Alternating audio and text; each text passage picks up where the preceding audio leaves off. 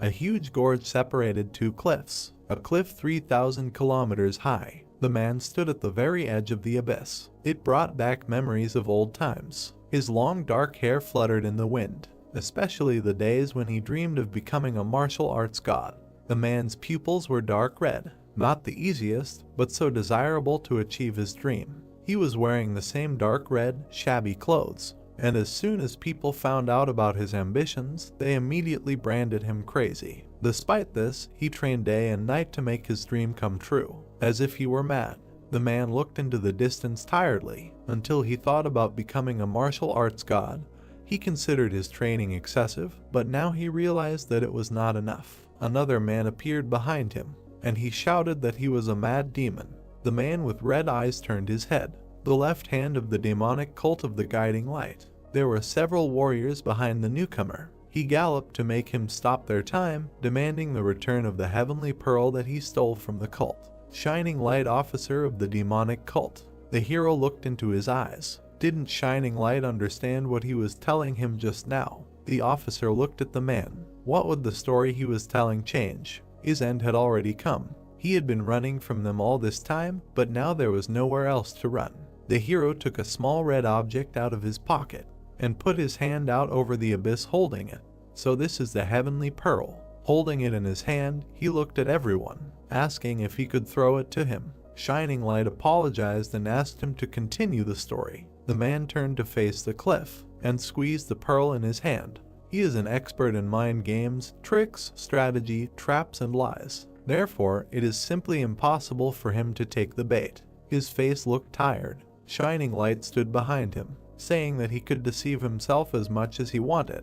The officer had a blue ribbon in his hair. He added, saying that especially regarding the baits, the only reason he never fell for them was because all the beautiful women simply couldn't act like they liked him. The squad continued to wait at the edge of the forest while the hero stood at the edge, so they were forced to lure him with a simple girl if they could find one, and literally everyone knows about it. The men looked into each other's eyes. The one with the red eyes again extended his hand with the pearl over the abyss, asking, does he still want to be abandoned? Shining Light asked to continue. The abyss seemed bottomless, and in order to become a god of martial arts, he moved and learned all possible techniques. This is who he is. The warriors, led by the officer, stood and listened silently. The hero frowned. Mad Demon, Shining Light, and the party continued to wait in silence. The man in red stood in the same place. He was asked if he was finished, but he replied that it was not all. A gust of wind lifted his hair. After he had gone through all this thorny path, everything began to seem meaningless. He wasted his time traveling the world in the hopes of bringing justice to the world.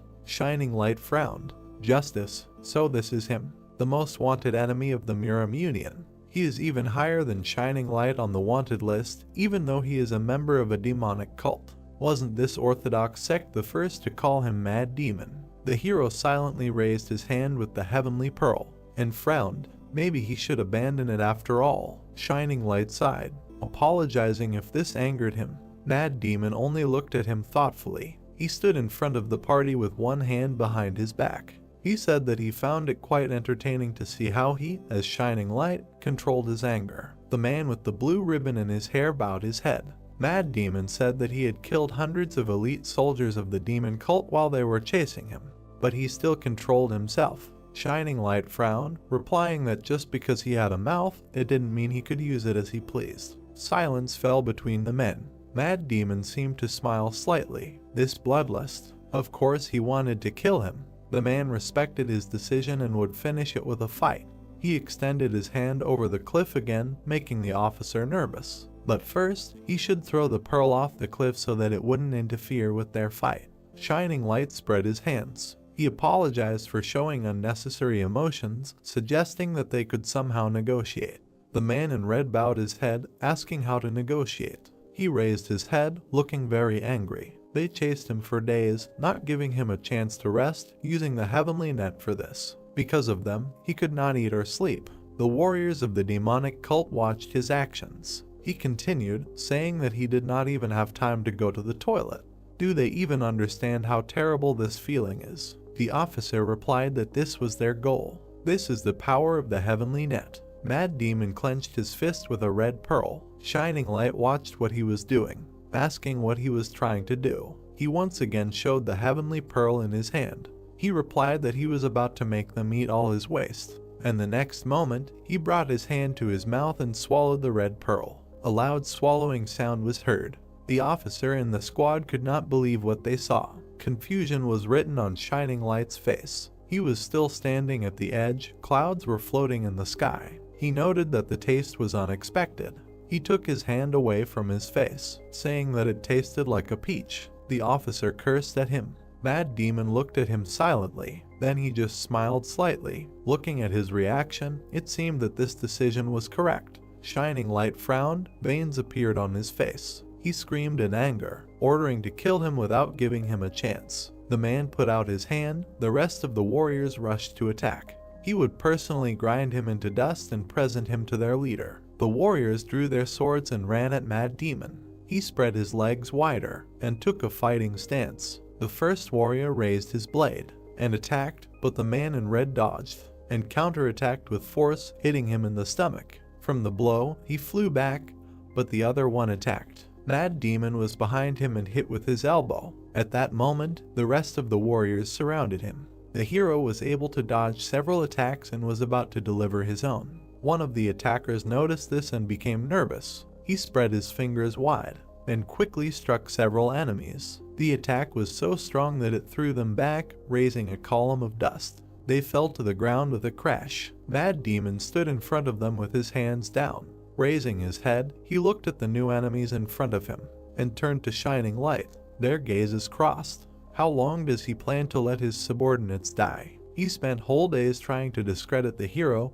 Doesn't he think it's time to come up with something new? The officer frowned, answering that he would personally kill him. He began to walk towards Shining Light, giving the order to his men to retreat. The hero looked at him tiredly, saying that he was so self-confident, why didn't he fight him earlier when he was full of strength? Shining Light rushed at him, charging an attack in his hand, demanding that he close his mouth. Mad Demon bent his knees, a bright yellow glow appeared on his hands. He held out his hand with his fingers spread wide, shouting for him to show himself. A barrier surrounded the officer. The blue glow in his hand became even brighter. Blood flowed from the hero's mouth. Gathering all the strength in his torso, he opened his old ones from earlier. A bright glow also appeared in his hand. He shouted that he would take it with him to the next world. The men almost came together in an attack. Having touched their hands, a bright light appeared, so bright that it blinded the warriors standing nearby.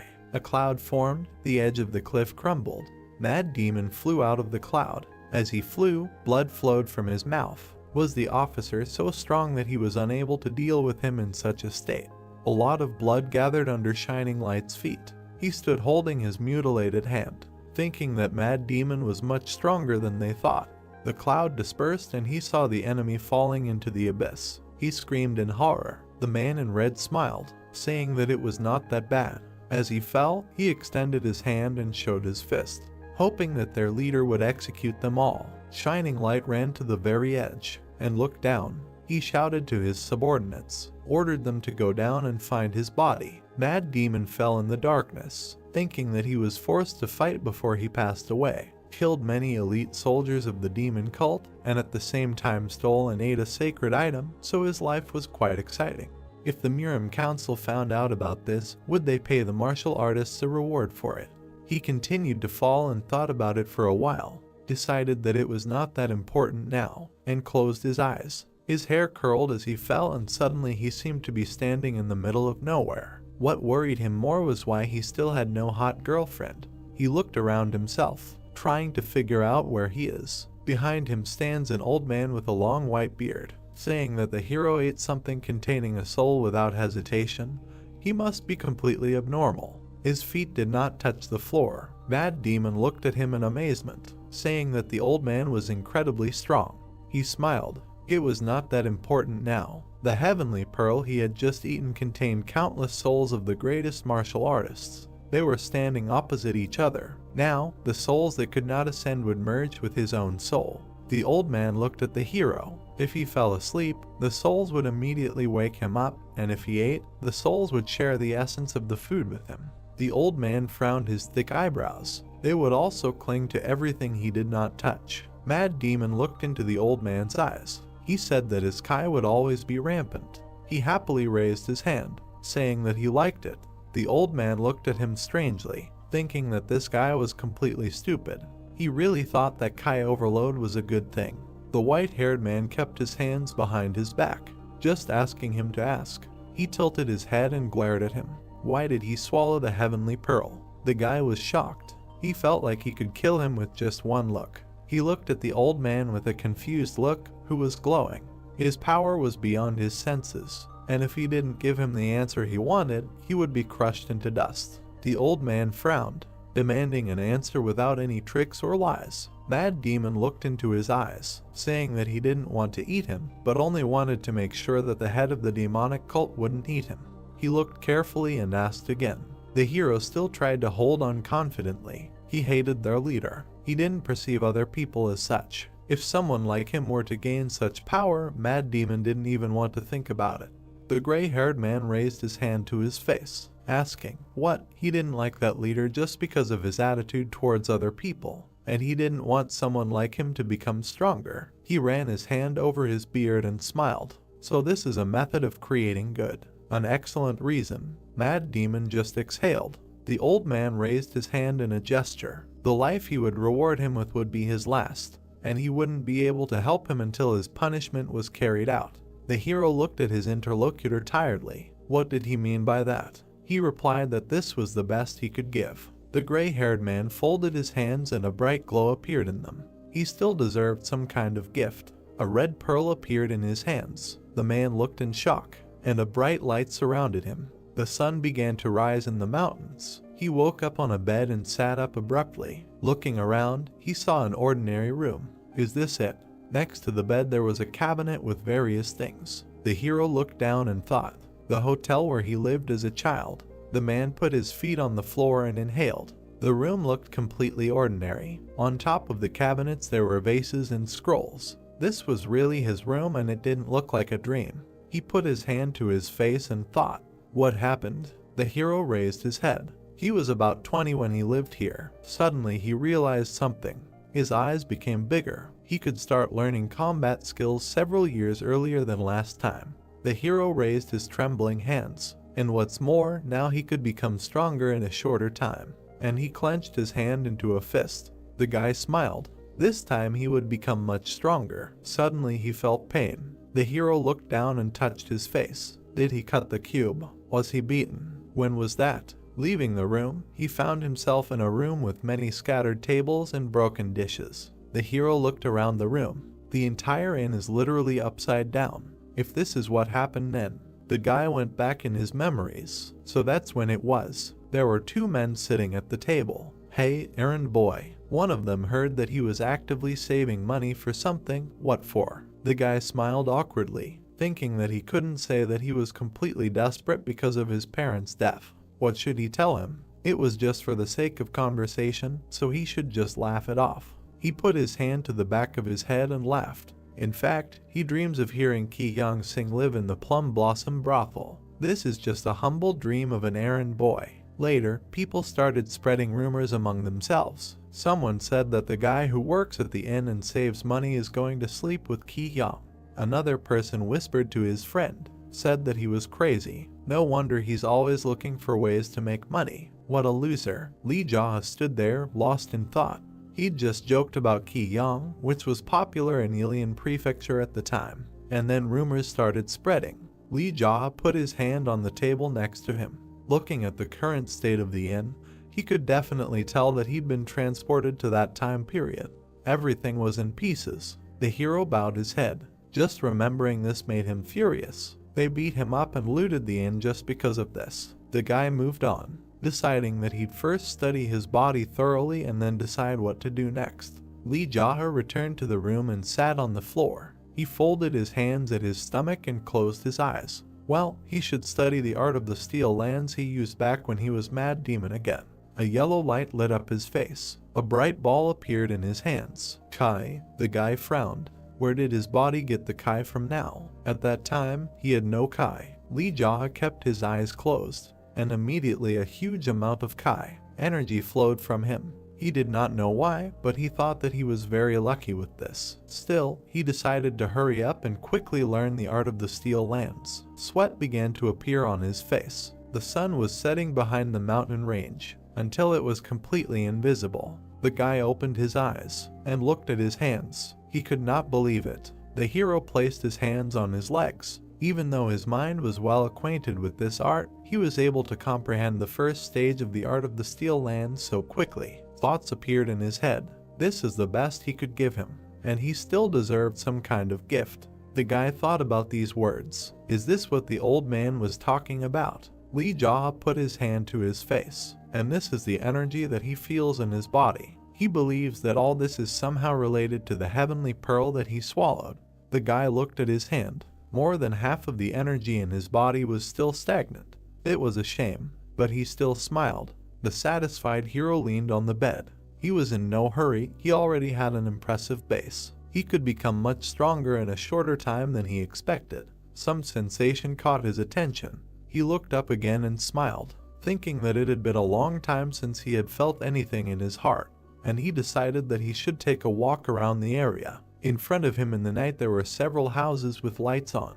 There were other people on the streets besides him. The hero passed by a stall with hot food. Lee Jaha looked around. It seemed to him that he was starting to remember everything little by little. Someone was brushing his teeth after eating and noticed the hero passing by. Another person was sitting at the table next to him. He asked if this was the guy from the hotel. The second was surprised that he was still alive. Other people also paid attention to him. Someone heard that he had been beaten up a couple of days ago, but he is quite strong to walk around so freely. Another said that he is a loser. Lee Jaw passed by the old woman with his hands behind his back, thinking that he was like that before. Everyone neglected him just because he was an errand boy at the inn. Lee Jaw frowned. The more he thought about it, the more irritated he became. The hero stopped abruptly. In front of him stood a house with white walls. He raised his head and looked at it. This place, wasn't this the Plum Blossom brothel? Lee Jaha remembered lying on the floor while 4 men kicked him. They screamed how dare he think about sleeping with the best girl in the brothel. He only tried to cover his head with his hands, trying to say that he didn't say such a thing. He turned his head and looked at him in fear. Ki Hyung was looking at him. There was fear in his eyes. He wondered why she was looking at him like that. He didn't say such a thing. They continued to beat him. Later, he returned to the hotel and opened the door, and powerlessly fell to his knees. The people behind him were discussing that he had recently been beaten. Tears appeared in Lee Jaha's eyes. He did not understand why. What had he done wrong? Remembering this, the hero put his hand to his head. Even Mad Demon had such times, and he smiled, thinking that he had returned at the perfect time. He looked at the red lantern above his head, deciding to put everything in its place. He heard someone's voice behind him. They asked him what he was looking at. He turned to the guy who had approached him. He asked if he was really planning to set fire to the Plum Blossom brothel. The interlocutor frowned. Lee Jaha looked at him questioningly. He asked if such a cur was capable of even lighting a match. After all, the hero was not capable of anything except crying. The man came close to the guy. He said that he had recently been beaten, but he saw that he was completely fine. It's a wonder he hasn't died yet. Lee Jaha looked at him calmly. He continued, saying that the hero was beaten so badly that after that it would be better to sit in a hotel. Why was he wandering around? The interlocutor couldn't stop. He asked why he was silent and whether he had gone deaf after the beating. They stood opposite each other. The hero only asked his name. This angered the man and he swung at the guy, but Lee Jaha dodged the blow and delivered a counterblow to the face. The man flew half a meter away and rolled his eyes and fell to the ground. The hero turned and walked on, thinking about what made him angry because he had only asked his name again.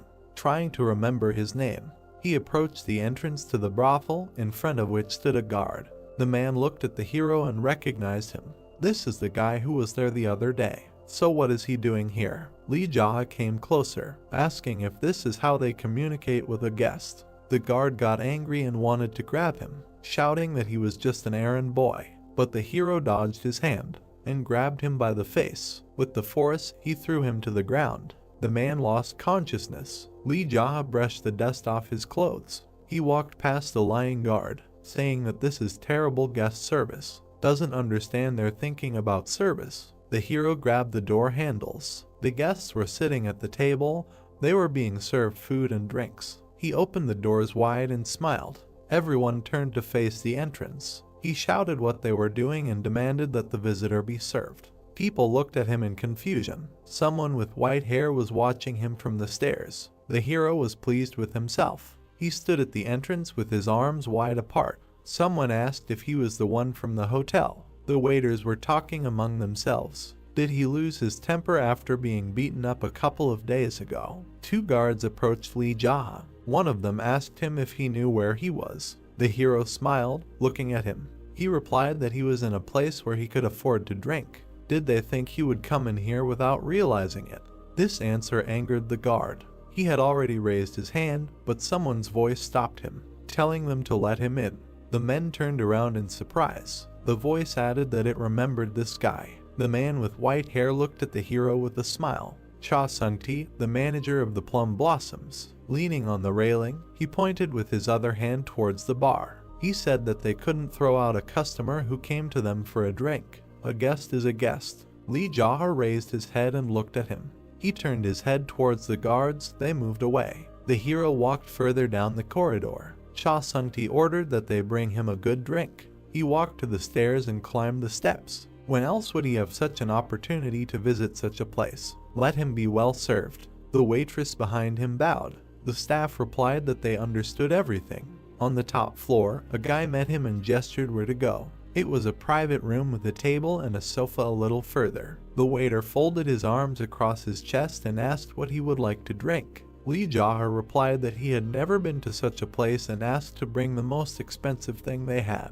This angered him. He demanded that the hero watch his language. The same one sat comfortably at the table and asked why he should watch himself. He crossed his legs and dangled his arm. He didn't like serving an errand boy. He ironically apologized and demanded to bring him a drink. This angered the waiter even more. He looked at Lee Jaha. He thought that he knew no bounds, and if it weren't for Sung-ti's order, but he only took the door handle and asked him to wait. The hero smiled contentedly. Later, there was a lot of different food on the table in front of him. The hero pointed to a white jug, asking what was in it. The girl picked it up and smiled. It was premium Kwanda liqueur. She poured it into a cup. He looked away from her and asked if Ki Hyung was here. The girl looked at the guest. She said that the chief would be furious. She heard that he had been beaten up for something like that a couple of days ago. The hero was still sitting and looking ahead. Did everyone here know that he had been beaten up? He told her not to worry and to just bring her. The girl silently looked at the hero and inhaled. She turned her head towards him. Smiling, she said that she would make a request. She left the room and closed the door behind her. He picked up the cup with the drink in his hands. Just look at this. This is how they treat an errand boy. He brought it to his face. Judging by the smell and color, this liqueur was not even third grade, and he took a sip from it. What kind of swindlers are these? Loud footsteps were heard outside the door. The guard swung the door open. He asked the man who he thought he was. The hero looked at the cup in his hand and looked up. He asked if there was something wrong with the errand boy coming to get them some drinks. Why did he keep addressing him so rudely? These words made the guard even more angry. Lee Jaha handed him the glass. He said that if he remembered correctly, the man's name was Dongguak.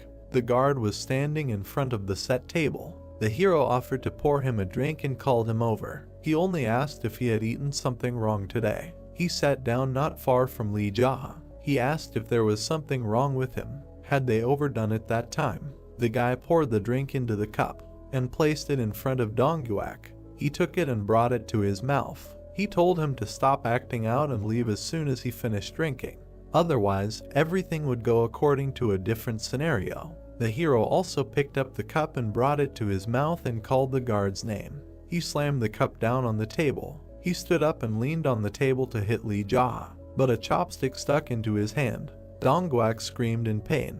The hero smiled while looking at him. The man was shocked. He was shaking in pain, and the hero handed him the cup. He asked the man why he was acting like this. The guy planned to have a good drink and sit here with Ki Hyung before leaving. He brought the cup to his face, asking why everyone around was barking like dogs. Ki-hyung entered their room. She was unhappy. She was holding a red transparent round fan in her hands. She asked Dongguak to stand outside. He pulled the chopstick out of his hand and grabbed his wounded hand. The hero repeated the girl's words. The guard hurried out of the room. Blood was running down his hand. The girl sat opposite the hero. He smiled while looking at her. Ki-hyung looked at him with confusion, asking what the smirk was about. Lee Jae held a cup in his hand. He replied that someone like him really needed to control himself in a place like this. She frowned. Did he really think this was funny? Did he think that Sungti and the leader wouldn't interfere? The guy put the cup to his lips, asking him to stop adding to his bill. Ki-hyung looked at what he was drinking. Duquan liquor. It was incredibly expensive, right? The key to that was Dongguak's treatment. The girl looked into Lee Jae's eyes. She told him to pay the bill and leave the place before he caused more damage. He just looked at her silently. All he could think was that this was the first time he had seen Ki-hyung so close. The girl looked annoyed, saying that even if he brought all the gold and silver in the province, she would never agree to sleep with him. She looked at him seriously. Even though she works here, it doesn't mean she sleeps with everyone she meets. She said she's not a whore. Ki-hyung put his cup on the table. Then he'll tell it like it is too. The guy put his hands on his legs. He never said he was saving up to sleep with her. All he said was that he wanted to hear her sing. The girl was surprised by what he heard, because, as he said, she sells her art, not her body. She looked completely confused. She replied that she heard something else. The guy interrupted, adding that even that was just a joke that he accidentally said at the hotel. Lee Jae lowered his eyes. He said that he didn't want it and he definitely didn't have money for it. Ki-hyung remained silent. He looked at her. He said that the reason he wanted to meet her was just to tell the truth. She didn't believe what he heard. He pointed to the exit.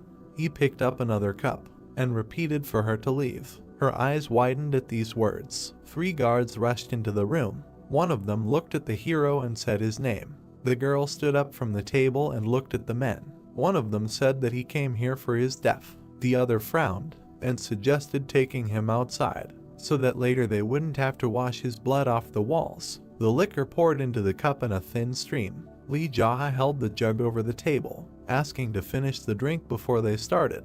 The men were surprised by such a reaction. The guy brought the cup to his mouth, asking what manners and saying that he was sure that they could kill him at any time. Isn't that so? All 3 froze in shock and laughed loudly, telling Ki-hyung to stay outside. They sat down at the table with the hero, noticing that this was his last cup. The guards laughed looking at the hero. One of them said that Lee Jae had a lot of courage. He came here with his head held high and even called Ki-hyung.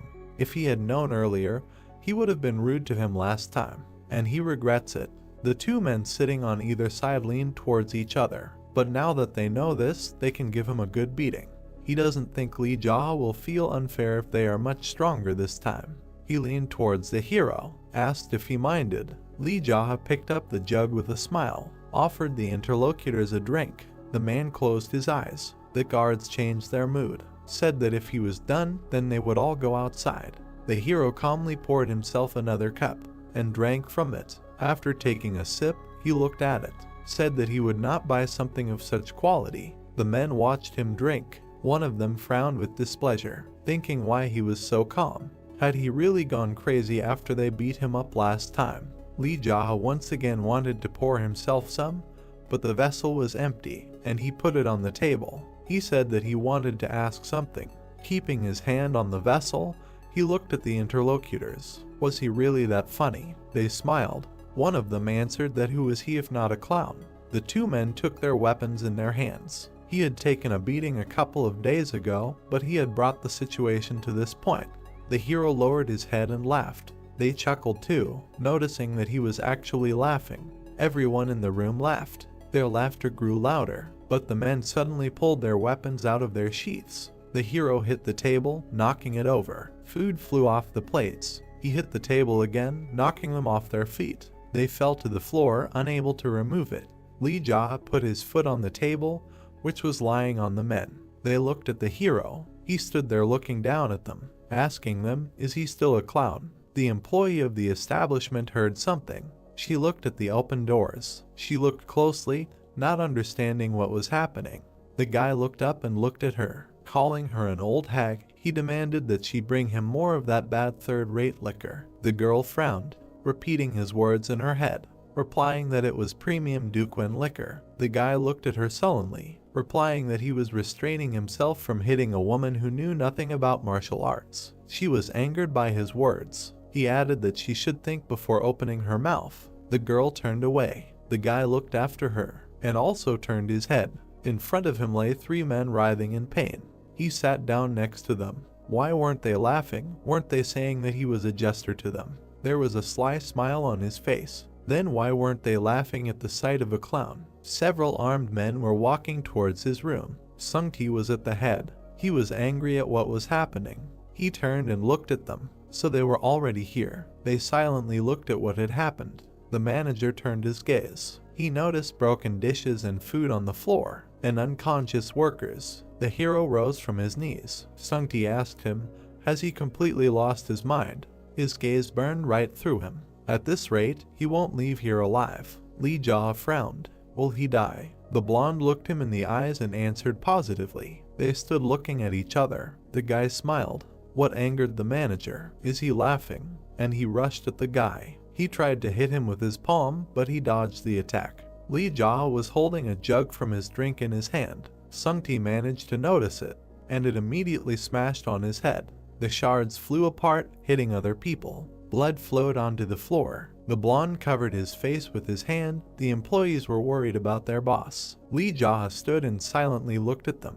He looked at everyone and asked if anyone else wanted some. A gleam appeared in his eyes. The other guards began to get nervous. Drops of blood fell on the floor. Sungti covered the wound on his face with his hand, saying that the hero really wants to die. He grabbed the sword and started to take it out of its sheath, but he stopped when he heard the guy's words. The guy told him to think before he acted. He looked into his eyes, adding that if he completely bares his sword, he will die. The blonde was visibly nervous. He held the sword, thinking that this guy was not joking. What happened to him in the past couple of days? Li Jia put his hand on his belt. He asked if the most socially adapted person in the prefecture could hush up everything that happened here. There were shards of broken dishes and furniture around him. Did he think that these 3 were lying here in food and drink because they were just unlucky? He looked at the blonde seriously, and did he seriously think that his eye was in such a state because he was lucky? Sungti closed his eyes and thought. The guy did not take his eyes off him. If he doesn't want to die, then he should think about his actions. His voice became lower, or he can draw his sword and die here. Sungti opened his wounded eye and looked at it. He still held the sword without taking it out of its sheath. These are not empty threats, he thought.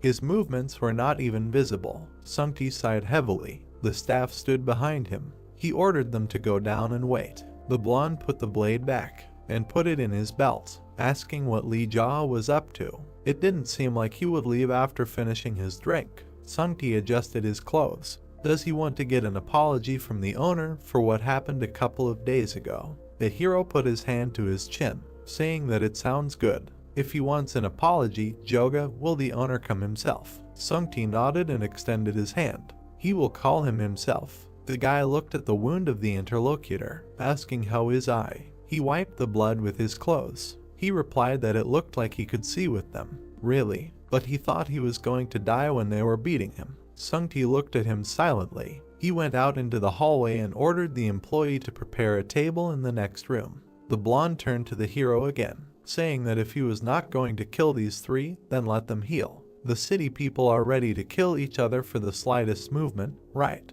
Li Jia looked at him silently. The manager stood there with blood smeared on his face, thinking that his expression changed when he did something like that. The hero turned away, saying that he did not mind. Other guards picked up the wounded and carried them away. Later, they were sitting in another room at the same table. Sungti put a cloth to his face, wondering what kind of mess just came out of nowhere. Li Jia looked down. The interlocutor asked if he had been lucky anywhere else. There was a vessel on the table that was different from the one he drank from. The hero looked at him. Sungti took it and smiled, said he would fill his glass. It was top quality Daquin liquor, so it should taste very good. The drink filled the glass. The guy looked up. asking if this was the liquor they had brought him earlier. He frowned, said that they had brought him some nonsense earlier and called it top-quality Daquin liquor. The blonde looked down and said nothing, but he smiled and poured the drink into the glass. They must have bought third-rate bottles by accident. He should understand, this is business, they must profit one way or another. Both took the glasses in their hands. The hero demanded that the blonde drink it. He assumed that he wanted to know whether it was poisoned or not, and said he would drink first. Sunti drank the entire contents at once. Lee Jaha watched calmly. Putting the cup on the table, he exhaled. He raised his hand and addressed his interlocutor, asking if he was always so good at fighting.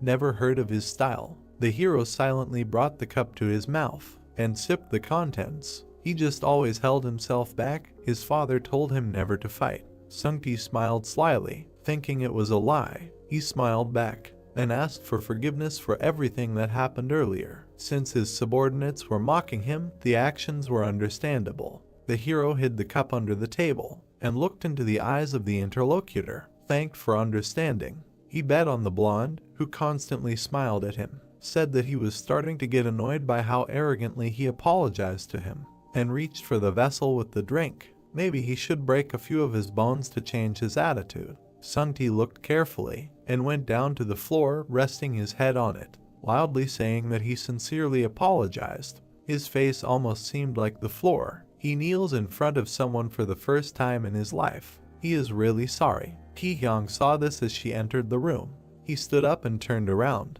She looked at him with fear, not understanding why he was so scared that he fell to his knees and bowed his head in front of the errand boy. And the wound on his face. The girl put her hand to her chin. Did he really lose to this kid? Lee Jaha noticed her, and she was here. The blonde looked at her sideways, telling her to pull herself together, asking if she could handle it. She silently approached the table. Sunti shouted and pointed his finger at a specific place. Is she stupid? Who said this was for him? Demanding that the vessel be put in another place. The girl approached the hero and trembled with excitement. She opened the bottle and began to pour the contents into a glass. Ki-hyung turned to her and called. Ki-hyung continued to pour the drink into the glass. The hero took the glass and brought it to his face. Raising his head, he looked ahead. Did she know that even an errand boy was capable of true love? These words surprised her, but the guy frowned and looked into the glass again. But this love had nothing to do with her, so let it go. The girl was shocked. She was ruining his mood. The confused girl looked at him holding the vessel in her hand. Sunti looked at her, telling her to get lost. The girl bowed and clenched her hands into fists. She left the room. Sunti looked after her with longing. She burst into tears only after hearing this, and again turned to his interlocutor. He pointed his finger at him. He had enough of this respectful tone. Moreover, because of the slit in his eye, he was becoming uncomfortable. He grinned and nodded, saying that he understood. Lee Jaw frowned. The blonde also frowned and smiled. They looked into each other's eyes. Sunti stood up and bowed. The hero said that he knew how to use a sharp tongue. In response, he thanked him. The drink was poured into the cup. The hero looked at the interlocutor, asking when the owner would come. Sunti took the cup in his hands, answering that he was currently serving experts from the Black Cat Association, so it would be difficult for him to come here right now. The hero took his cup and brought it to himself. This union, a gathering of swindlers. Sunti poured another drink. Yes, this union will establish itself here with the approval of the top. Therefore, the leader wants to show them his good side. The blonde looked into the mug, but because of what happened today, Lee Jaha drank the contents, asking that if he subdued his master, then Black Cat will have to break through to the local market themselves. The manager lowered his eyes. Confirming this, the guy put the cup on the table and looked at the interlocutor. What does he expect from him? Does he want him and the owner to drink and he will just quietly leave them? He frowned looking at him, asked if he thinks that this will solve everything. Sunti was still looking at the floor. He replied that he did not think so and asked what he wants. The hero raised another glass. If the owner and his workers serve the hero, will the Black Cat Union stick its nose in? The blonde looked up and looked at the hero. He thinks they would do that. He smiled. Speaking of which, maybe he should establish a sect here himself. They would act as his subordinates. Sunti was confused by what he heard. Li Jaha brought the glass to his mouth. He replied that he would give him a chance to decide for himself. He drank and continued to explain. If he thought that the Black Cat Alliance would win, he could fight alongside the owner on their side. If he thought otherwise, he could join him. The manager looked at his interlocutor carefully, thinking about what made him change his mind about him so abruptly, that this errand boy would talk so easily about establishing a sect as if it were easy. He abruptly put the mug down on the table and stood up from the table. Sungti watched him go, asking if he was leaving. Why didn't he wait a little longer? Li Jaha looked down at him. For that, he thought this was an escape. The blonde man lowered his head, answering yes. The hero glared. He said that he was asking for it. The blonde looked at him silently. Rising from the table, he nodded after him, told him to be careful on the way back. He would pay for his bill today. Li Jaha stepped out the door and found himself surrounded by guards. Looking at them, he grinned. Everyone parted, making way for him. He told them to get out of the way, calling them cockroaches. The guards lowered their heads. The hero walked smiling. The guy went down the stairs, and some noise caught his attention. Where is that kid? One of the men was angry. How dare he raise his hand? The man turned around and saw the guy. He asked him if he was awake. The guard pounced on him with his fists, but then he got hit in the face. Having lost several teeth, he flew to the side and fell on the table, breaking it. The others who were there were surprised at what happened. Li Jaha turned to the others. He said that they should seriously explain to him how things were going here. Otherwise, he would have to beat him up again. The other employees looked at him askance. He added that he shouldn't have expected anything else from them. Pleased with himself, he walked towards the exit. As he left the building, the hero waved at them. He said that the errand boy had a lot of fun today. The employees walked out and looked at him angrily. With a smile on his face, he left the brothel. The night sky illuminated the streets of the city. Something caught his attention. He looked at the sign with the silver dragon. Ki Yang was standing in front of the entrance. He should get a weapon if he wanted to fight Black Cat. The hammer struck the hot iron. The blacksmiths were busy with their work. One of them looked at the hero, vice chief of the Gwakyongi Dragon Head Forge. Ki Yang stood in front of him with his hands behind his back. The errand boy from the inn. Was he here to pay off his debts? The blacksmith stood up from his chair. The man replied that he wanted to buy something. Yongi asked again, a sickle or a kitchen knife. The man frowned and folded his arms. He said that he was looking at weapons for war. The blacksmith pointed at him. He heard that the man had been beaten up a couple of days ago. He should not let a hothead take possession of him and push him to his death. Ki Yang stood his ground. He told him to show his selection. The hero wanted something like a one-handed sword or a whip or a razor-sharp dagger. Yongi lowered his head. He asked if he was going to use them together. The man frowned and replied that these were just his preferences in weapons. Why shouldn't he respect them? The blacksmith called his colleagues. He demanded that they bring the black dragon sword, the white dragon whip, and the cloud dragon dagger. He turned to the boy again. He said he liked the chicken noodles his grandparents made. He asked why he was such a bad cook. His taste was terrible. Behind them, the blacksmiths were working on metal. Now is not the time to talk about chicken noodles, Li Jaha replied. Yongi asked what he was talking about. Perhaps uniting the Murim, an ordinary errand boy. The hero looked at his interlocutor intently. The blacksmith looked into his eyes. Footsteps were heard. They had brought everything. The blacksmiths were holding boxes in their hands containing weapons. He could take as much time as he needed to evaluate them. The hero looked at the weapons and said that he was in a hurry to buy them all. Yongi looked at the hero. He replied that he owed 90 nyang.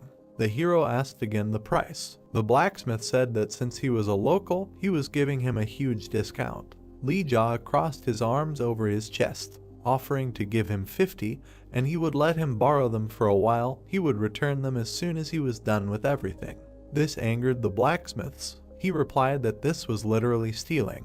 Footsteps were heard behind him. A voice asked what the noise was. Oppa looked in the direction of the voice. In front of them stood a huge, strong man, the chief master of the dragon head Chuliang. All the blacksmiths bowed to him. Yongi introduced him to Li Jaha. This guy was planning to go to war with the three brothers and wanted to rent a weapon for 50 nyack. The man thought, putting his hand to his chin.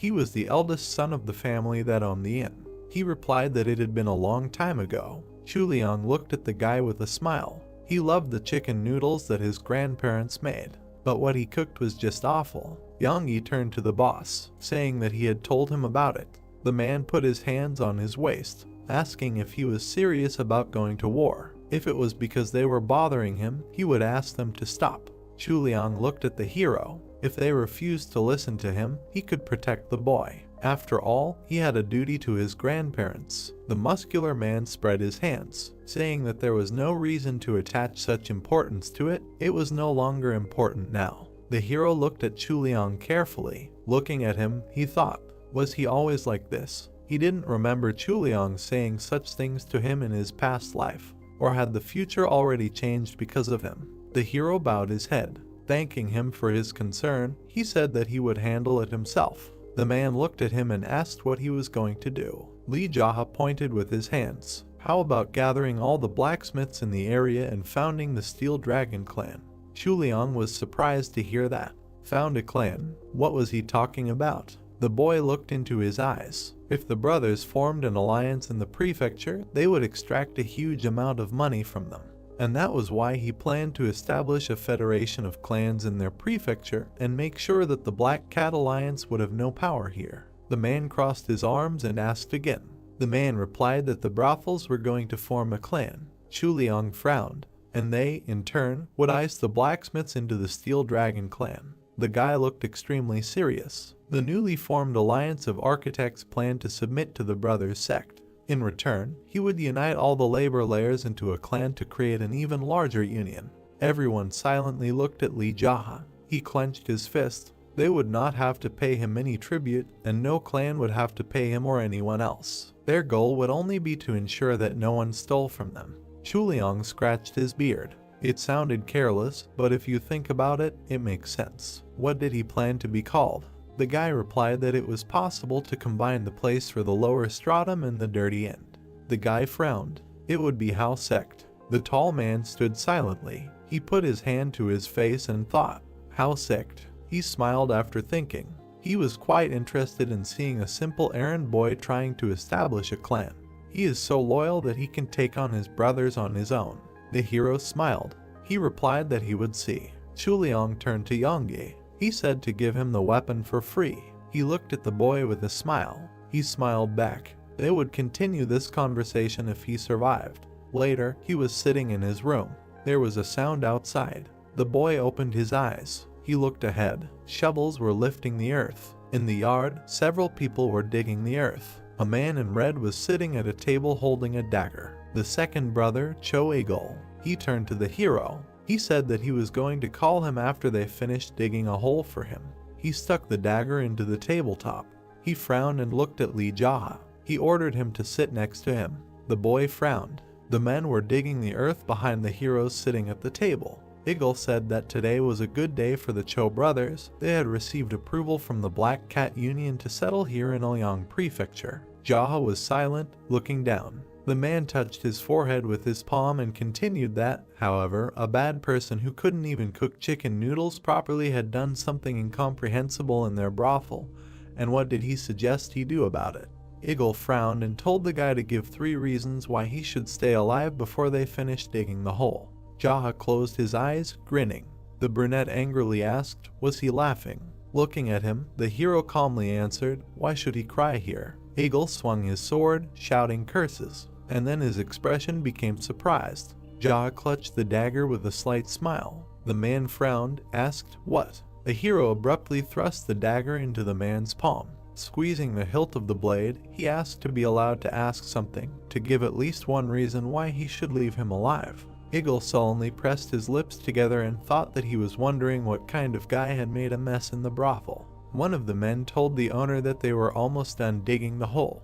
The man winced and ordered them to dig even deeper. In response, he heard agreement. He looked at the guy. Smiling a little, he said that apparently he had some kind of epiphany. He stretched his hand out to the guy, shouting congratulations. The movement of the white beam caused blood to appear on the man's hand. He looked at it splashing in surprise. Eagle looked ahead, amazed. Jaha pressed the blade deeper into his palm. Closing his eyes, the brunette screamed in pain.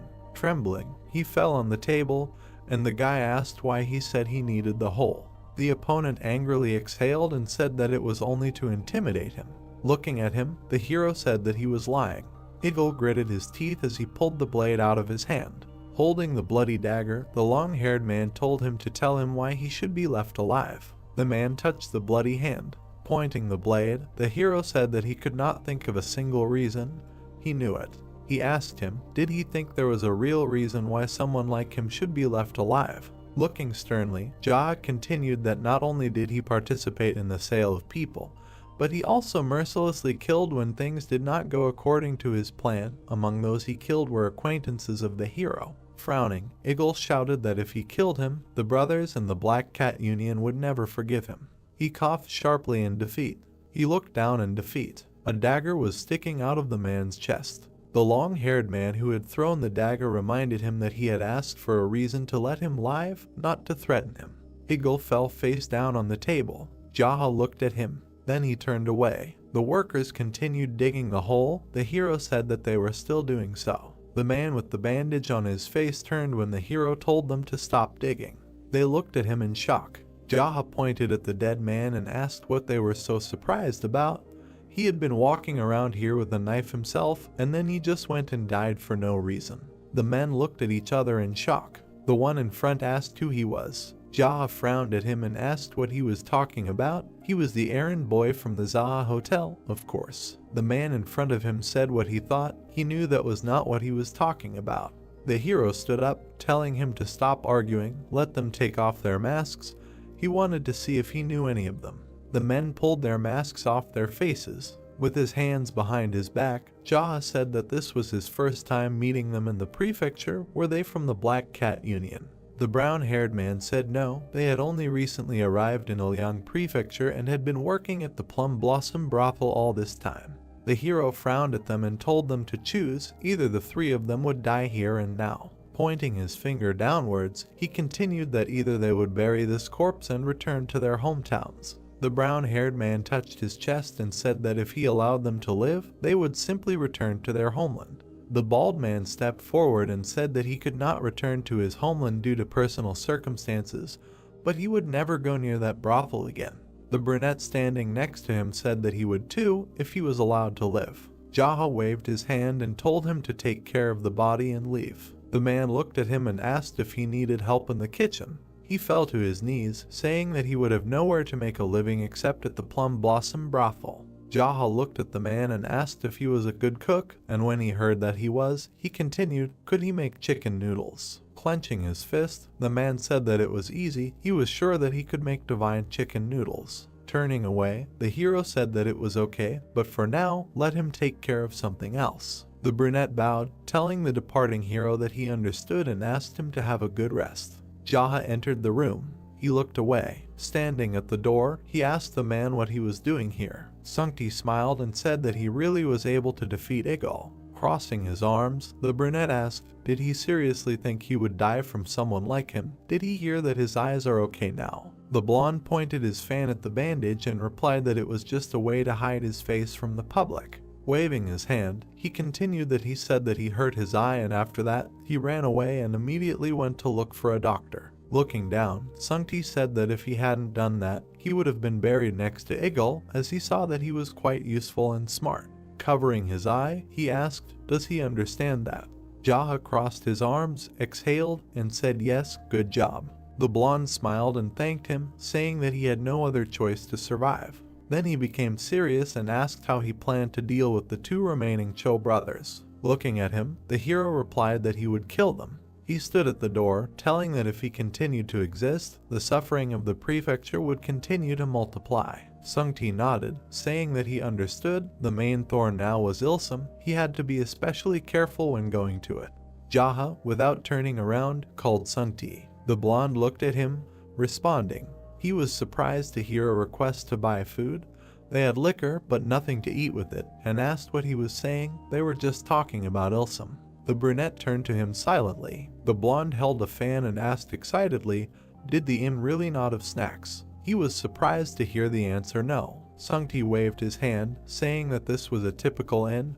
He would go buy some, let him give him money. Jaha shook his head and asked where would he get it from. Sungti exhaled, saying that this place was famous for its delicious chicken noodles. How did it go downhill like this? Looking at him, the long-haired man told him to think as he wanted, just take more snacks, maybe even take his favorites. Sungti headed for the exit, hearing that if they had anything left tonight, they could eat them tomorrow too. Jaha called out to the blonde who had walked away from the building. He turned around and asked, "Is something wrong?" Leaning over, the brunette asked, "Are you going for a walk? What's with the snail's pace?" Sungti turned around and looked at him silently. He winced in displeasure, wondering, is he serious? The displeased blonde walked faster, thinking that he was running errands for the errand boy. He clenched his teeth until he shuddered, hearing the repeated question, "What's with the snail's pace?" Sungti sped up, cursing angrily as he ran. There were plates with snacks on the table. Sungti stuck his chopsticks in his mouth.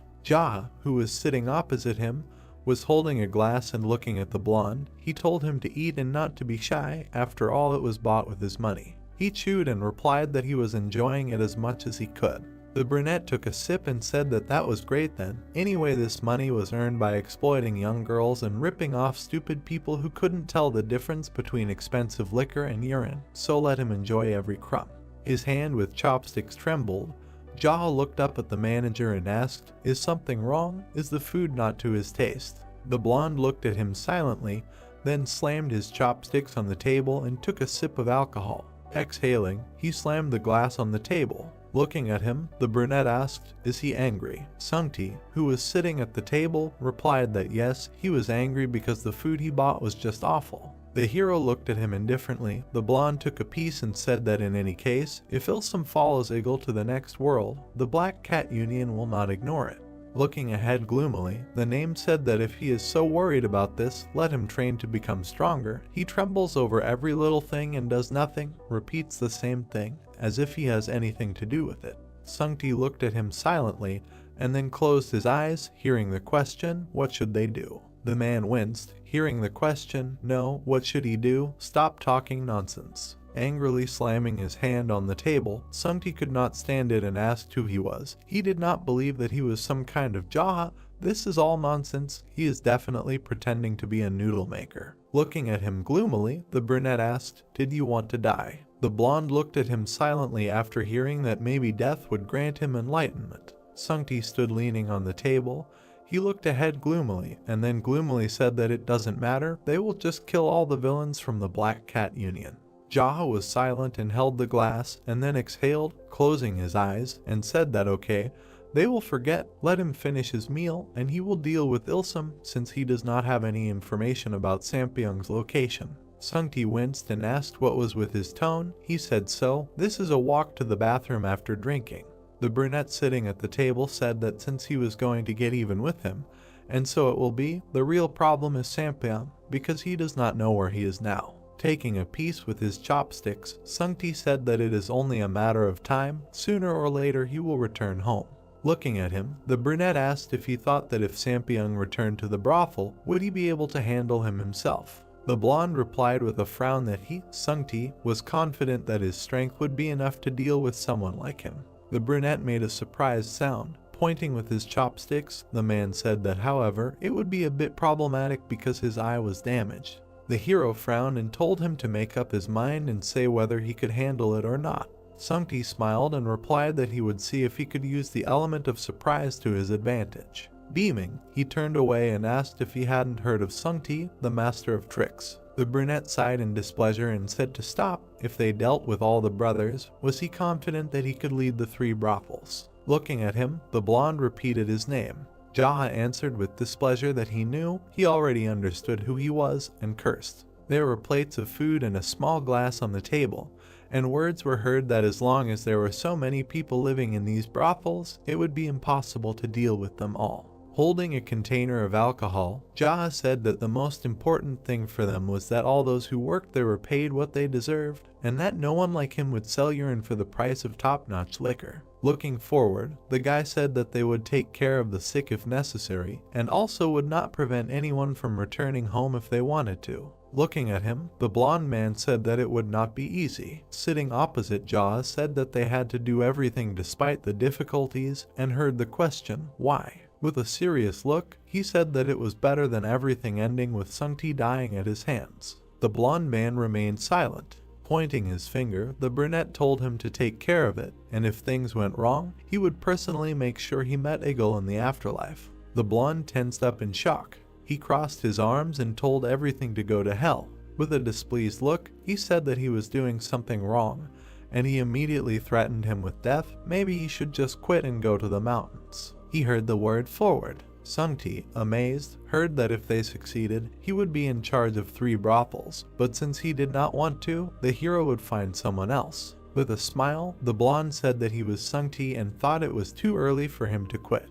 The brunette exhaled with a glass and then took a sip. Jaha stood up, surprising his interlocutor. He threw the clothes off his shoulders. Sungti asked him in surprise why he was confused in the middle of the meal and heard the answer that he wanted to change into his clothes. The guy looked at him in amazement, asking again. The brunette stood up and told him to stop talking, hurry up and take off his clothes. The manager stood up and began to take off his clothes in displeasure, saying that he was a damn thief. Turning around, he looked at the half-naked brunette. Frozen in the same pose, he said that he was about Ilsum.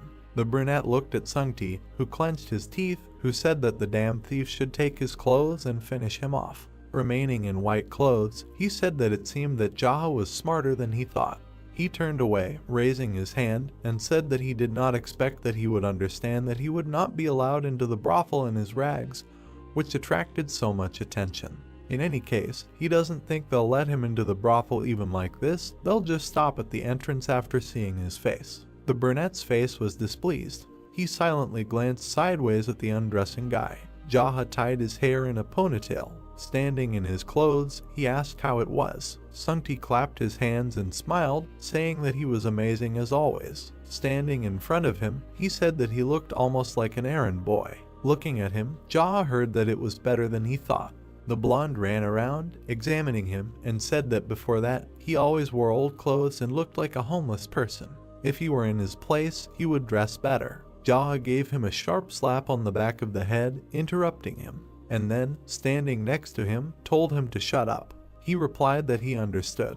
The brunette frowned and said that he thought he was being too kind to him. Since his habits were showing, he hoped that the hint was understood. Sungti remained silent, displeased. Approaching the door, Jaha said that he would be back soon. The blonde asked to be careful with his clothes. He remained standing on the stairs while the hero left. The brunette walked away along the path. Sungti silently raised his head, then opened his eyes and wished him luck with displeasure. The hero approached a traditional building with a dark roof. The man bowed, greeting him. Jaha asked Ilsum here. The servant raised his head and asked if she was looking for the owner. He might want to know where he was from. The brunette looked at him and said that he was from the Black Cat Union. Let them take him to Ilsum. The man asked again in surprise and asked if he could find out his name. Jaha slapped him sharply on the cheek. Standing next to him, he displeasedly told not to waste his time and just take him to him. The servant lowered his head, apologizing. The doors to the room opened. The man pointed with his hand and asked to come in after him. Jaha followed the servant. He held his hands behind his back and walked up the stairs. The heroes entered the room. The man turned around and asked to wait here. He needed to notify the owner. The guy took a step and then sat down in the chair. He looked around the room and thought that it was impressive. Jaha rested his head on his hand and thought that he must have planned to host the Black Cat Union here so that the brothers could create their union in the world of Muram. The door opened. Ilsum entered the room, adjusting his clothes. The man frowned and said that he saw him for the first time. He stood in front of the hero and thought how dare he come to him at such a late hour. He looked at the indifferent brunette and thought how he laughed in his chair, not even thinking to greet him. Ilsum frowned and, apologizing for the question, asked how high his status was in the union hierarchy. Looking at him, Jaha asked who said that he was a member of the Black Cat Union. The man answered with displeasure that his subordinates. The guy smiled slightly and asked, did he really not know him? The man answered that it was the first time he saw him, and then his gaze became shocked when he realized that he was the guy running errands from the hotel. Smiling, Jaha answered that it was true. Ilsum clenched his fists until he trembled and asked, how dare he? Has he gone crazy with everything? And then he froze, shocked by the guess that he was still alive. He clearly remembered how his brother, leaving, said that he would deal with him. Jaha, sitting in the chair, asked his brother. He calmly looked at the man, saying that didn't he understand? He was here because his brother was dead. Ilsum looked at him in shock. Lee Jaha sat in the chair and smiled. Ilsum stood in front of him. The man's face was distorted with anger. He growled, "Did his brother die at the hands of an errand boy?" The hero indifferently opened one eye and said that the man had paid him a visit and ordered his men to dig a hole, so the boy decided to kill him. The man furiously rushed at the boy and told him to stop talking nonsense. The hero narrowed his eyes. The enemy swung. The boy extended his hand. Their palms touched. A huge force pushed the man back. Ilsum was thrown back. He flipped in midair and landed on his feet. The villain stared at the boy in shock. The man looked at his trembling hand and could not believe that he had lost in the aspect of Kai. The hero stood up and muttered that according to rumors, he was much stronger than he actually was. Ilsum gritted his teeth and frowned. He wondered how such a thing could happen. After all, the boy was just an errand boy from a local inn just a few days ago. Lee Jaha looked at his opponent and asked why he was hesitating. He suddenly leaned forward and said that he would start himself then. The man shuddered and put both hands forward. The hero approached him, his hand outstretched. A glow appeared. The guy threw his enemy across the room with his blow. The man crashed into the wall, breaking through the doors. Blood gushed from his mouth. The guy stood with his hand outstretched. He was calm. There was still energy around his hand. The young man looked thoughtfully at his fingers. Blood dripped onto the floor. The hero approached the enemy, who was coughing, dropping to his elbows. The man tried to get up in rage. His body was shaking. He asked how the opponent used techniques like this. The guy looked down at him with disdain. Lee Jaha grabbed the enemy by the throat and lifted him up. The brunette glared menacingly and said that it was really okay for bastards like them to learn techniques, and it was bad for an errand boy like him to do it. The neck turned blue from the hero's powerful grip. The man grabbed his hand and choked. The boy called him a scumbag and added that even after years of ruling this village, the way he chose to use other people's livelihoods to enrich himself made him scum. The boy looked at his opponent darkly. The man's eyes widened. He tried to stop the hero. Lee Jaha pressed his enemy hard into the floor. The building shook. The people looked up at the ceiling in surprise. The servants went upstairs and found the battlefield. Their master was lying on the floor, and the boy was above him. The boy looked at them with displeasure and asked what they could do if they came when their master had already fallen asleep. He looked ahead carefully. Then his face took on an ominous expression. The hero said that the leader of the Black Rabbit Alliance had changed his mind and it was decided to postpone the establishment of a sect in Ouyang Prefecture. The brunette stood up and said that he used Cho as an example if anyone was thinking of questioning the decision to establish a sect. The servants looked at him in shock and remained silent. The young man moved down the corridor. Everyone stepped aside. He demanded that they step out of the way if they valued their lives. The boy walked past confidently. Discussions and guesses were heard that he was the errand boy from the inn. The hero frowned. The men whispered. The young man stood with his back to them, holding a sword. He turned around abruptly. Lee Jaha looked at them and said that he was the errand boy. The servants' faces distorted with hatred. The brunette looked at them darkly and asked if they were really angry that he was someone's lackey. The men sweated and looked at him nervously. The boy stood in front of them and said that if there were any here who wanted to join Ilsum in hell, he would send them.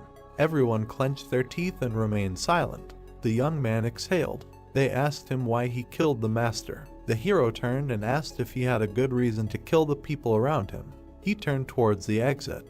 Everyone watched him go and remained silent. Sungti was waiting for him at the entrance to the hotel. The guy approached him. The man looked at the hero and asked why he had returned so early, because he was supposed to go kill Ilsum.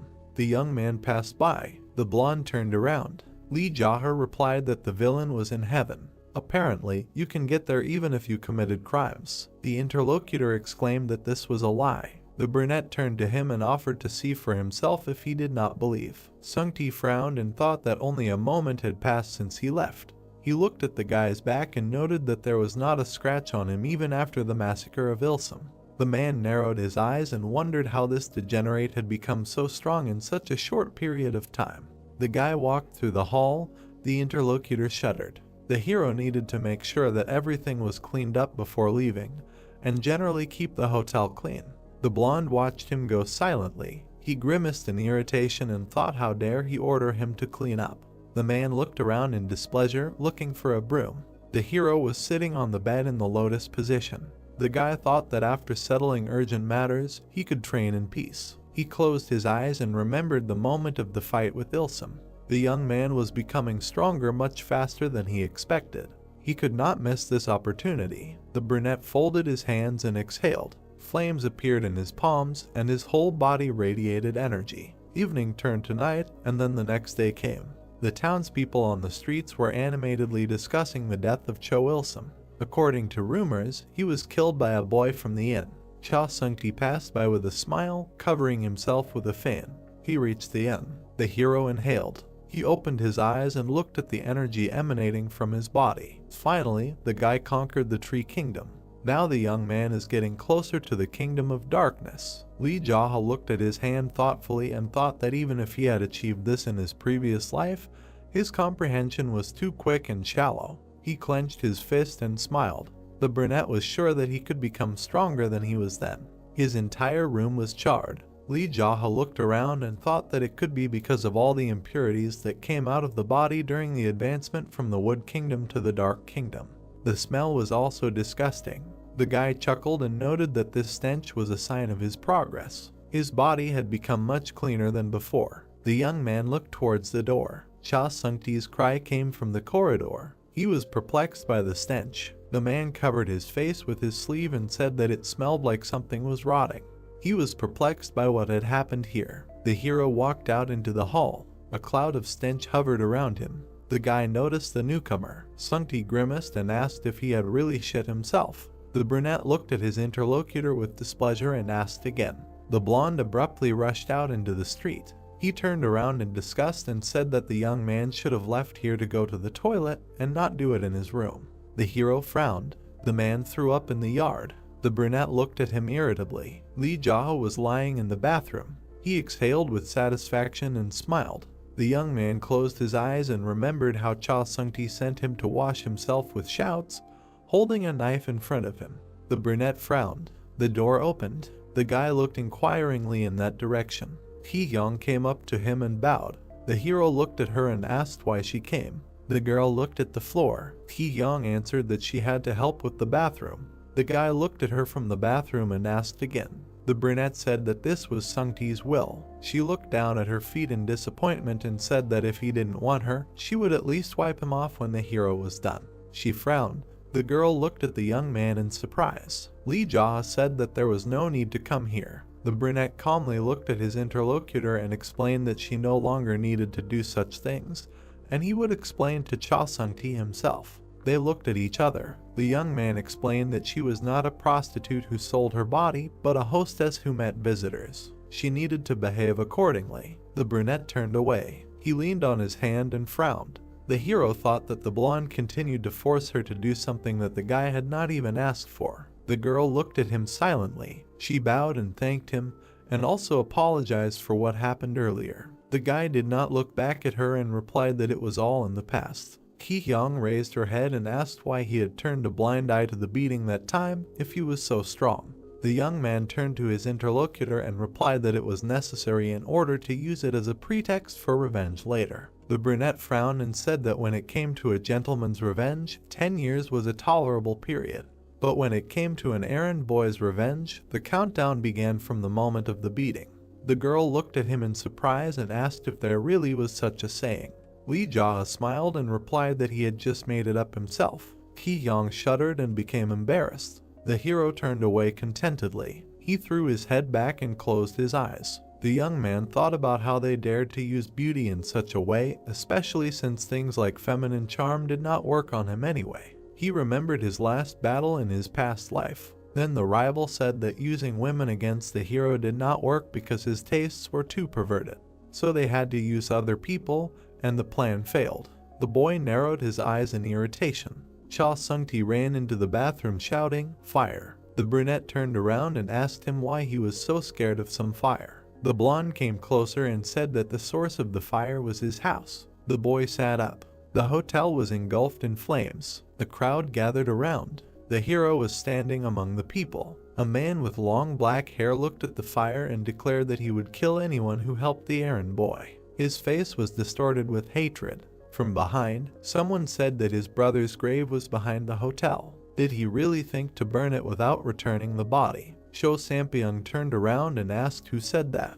The hero came out of the crowd. The man looked at him in confusion and asked who he was. The boy frowned and asked what was wrong with the interlocutor that he dared to do such a thing. Sampyeong looked at the young man with confusion and asked if it was Lee Jae. A man in a hat approached him and asked if it was him. The brunette answered in the affirmative. The man in the hat looked at the instigator with displeasure and asked if he had been brought here to kill some errand boy. Sampyeong looked at him in surprise. The man stood in front of him and asked if his brothers were planning to establish a sect in Ilyang Prefecture, and they were having trouble with just one errand boy. The hero watched with interest. The man looked menacingly at Sampyeong. He was taken aback. The man said that if he had to swing a sword for some brat, the entire Miram world would laugh at him. He looked menacingly at his protege and ordered him to deal with him himself. The brunette shuddered and clenched his teeth. The man in the hat said that if the man's abilities were so insignificant and he was unable to deal with someone's lackey, then reuniting with his brothers would be the best option for him.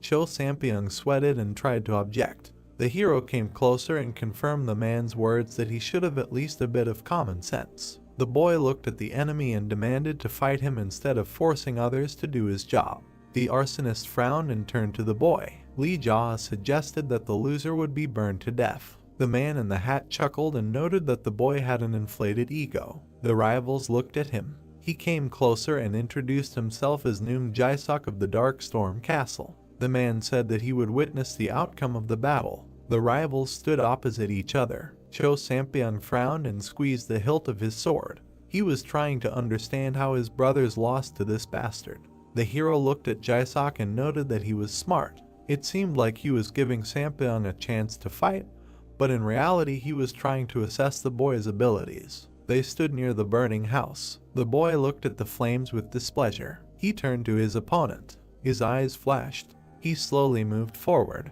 The rival shuddered and exclaimed what he was doing. The guy looked at him questioningly. The man started to sweat and demanded that he take out his sword. Lee Jae looked at him with disdain and said that he didn't need a sword to defeat someone like him. Sampyeong pursed his lips. He moved furiously towards the boy. The man swung his sword. The hero dodged. The guy swung his fist. Then he struck the opponent in the side. He coughed. He was thrown to the ground. The man groaned. The guy looked at him and demanded that he not overdo it, because he wasn't even fighting at full strength. The enemy gritted his teeth and turned around. He made a sharp lunge with his sword. The blade stopped next to the hero's face. His eyes flashed. The guy said that the opponent was careless. The brunette grabbed the enemy's hand. He couldn't move. Lee Jae looked at his opponent with disgust and said that his brothers were the same, but they were stronger. The man started to sweat. The boy's eyes flashed. He said that it would be best if neither brother returned to the village.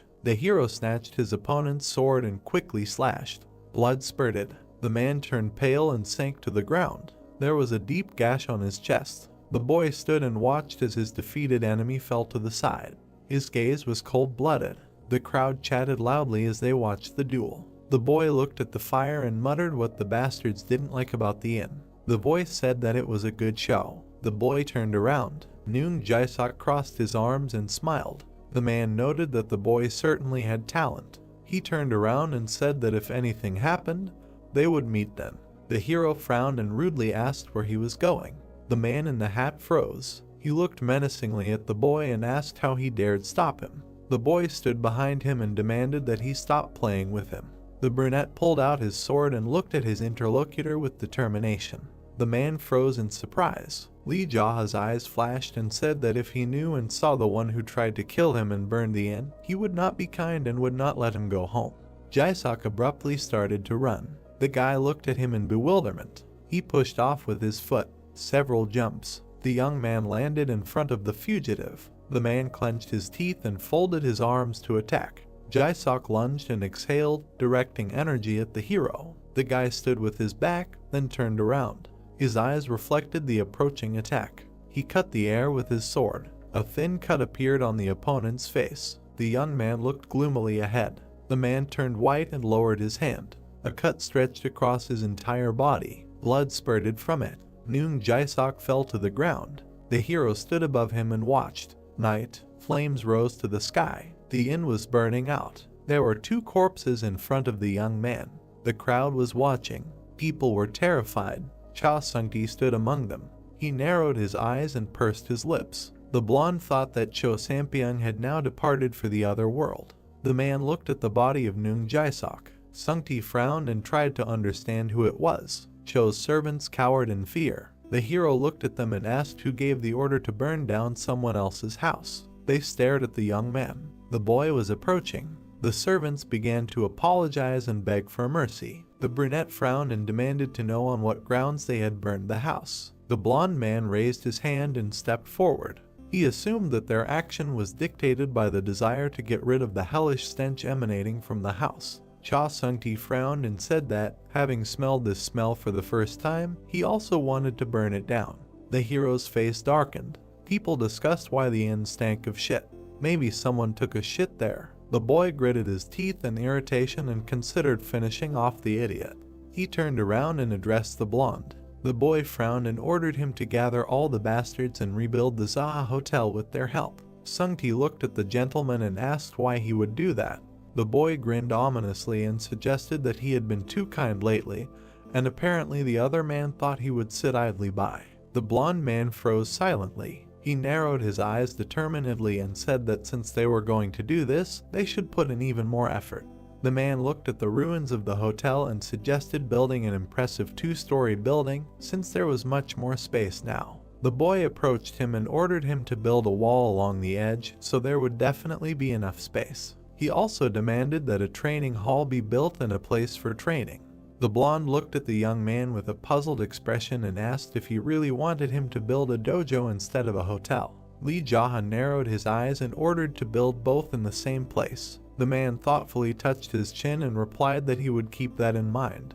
He frowned and said that they would call it the Zaha Hotel Dojo. They looked at the ashes. The hero asked to look for talented people during the construction. The interlocutor asked if he intended to found the sect he had spoken of earlier. The guy answered in the affirmative. The man turned to the young man and warned that the Black Cat Union would not stand aside. Lee Jaha grinned and replied that if they tried, he would take care of them. The hero added that the sect was just a formality. As usual, they would continue to do their business. The blonde looked at the new master and asked what he would call their sect. The boy crossed his arms behind his back and looked ahead confidently. He would call it the Full Moon Sect. The brunette looked away and thought that this was the first sect he had founded in the past, and so it would be created here. Sung-ti touched his chin and repeated the name. The man looked at the boy and asked if he should now call him the owner of the moon. The hero looked at him and replied that he could call him whatever he wanted. The blonde stared at his interlocutor silently. They looked at each other. The brothel manager said that he had been watching the boy for the past couple of days and realized that he was no longer the Jaha he knew. He wanted to ask one question. The hero looked at him. The blonde narrowed his eyes. The man asked why he had left him alive. The guy smiled and replied that he had kept him alive to mock him. The interlocutor shuddered and turned pale. He turned away and said that perhaps it was better than death. The hero confirmed. The brothel building. The guy was sitting on the bed and meditating. Kai energy was swirling around him. He closed his eyes. He needed to perfect his Kai techniques. It was important to protect others from his past life experience. The ball in his hands emitted fiery power. The blonde bent over the parchment and wrote hieroglyphs. The sun rose. Construction work was in full swing at the site of the fire under the command of Sung-ti. Evening was approaching. The hero opened his eyes. He was still sitting in the lotus position. The brunette looked ahead and asked who had come. The blonde approached him and said that people from the Black Rabbit Union had come. The Cho brothers always greeted them as honored guests. The young man asked how many there were. He was told that there were 2. Sung-ti frowned and asked how he should treat them now, since they had been greeted warmly before. The guy stood up and said that he would greet the guests. The manager narrowed his eyes and asked if he was going to fight. The hero passed him and said that they would most likely turn a blind eye to the murder of the Cho brothers and demand that he pay them a fee. In addition, they would offer to join the alliance and tell about themselves. The blonde ran up to the guy and asked what he would do if it turned out that they had not come for a greeting, since it would be extremely difficult to compete with the union now. Jaha walked confidently forward, while his subordinate ran after him. The young man said that it was difficult, perhaps for the blonde, but not for him. Sungti frowned and asked if they really had to accept death. They approached the door. The hero turned around and said that they would try to kill him first, but he would not die. The interlocutor looked at him in shock. The heroes entered the reception area. 2 men were sitting there. Cha Sungti bowed and wished them a pleasant time. The doors closed. Jaha sat down opposite the guests. The man with the beard introduced himself as Jianpeng from the Golden Peak branch. The second guest called himself Hango Wook. The guy looked at them indifferently. They were mentally outraged by his behavior. Jianpeng frowned and asked if it was true that the young man had killed the Cho brothers. The brunette looked at them calmly and answered in the affirmative. The men turned pale. The hero frowned and asked why they needed this information and if they were somehow connected to them, although their last names were different. The guests exchanged glances. The young man read their thoughts on their faces. They were unhappy with who he imagined himself to be just because he had defeated the brothers. The men looked at him and narrowed their eyes, trying to understand if he was so confident in his skills. Jaha confidently sprawled in his chair and asked why they had fallen silent. The interlocutors tensed up. The guy exhaled and thought that they were perhaps so calm because they had come to collect money. Jianpeng thoughtfully touched his beard. The hero was sitting on the other side of the table. The man said that Cho had promised them to found a sect in this province, but the young man had killed him. The guy did not show any excitement. The guest looked at him darkly and continued that if they reported this to the Black Rabbit Union, everything would be complicated since he had disrupted their work. The brunette smiled. He made a gesture with his hand and asked if they wanted him to pay them bribes like the Cho brothers did. The men smiled and replied that the interlocutor was not so bad. The guy smiled and suggested a drink first. He called Mrs. Sun. The woman entered and bowed. Everyone turned to look at her. The hero asked why they had not yet received this lousy Duquen swill and some snacks. The worker frowned, trying to understand what he meant. She bowed again and replied that she would do everything. The guests again looked at the new owner. Go Wook narrowed his eyes and said that alcohol was good, but he hoped that they could agree on the terms before leaving.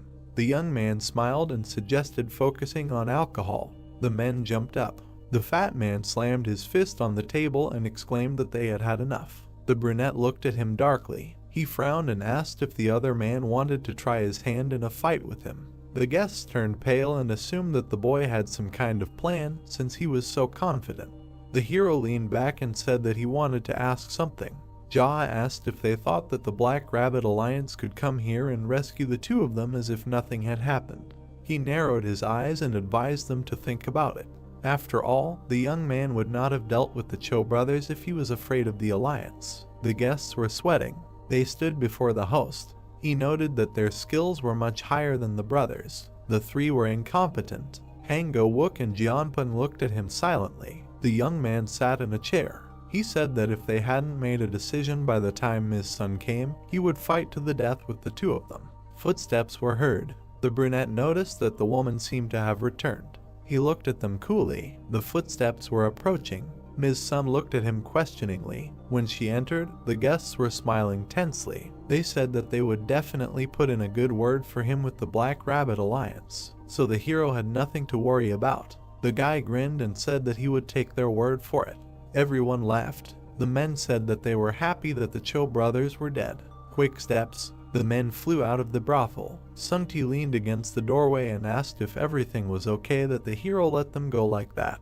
The guy looked nearby and watched them go. He said that if he killed those 2 now, he would have to deal with the entire Black Rabbit Alliance. In the end, no matter who was in charge here, they would simply continue to obey whoever was in charge. The hero narrowed his eyes. He thought that the person to keep an eye on in this area was the 12th Master, the Great Slatterer. There was no need to attract his attention now. The young man turned to his subordinate and said that he would be busy training for a while, so management and all other responsibilities would remain entirely his. He could temporarily take the position of General of the Full Moon. The blonde looked at his master, puzzled, and asked again. The brunette turned and headed for the exit. He warned that if he quickly squandered all the money, he would immediately be fired from this position. Sungti narrowed his eyes and clarified whether he would simply be fired. The man looked after the hero. He replied that fired meant dead. The manager sweated and was indignant that they had not agreed on that. The brunette looked up and declared that this was his place and therefore his laws. He stopped abruptly. Jaha turned around and congratulated his subordinate on receiving the position of general because he was the first one to be honored with such an honor. The man grimaced in irritation. The hero walked on contentedly. The blonde sighed and muttered how hard his life was. The guy entered the diner. Kam Chuliang was sitting at the table. The blacksmith raised his head and asked if the young man had coped. He sat down opposite and nodded. The owner smiled and asked if the guest would like a signature dish. The brunette turned and ordered one. The interlocutors looked at each other. Chuliang admired that the hero was able to defeat two Cho brothers from the Black Rabbit Alliance, and then Noong Jae-sok with Sampyeong. The guy looked at him calmly. The man wondered if the Black Rabbit should not be chasing him after that.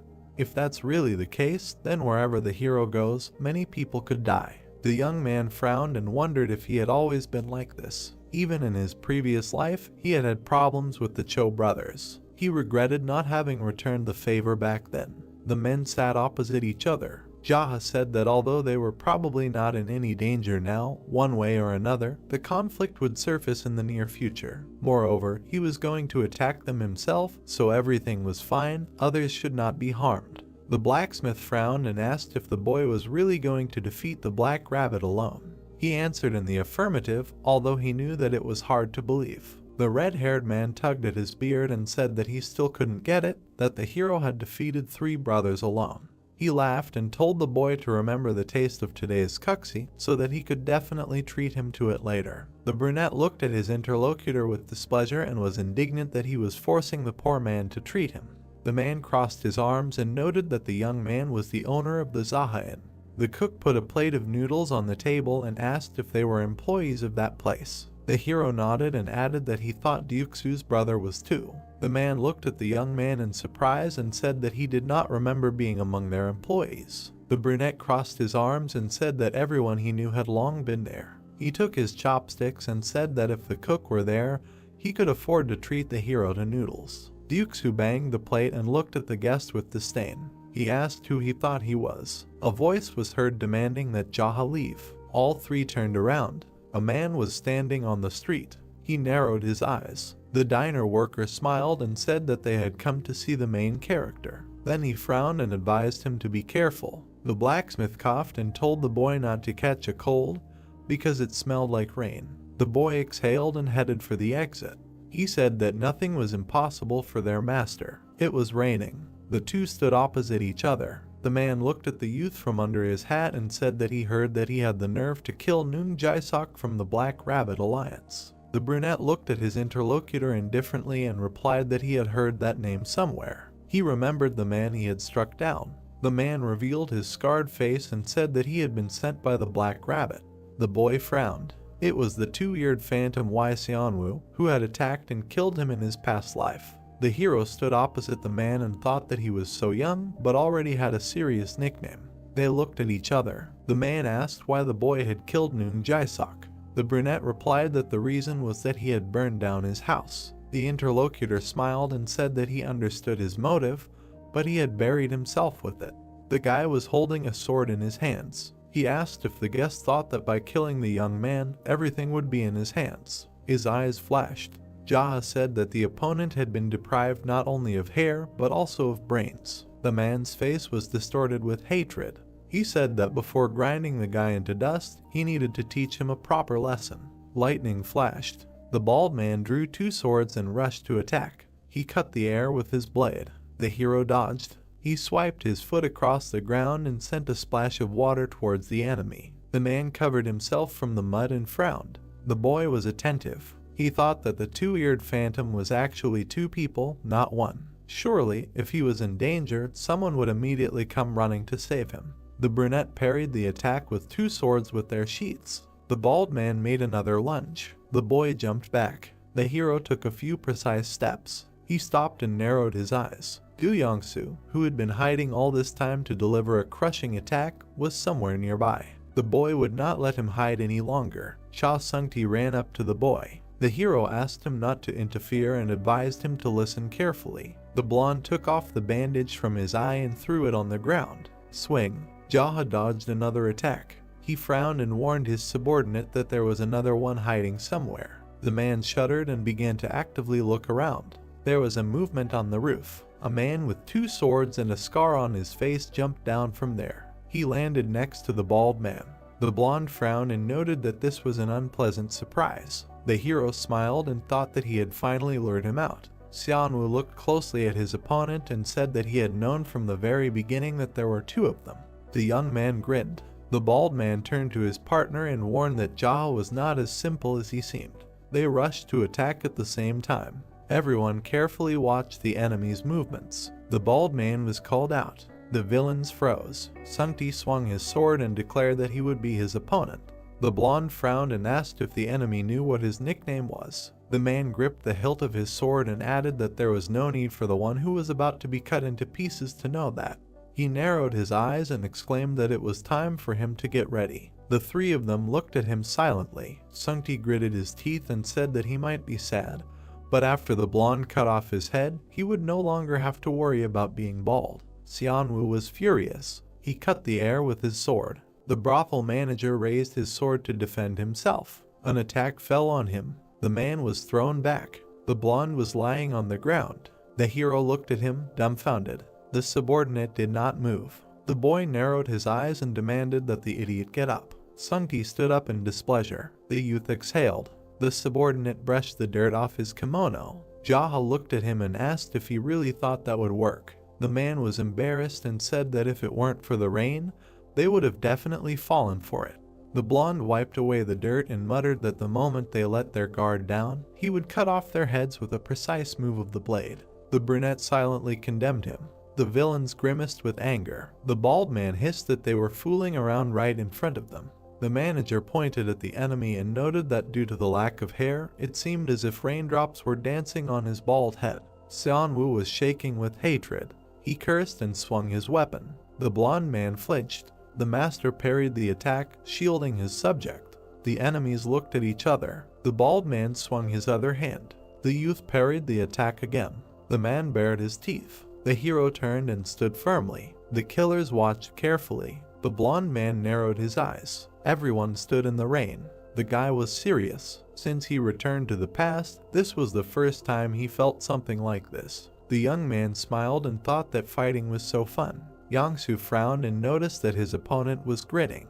The hero touched the hilt and drew his sword. It was radiating energy. Jaha swung the blade. His eyes flashed. The sword was glowing. Everyone looked on in shock. The ward frowned and noticed a scarlet light enveloping the blade. The enemies stared at the energy of the sword. The hero stood in front of them. The bald man turned to his partner and nodded. They rushed to attack. The men circled around the young man. The guy stood in the middle and did not react. The assassins swung and attacked at the same time. The young man's eyes flashed. Cuts appeared on the enemies. Blood spurted. The hero stood with a bloody sword. 2 bodies fell nearby. The blonde looked on in shock. The silhouette of the guy was visible from the diner. The rain washed away the blood stains. Jaha stood there. The manager bowed and thanked the gentleman for his hard work. The boy looked at him and asked him to act as usual. Sung-ti thoughtfully touched his chin and wondered who they were. The hero looked down and replied that they were members of the Black Lily. The blonde looked at him in surprise. He frowned and muttered that the Black Lily was more powerful than the Black Rabbit Alliance. This was getting serious. The brunette headed off to take a shower. The ward asked to leave the cleaning of this place to him.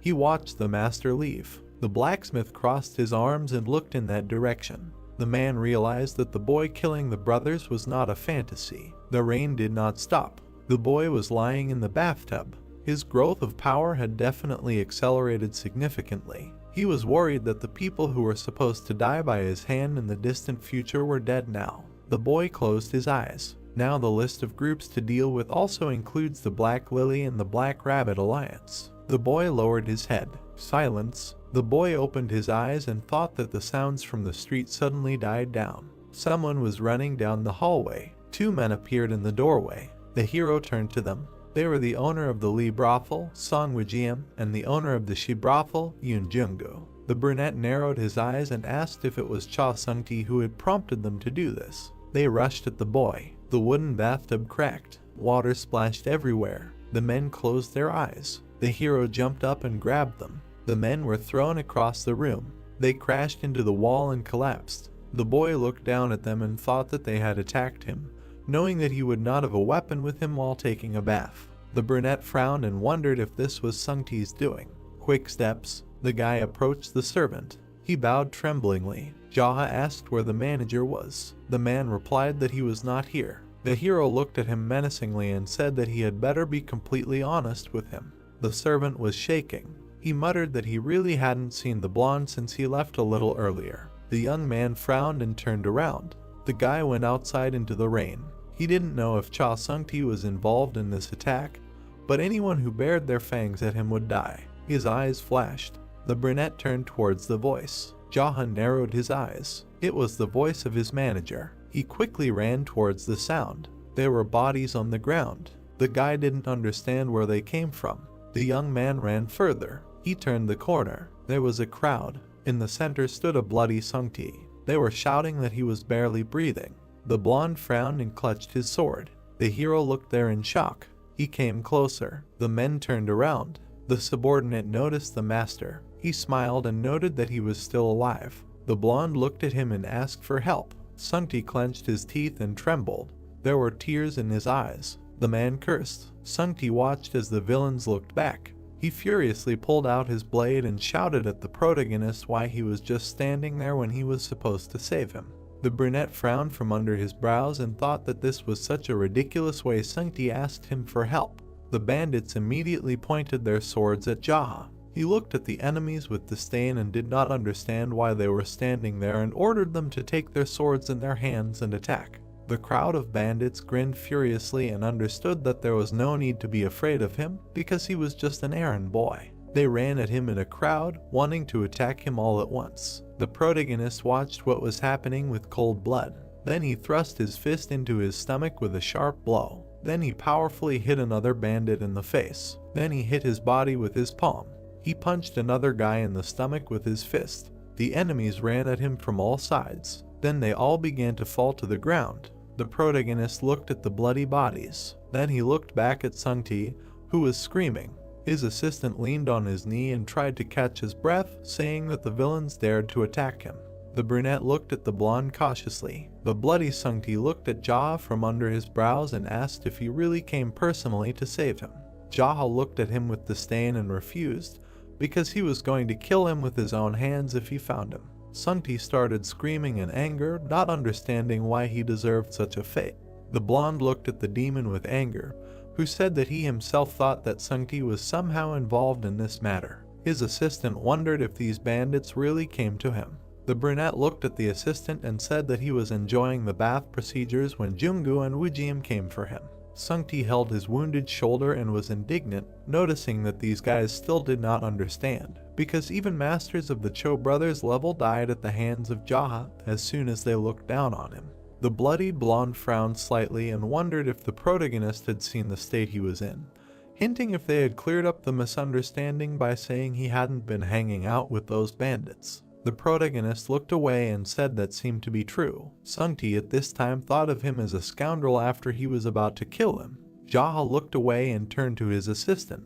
The blonde man looked at him intently. At this time, the main character stood behind the wall and looked away, noting that he was not even from the Black Rabbit Union and wondered how many more people he needed to kill. The brunette looked away with narrowed eyes and thought that they thought of him as an easy target, just an errand boy from the Zahayan.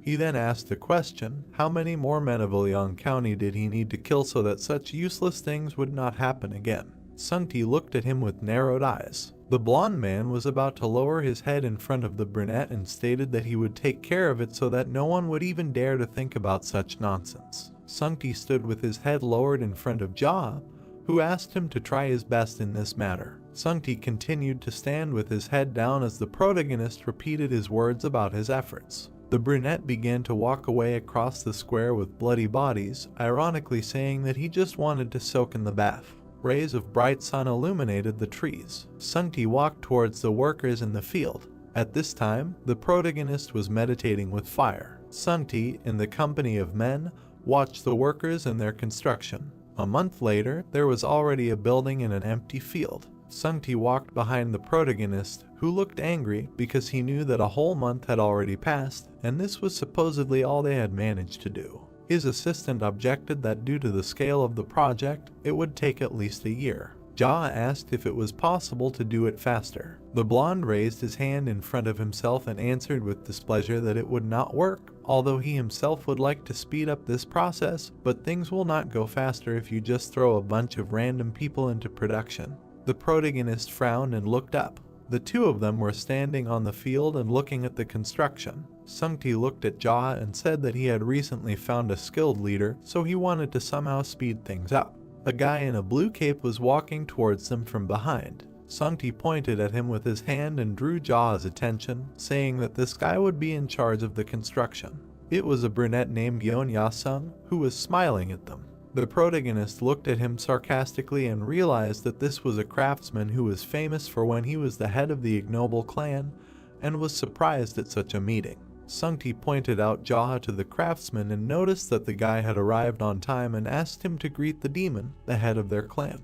Ya-sung introduced himself with a wide smile and said that he took on this job on the recommendation of GM Cholyang's uncle. Jaha looked at him sarcastically and said that he was glad to meet him. Ya-sung stood there with a puzzled look and said that according to this uncle, if he did a good job, they would be ready to give him the position of the head of the clan of builders, and as the uncle said, there would be no need to pay any contribution to the clan. The craftsman stood in front of the head of the clan and asked if this was true, to which he received an affirmative answer. Ya-sung began to smile widely and said that this would be enough for him, and he would be happy to work with Jaha and make something truly amazing out of the Zaha Hotel. Ya-sung extended his hand in front of the head of the clan and said that before that he wanted to ask him for something. Ya-sung pointed to the side and said that they were planning to build temporary barracks there for living and eating. The protagonist looked at the smiling Ya-sung with a cold face, who assured them that it would be great if the leader treated them to delicious food sometimes. The protagonist closed his eyes and turned to Sungti. The blonde man looked at him intently. The protagonist looked to the side with a smile and told Sungti to send people from me, Lee and she here every night to cook delicious food and treat the local workers to it. The blonde man smiled wickedly in response and said that it would be done. The craftsman was about to bow his head to the clan leader when the latter said that if he liked the building, he would make him the leader of the clan of builders. The protagonist walked away from the guys. He walked along an empty street and noticed the big guy. He started walking towards Cholyang, who asked if he had met the craftsman. The bearded man crossed his arms and said that this craftsman was very talented, since he was so diligent that he could go out day and night to find work. The protagonist exclaimed slightly at this news. The clan leader looked at Cholyang and realized that he could not even imagine that he was somehow related to this GM, and was surprised that Ya-sung belonged to this clan since it was very profitable. Cholyang put his hands on his hips and smiled that he wanted to give a gift to Jaha as a souvenir. He extended his hand in front of the puzzled Jaha and added that if he had the weapon he wanted, then let him tell him. The protagonist looked tiredly through his bangs and asked if Cholyang had ever made anything that could be called a famous sword or a precious sword. Cholyang crossed his arms and answered with a dissatisfied refusal. He looked at the protagonist and said that he would not be able to get money from them, and if rumors spread, then such treasures would definitely come to steal and it would be good if they did not kill him. The bearded man looked away and said that even if he was lucky enough to sell it, others would start threatening him to make them the same. The protagonist looked closely at the smiling blacksmith and assured him that he knew how to persuade, to which the bearded man replied that it was true. The protagonist touched his chin and was slightly puzzled. He stretched out his hand and imagined various blades that in this case let the weapon not be sharp, and the weight was also not important, but it would be enough that it would not break or bend, so he wanted an indestructible weapon. The blacksmith touched his beard and began to talk about how if he focused only on strength, be it a cane, a club, or a spear, then there would be a variety of shapes. The blacksmith frowned intently and asked if it mattered what shape the weapon would be. The brunette looked through his bangs and answered in the affirmative. Chuliang put his hands on his hips and smiled, wanting to take into account that he would one day give this weapon to him and Jaha was going to wait for him. Then the clan leader began to walk further. He walked along the street where people were walking. Suddenly, along the way, he met two people. Two warriors were staring at him. The main character stared intently at what was happening and tried to understand what was happening.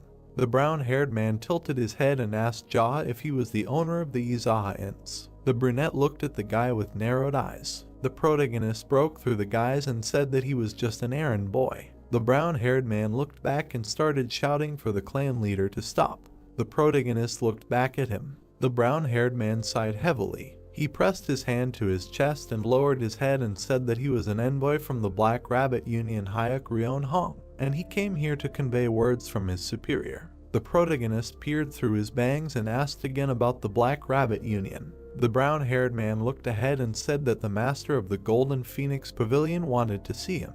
Ryon Hong grinned maliciously and said that he sent an invitation, not assassins, and therefore he had better not refuse. Jaha stood proudly in front of Ryon Hong, who replied that if he returned empty-handed, he would not do without assassins. The brunette peered through his bangs and understood about Mr. Yizaha. Ryon Hong stood opposite the clan head. Jaha slightly bowed his head and wondered if he was obliged to come if this master of the Golden Phoenix Pavilion called him. Ryon Hong grinned maliciously and said that if he did not accept the invitation, he could just run away. The brown-haired man stretched out his hand and said that then he would save his life and there would be no killing of innocent people in the Ilian district, and it would be good for everyone. Jaha touched his chin and thought, if Ryon Hong was saying that if he wanted to continue being the head of the district, then he should bow his head to the Black Rabbit Union. The brunette looked forward and asked if even if he did not do this, he would have to leave Ilian. The brown-haired man looked at him maliciously and answered in agreement. The main character looked forward with a smile and said that running away would not be manly, so he would meet him. Ryon Hong stood opposite and asked whether he should give him time until the evening or follow them right now. The protagonist stretched out his hands, sarcastically stating that he was going to meet a wealthy man from the Black Rabbit Union after all and could not come empty-handed, especially in such simple clothes. Jaha stood in front of Ryon Hong and said that if he told him where to go, he would get there himself. The brown-haired man smiled mockingly and said that it was a mountain hut in the hunting grounds of Mount Dinghu. The brunette touched his chin and realized that it was quite close. Jaha began to walk away from them. Ryon Hong with a malicious grin said that if Jaha wanted to run away, he had better run as fast as he could as far as he could. The protagonist walked without looking back and repeated his words that he would definitely not run away. Clouds floated over the Chinese province. Sungti looked anxiously at Jaha, who was adjusting his sleeve, realizing that he would have a meeting with the master of the Golden Phoenix Pavilion. The blonde screamed furiously that it was the money-obsessed killer who called him. Jaha looked at the assistant and said that it was not he who called him, but he himself decided to go. Sungti frowned through his bangs and said that in any case, he would immediately gather everyone and wanted to start a war. The protagonist sighed with displeasure and did not understand what kind of war was being discussed, as if Sungti was going to send all the young Ilian guys to their deaths, although he could handle it himself. His assistant began to shout angrily that Jaha had gone crazy, because if he went alone, he would definitely die. The assistant continued to shout angrily, looking at the head of the clan and asked if he thought that this phoenix would just leave him like some errand boy had angered him, and now he had definitely come to an end. The blonde looked ahead angrily and asked to at least take him with him. Jaha looked at him with bewilderment and did not understand if he was serious about this. The blonde looked at him intently. He immediately lowered his head and sincerely answered that this was not exactly what he wanted. The main character frowned at him and said that his mouth behaved as usual and said that he would return soon and wished him to work on his manners for now. The blonde followed his leader and called out to him. Jaha looked back. The guy was holding out a red cape. He held it in his hands and asked Jaha to put it on. Sungti held the cloak and looked at Jaha, who did not understand what had happened to his assistant because it was the clothing he treasured so much. The assistant replied that it was. The clan leader looked closely at the assistant and said that it could have been torn because he was not going to have fun. Sungti grinned maliciously and said that he could have torn it to shreds. The brunette mockingly closed his eyes. The red cloak fluttered in the wind. Jaha put it on and went ahead, saying that he would return soon. Sungti bowed before Jaha and said that he would definitely improve. The assistant bowed before the leader, who was leaving. It was a mountainous area. 2 guards stood in front of the door. Ryeonhong crossed his arms and realized that he was only waiting here because of his master's order, but he thought that this errand boy must have run away. Suddenly, he became wary when he heard a sound. He saw Jaha walking along the path. He was slightly stunned and realized that the guy had not run away and thought that he had decided to bow his head and be subordinate to the Black Rabbit Union after all. The brown-haired man made a dissatisfied face and thought that the errand boy was too greedy. The protagonist stepped onto the ground. Then he looked at the 2 guys and said that he had come. Ryeonhong frowned deeply and realized that this guy had become overconfident because he had killed those 3 brothers and wanted to test how long his confidence would last. Ryeonhong pointed his hand forward and greeted the guest, saying that the master had been waiting for him. The door opened. The protagonist followed the brown-haired man. A healthy man was sitting in front of a fire. The protagonist was looking at him intently. It was the healthy master of the Golden Phoenix Pavilion, Ban Sa-woong. The brown-haired man bowed his head to the master and said that he would come to the owner of the inns. Sa-woong frowned maliciously and said that he should not be made fun of by this statement. Then the big man looked intently to the side. He saw the protagonist. Then he became slightly embittered and said that he was interested in what the guy looked like who grabbed 3 brothels for himself, but even more so he looked even younger and more ignorant than he expected. Jaha approached Sa-woong, who was sitting by the fire. The pavilion master said that since the guy did not run away and came to him, then he came to say that Jaha would like Sa-woong to take care of him. The big man frowned sullenly and assured that the guy did not know his place and was too greedy. The protagonist stood with an indifferent look. Then Jaha walked forward. Sa-woong noticed Jaha sitting down. The big guy immediately started yelling furiously about who allowed the insolent guy to sit down. The protagonist crossed his legs and asked if he needed permission to sit down. Sa-woong frowned angrily, wanting to hear such a statement again. Ryeonhong looked at Jaha sitting opposite the master. He frowned in sweat and thought that this errand boy had completely lost his mind, and even if he bowed his head and crawled, it would not be enough because he did not dare to behave like that in front of the master. The Phoenix master grinned maliciously and realized that the guy had completely lost his mind. The protagonist answered smilingly that it was true. Then Sa-woong began to laugh loudly. He extended his index finger and noted that Jaha was funny and asked him how old he was. The brunette became slightly embittered and did not understand why this information was needed, because he understood that he had called him not only to find out his age. The Phoenix master frowned sullenly. The head of the clan assured that if this was all the master wanted to say, then now it was his turn. The protagonist sat opposite the big guy and told him to choose. Jaha looked at him frowningly and asked him to choose whether he would die alone or first send his subordinates to be slaughtered. Sa-woong began to grin furiously, not understanding how this impudent little guy could tell him such a thing. Sa-woong immediately reached for his blade and said that he wanted to spare the guy, but now it would be difficult not to kill him. He was about to pull out his blade. Jaha watched this closely. He immediately reached out with his foot to hit the master. The big guy managed to cover himself with his sword. However, he received a crushing blow to himself. Jaha saw the Phoenix master flying to the ground. His gaze was full of rage. The protagonist stared at him. The big guy managed to land on his feet. He tried to catch his breath, holding the blade in his hands. Then he bared his teeth angrily, not understanding how this happened. Ryeonhong watched what was happening in bewilderment. The people saw the protagonist heading towards their master. The brunette in the cape looked ahead coldly and asked a question about the master wanting to spare him and did not understand what to do. Jaha stared ahead and assured that he was not the one who needed his mercy. Sa-woong frowned in horror. Ryeonhong looked at all this with a downcast look. Jaha stood in front of the Phoenix master. The big guy bared his teeth angrily and pulled out his blade, not understanding how this was possible. The Phoenix leader looked at his enemy and realized that he had definitely heard that he was an errand boy at the inn. Jaha smirked slightly and noticed that Sa-woong was ranting as if he could kill him at any moment and did not understand why he was standing there now. The big guy was clenching his blade furiously. Then, he bared his teeth bloodthirstily and wanted to attack first. He pulled out his blade and ran forward.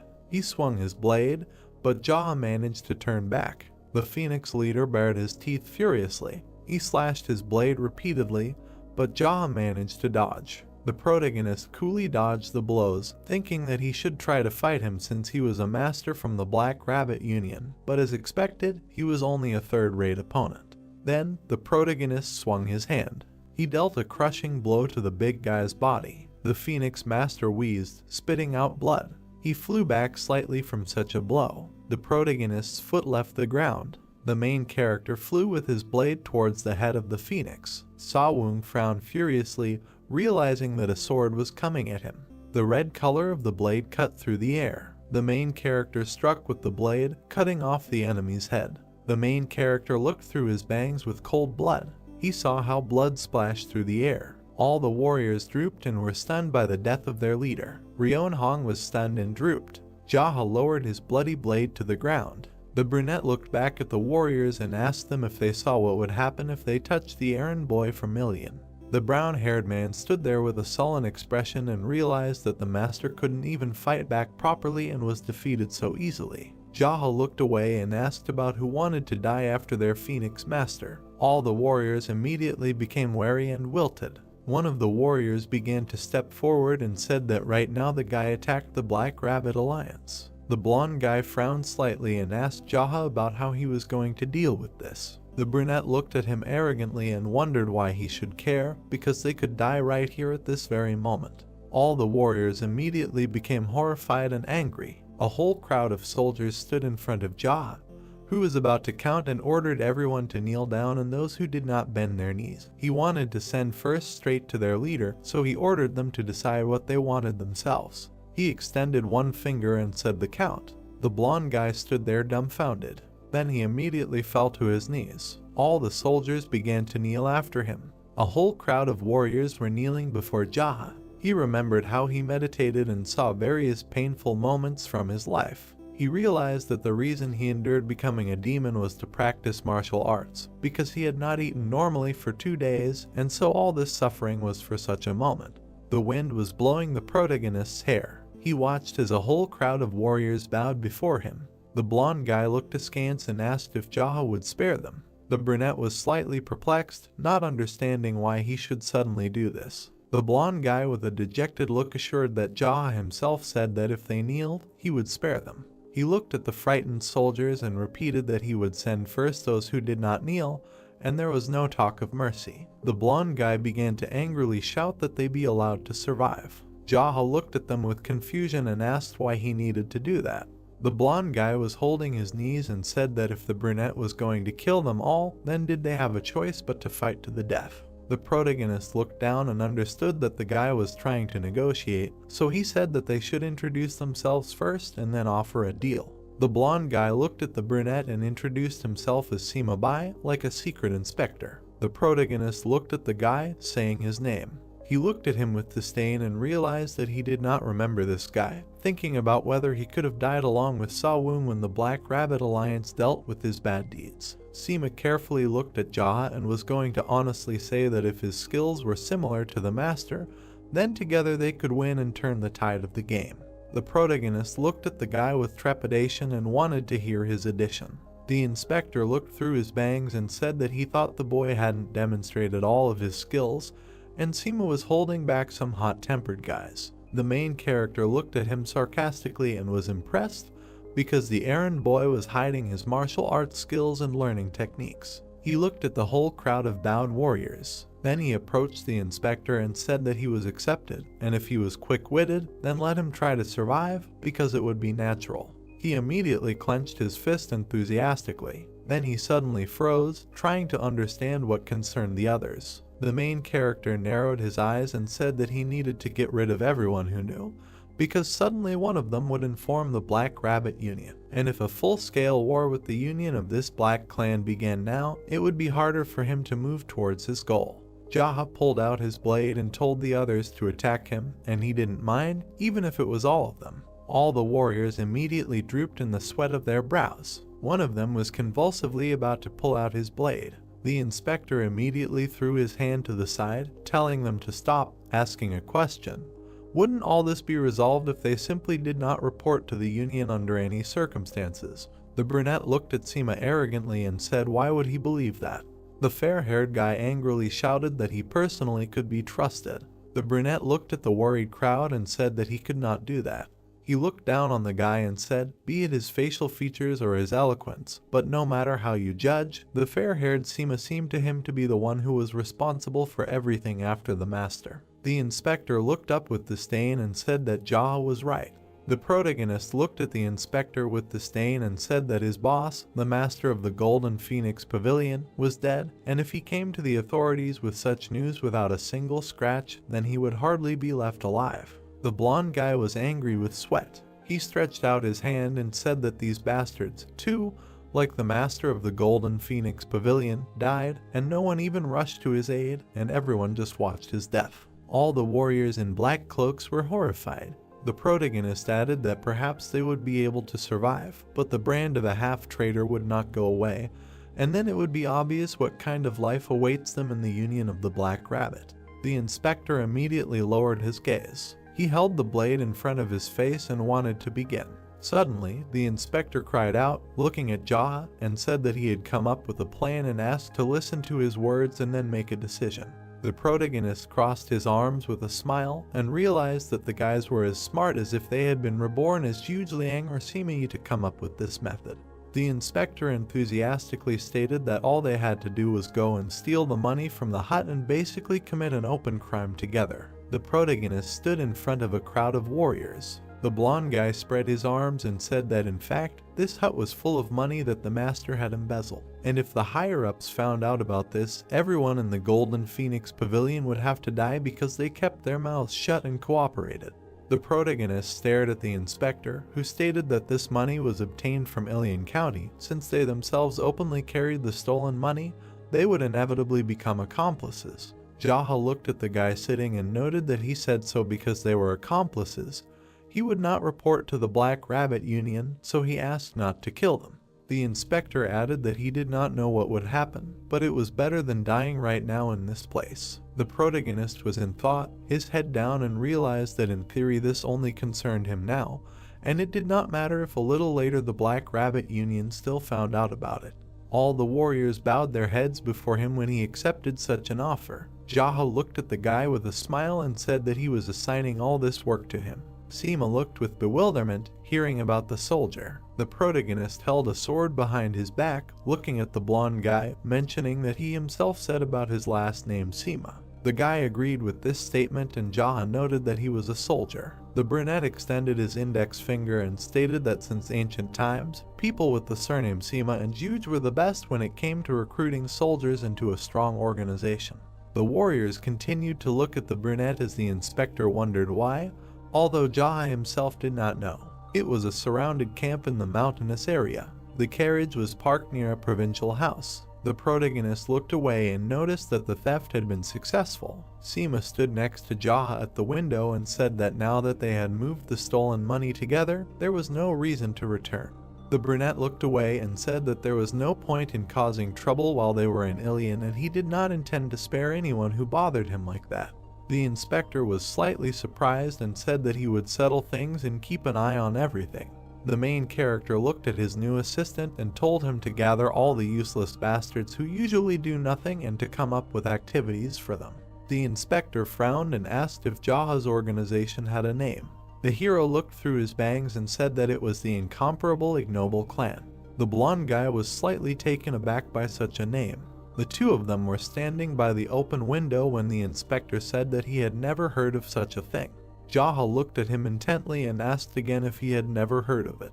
The guy, looking dumbfounded, quickly leaned over and apologized for not understanding such things. The brunette looked away and said that everything was fine because he had created it in a hurry some time ago. Jaha looked at the new assistant, who noted that it was in a hurry, and the head of the clan said that the point was to create something, and it did not matter what exactly it turned out to be. His assistant looked ahead and said that it bothered him that Jaha was so careless to call themselves a peerless clan when they didn't even know what people could talk about. Jaha looked at the sweaty boy and said that it was okay because being peerless meant having a miserable life. Sungti's cry was heard, trying to find out what was being dragged outside. Sungti burst into the room and asked where they got all this, as if they were learning to steal. The brunette looked at him and said that it was the money stolen by the master of the Golden Phoenix Pavilion, as well as the funds for building their guest house. Sungti was slightly angry at this news. Sungti looked at Jaha with an angry look and asked him if he had brought money from the Black Rabbit Union here and for what. The protagonist looked away and said that he wanted it that way because it was the will of the errand boy and the will of the clan leader along with the will of the thief. Sungti continued to frown from under his bangs. He immediately said angrily that he, of course, understood the wish of the errand boy as well as the clan leader, but wondered what they should do if this became the reason for the Black Rabbit Alliance to attack their district. Sungti started waving his arms wildly, noting that Jaha himself knew that the Black Rabbit Alliance were people who stole money, not people who could be stolen from, and they were the very same scoundrels who would capture and beat up thieves and then take everything away. The main character looked at the angry assistant coldly and said that he had been doing well with everyone, so everything should be fine. Sungti grabbed his head and sighed heavily, thinking that he would go crazy like that. The main character stared ahead and told Sungti not to worry, because if someone from the Black Rabbit Alliance came, they would just beat the clan leader's face. The blonde man stood there with a dejected look and ironically noted that it sounded great. The dejected assistant looked at his leader, who suggested that it was possible to torture and torment the leader of the union, or depending on the situation, it would be good in principle if the leader of the union became a subordinate. The assistant replied that torture and subordination also sounded great when he heard that in general it would be possible to kill them. Sungti began to laugh loudly when he heard about killing the villain, noting that his leader had such a great plan, and he was worried about it in vain. Jaha looked animatedly at the assistant and noted that he said that there was no need to worry. Sungti looked at the sky with an angry expression and ironically noted that it would be worth him to say something meaningful, then he would calm down. The protagonist looked at him indifferently. Then he slightly bared his teeth and said that, looking at Sungti, everyone would probably be worried too, and he expressed his understanding of the feelings. The assistant bowed his head to Jaha, who gave him the order to tell all the clan leaders to gather at the inn's wasteland. The blonde looked up at Jaha, trying to find out who exactly he was talking about, since he himself was still unaware of the situation. The protagonist introduced Yuxu of the merchant clan, then Chuliang of the blacksmith clan, and a smiling Yasung of the builder clan to be in front of him. Sungti smirked slightly and said that it would be done. The protagonist sat at the wasteland with the boys by the fire. Chuliang crossed his arms and mockingly asked what their clan leader wanted to say. The brunette looked at him. He narrowed his eyes slightly and said that he wanted to inform them about the principles of the ignoble clans. Yuxu slightly grimaced, hearing about the principles. All the boys looked at the protagonist, who said that from now on, everything that happened in this clan would be his fault, and if there was a problem, they should say that it was all the clan leader's doing. The four boys sat opposite him and were surprised. Jaha extended his hand and said that if anyone came and asked them where the clan leader was, they did not have to remain loyal and silent, but simply reported where he was, and if anyone interrogated them, they should say that only the clan leader knew about it. He raised his index finger and said that this was the first principle of action in their clan. The four boys listened to him attentively. The blacksmith crossed his arms and said that saying that the clan leader was to blame for everything could hardly be called a principle of action. Jaha leaned forward, looking up from under his brows, and said that if he were to explain further, he had no talent for making noodles, so he decided to focus on influence. Chuliang frowned sharply, asking if that was real. The boys sat across from the protagonist and began to discuss that Jaha finally admitted that he was bad at making noodles. The protagonist looked forward with a tired expression. He immediately lowered his head and wanted to change the topic, adding that anyway, Uncle Jiam, who ran the forge, or Hyam, who ran the inn, had no desire to become influential. Chuliang and Yuxu agreed, saying that they were lost among them. The brunette looked forward and assured that the two of them probably thought the same thing. Smiling, Yasung replied that it was true. Sungti extended his hand and said no. All the boys looked at the blonde with bewilderment. Jaha crossed his legs and said that most of their clan thought the same way, but he was different. The protagonist glared and said that he wanted to reduce the number of deaths of those who were unable to defend themselves by using the Ignoble clan. Chuliang looked forward along with a dejected Duxu. Sunti looked forward along with a smiling Yasem.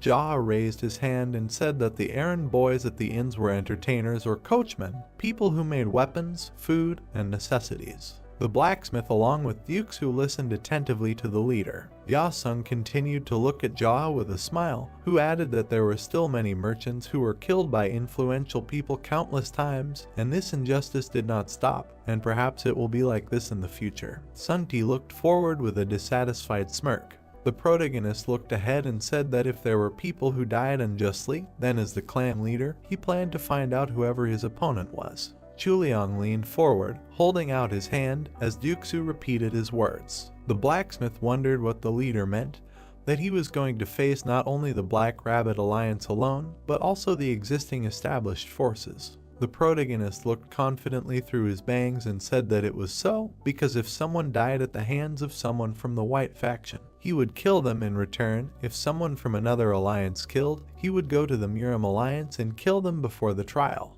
All the guys were sitting around the fire when the brunette said that he was the leader of the Ignoble clan. All the guys listened to Ja's statement in surprise. The protagonist recalled the various factions of the buildings when he was a mad demon and represented the various factions such as the Demon Cult, the Muram Alliance, the Black faction, and the White faction. Every time they clashed with each other, countless people would die as if a war had broken out. A pile of bloody corpses lay on the field. He recalled standing in the empty space and casting a shadow, as he had no sympathy for those crazy primates who mastered martial arts only to die fighting each other. However, he could not accept the fact that the errand boy who carried alcohol and snacks without thinking about anything was beaten to death for no reason.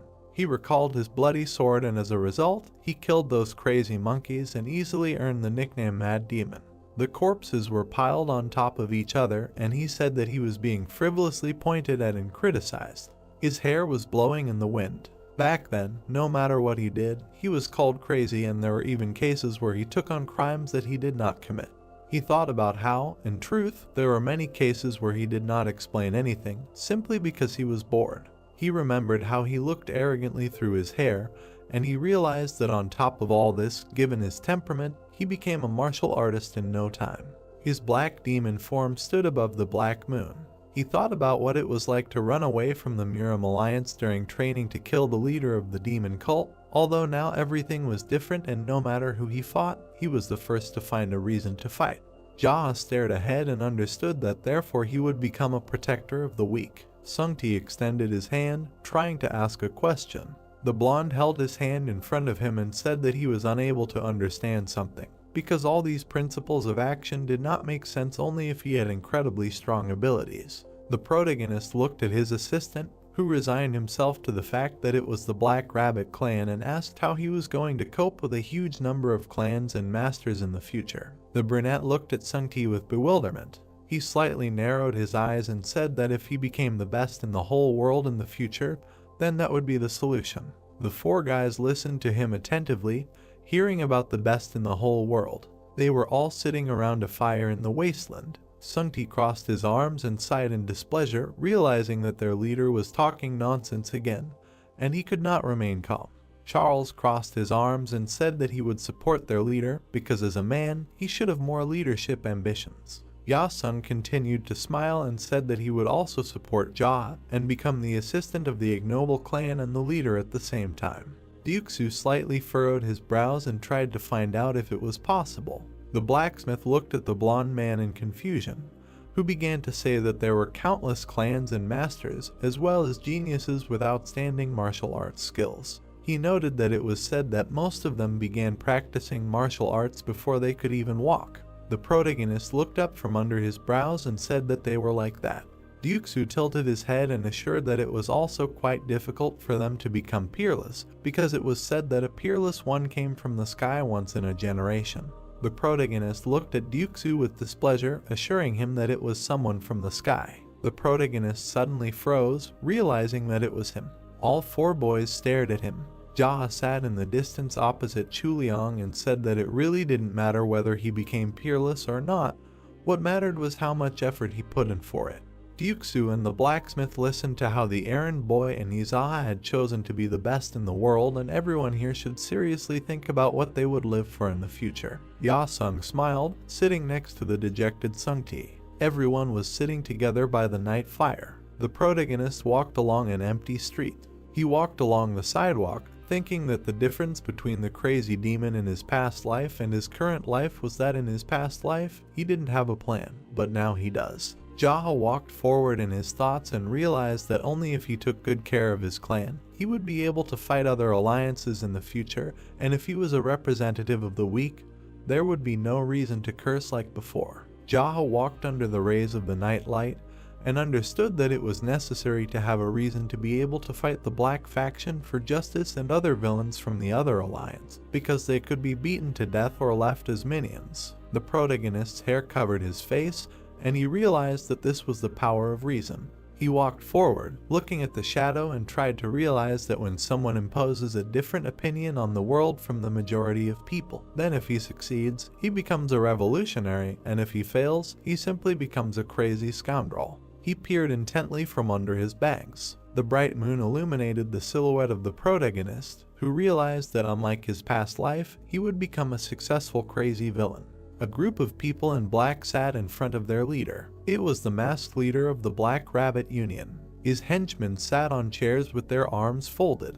The clan leader looked ahead through the mask and asked again that the master of the Golden Phoenix Pavilion had embezzled the money for himself and leaned back from the hands of the errand boy. The assistant bowed his head and explained that evidence of theft was found in his house as well as his body, and he examined it. It looked like Sa Wung died with little resistance. He also added that his subordinates were captured by Jaha from Ilian Prefecture. The clan leader looked through the mask and wondered why the master of the Golden Phoenix Pavilion could not resist and died, and tried to find out who Izaha was. His warrior bowed his head and said that it was that same errand boy. The clan leader asked through his mask if the leader of the Black Rabbit Union was beaten to death by an errand boy. The clan leader looked at his henchmen and assistant, who agreed with this. He frowned slightly and realized that one of the 12 heavenly generals decided to play a cruel joke on them, and this could not be. The clan leader extended his hand and noted that it was possible that one of these heavenly generals or masters from other provinces sent this errand boy and was trying to find out where he was from. Her assistant sweatingly stated that this was not the case because the guy originally lived here. The brunette in the mask was slightly perplexed. His servant stood in front of the leader and wanted to leave this matter to him and accept this assignment because he would definitely figure everything out. The masked clan leader listened to his servant finish off the guy and return all the money that the deceased Golden Phoenix master had stolen. The clan leader glanced to the side. He was looking at the brunette with long hair. He then addressed him as Master So, who stood up. The master stood far away from the leader, who remarked that he had heard that he had been training extremely hard recently. The guy replied that he had been training just like before. The masked brunette put his head on his hand and said that he knew that his skills were better than the Golden Phoenix Pavilion master and asked him how long it would take him to defeat the guy. The brunette held onto his sword, being the Golden Dragon Pavilion master So Gunpyeong. Dunpyeong stood there with a puzzled expression and understood that although they were in the same position, his strength was not that great and he would be able to defeat him in the time it took to drink a cup of tea, but there was no need to say it like it was. The swordsman bowed his head and stated that he was not sure about it since he had never fought the master of the Golden Phoenix Pavilion before, but he would find a way to defeat him. The clan leader frowned slightly and said that in that case, he wanted to hand over the matter to him and test his skills at the same time. Gunpyeong was suddenly stunned, realizing that the clan leader wanted him to fight the enemy that killed Sa Wung so easily and simply, and was trying to find out his intentions. The brunette with the sword immediately bowed his head and accepted this order. The clan leader stared at the master and stated that there was no need to bring subordinates and make a fuss in order to eliminate this guy, so he ordered him to take care of it alone. Gunpyeong glared, realizing that they were simply trying to send him away alone. The masked leader looked arrogantly into the swordsman's eyes and told him that if he failed, he should kill himself right away. The boy realized that they were simply trying to send him to his death. The swordsman stood, bowing before the leader, and said that he would die anyway if he failed, so he would do everything. Gunpyeong bared his teeth angrily, realizing that they were simply trying to throw him away when he was no longer useful. The protagonist entered the house at this time. Ryuksu placed a bowl of noodles on the table. He held the bowl with a smile and stated that it had been a long time since he had last come here. Jaha sat at the table and looked at Ryuksu, saying that instead of rice soup, he wanted spicy noodles today. The protagonist sat at an empty table opposite Gunpyeong. He started eating the noodles with great appetite. The protagonist looked at the swordsman with confusion and did not understand who it was, because it was the first time he saw him in this area and he seemed strong to him. Then he saw his Japanese sword. The protagonist touched his chin and thought that the one who owned this sword was a 300-year-old man from the Black faction, and he received this nickname for his constantly continuing life, because in the future he will be a big figure in this Black faction, and did not understand why he suddenly ate noodles in a restaurant. Gunpyeong looked back at the smiling Ryuksu, who thought that he wanted to order something else. The swordsman looked from under his brows and said that he heard that a guy named Izaha lived in this area and he asked where he could have met him. Ryuksu mockingly smiled, asking about the guy. The swordsman looked at the cook, who said that he was not aware of it since he had not been seen at all lately. Gunpyeong asked what had happened. The blonde continued to smile mockingly and said that this guy often got into all sorts of troubles. Maybe he had already fled somewhere far away and wondered why he was looking for a meeting with him, suggesting to ask others about him.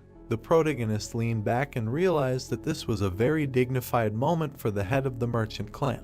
Gunpyeong frowned slightly, then lowered his gaze mockingly. Ryuksu looked at the swordsman, who said that he had heard that Ilian Prefecture was full of crazy people. From what he could see, it was truly a well-deserved glory when Ryuksu was about to approach him with sweat on his brow. The swordsman furiously frowned and shouted that Ryuksu dared to lie to his face when the guy was sitting in front of him. The protagonist looked at him coldly. Ryuksu furrowed his brows and frowned. The swordsman looked at the protagonist and asked him if he knew who was sitting in front of him. Jaha frowned slightly and said that he knew him as Gunpyeong from the Black Rabbit Union, and he also did not understand why he switched to informal speech with the clan leader. The brunette was slightly stunned, realizing that Jaha knew his name from somewhere. The swordsman tilted his head and asked Jaha who he was. The protagonist looked at him coldly and informed him that he himself had already said this and did not understand his repeated question. Gunpyeong frowned angrily and asked what he meant, who he was. The clan leader crossed his arms and smirked. He then touched his chin with a puzzled expression and began to speculate on who he was, although he had no answer to that, as he needed time to think about it for a while. He then looked at the guest and asked himself, who was he? Gunpyeong looked at him with a dark expression and called him crazy. He then began to eat the noodles with gusto. Ryuksu looked back at the protagonist, who wanted spicy noodles. The cook became tense and dumbfounded, realizing that this guy was still asking for food when they were about to be killed. The protagonist was very angry and slammed his fist on the table when he heard that the noodles were finished and did not understand why Ryuksu said this after taking his order. Gunpyeong drank the broth with a furious appetite and remarked that the area was funny. He then placed an empty plate on the table. He began to wipe his mouth and asked the owner to pay him. Ryuksu was smiling with all his might and did not understand what kind of payment he was talking about, since it was enough for him that his noodles were simply well eaten. The swordsman showed the coins sarcastically and said that if he ate, he had to pay for it and asked Ryuksu to come to him and take the coins. The cook was grinning with all his might and realized that this would be a bad decision. Gunpyeong frowned angrily. He then placed the coins on the table. The swordsman was about to get up from the table and turned to Jaha, saying that this room was cramped and suggested that he go outside. Gunpyeong also looked back at Ryuksu and spoke to him. The swordsman looked at him with disdain and said that the noodles were delicious and he would come again. Then Gunpyeong began to leave, taking the blade with him. The protagonist approached the cook and asked him to give him a kitchen knife since he did not bring a weapon with him. Ryuksu was completely stunned in the sweat of his brow. Jaha stood in front of the other swordsman. Gunpyeong looked at him from under his brows and asked what he was going to do with a kitchen knife in his hands. The protagonist was holding a kitchen knife in his hands and said that he simply did not bring his weapon. The swordsman frowned angrily at this. He saw how the protagonist timidly held the kitchen knife. The protagonist brought the knife to his face and noticed that it smelled like garlic, and if this juice seeped into the wound, it would be quite painful. The brunette looked at him through his bangs and told the guy to get ready because if he touched the errand boy, he would immediately get hit by a kitchen sword with the smell of garlic, and asked him to imagine how it would hurt when the garlic juice got into his wounds. Gunpyeong looked at him with disdain, calling him a scoundrel, realizing how the master of the Golden Phoenix Pavilion could lose to such a slob. The main character waved his knife and asked him why he came alone without subordinates, because attacking in a crowd was also one of the advantages of their clan. The swordsman replied that there was no need to create a noise to get rid of some errand boy, because it would be a shame. Jaha looked at him angrily and asked whether it would really be a shame for him to fight him. Gunpyeong frowned in response and said that they couldn't even have a normal conversation, and asked him if he really killed the master of the Phoenix Pavilion.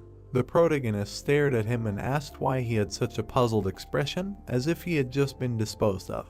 The swordsman became very angry at what he heard. He saw the protagonist stabbing him with a knife and knew that he was right, that he had just been disposed of. Gunpyeong frowned angrily and said that he was not going to listen to this nonsense anymore. He then reached for his blade. His sharp sword was emitting light. The swordsman extended the blade in front of him and asked why the errand boy in this area was so impudent.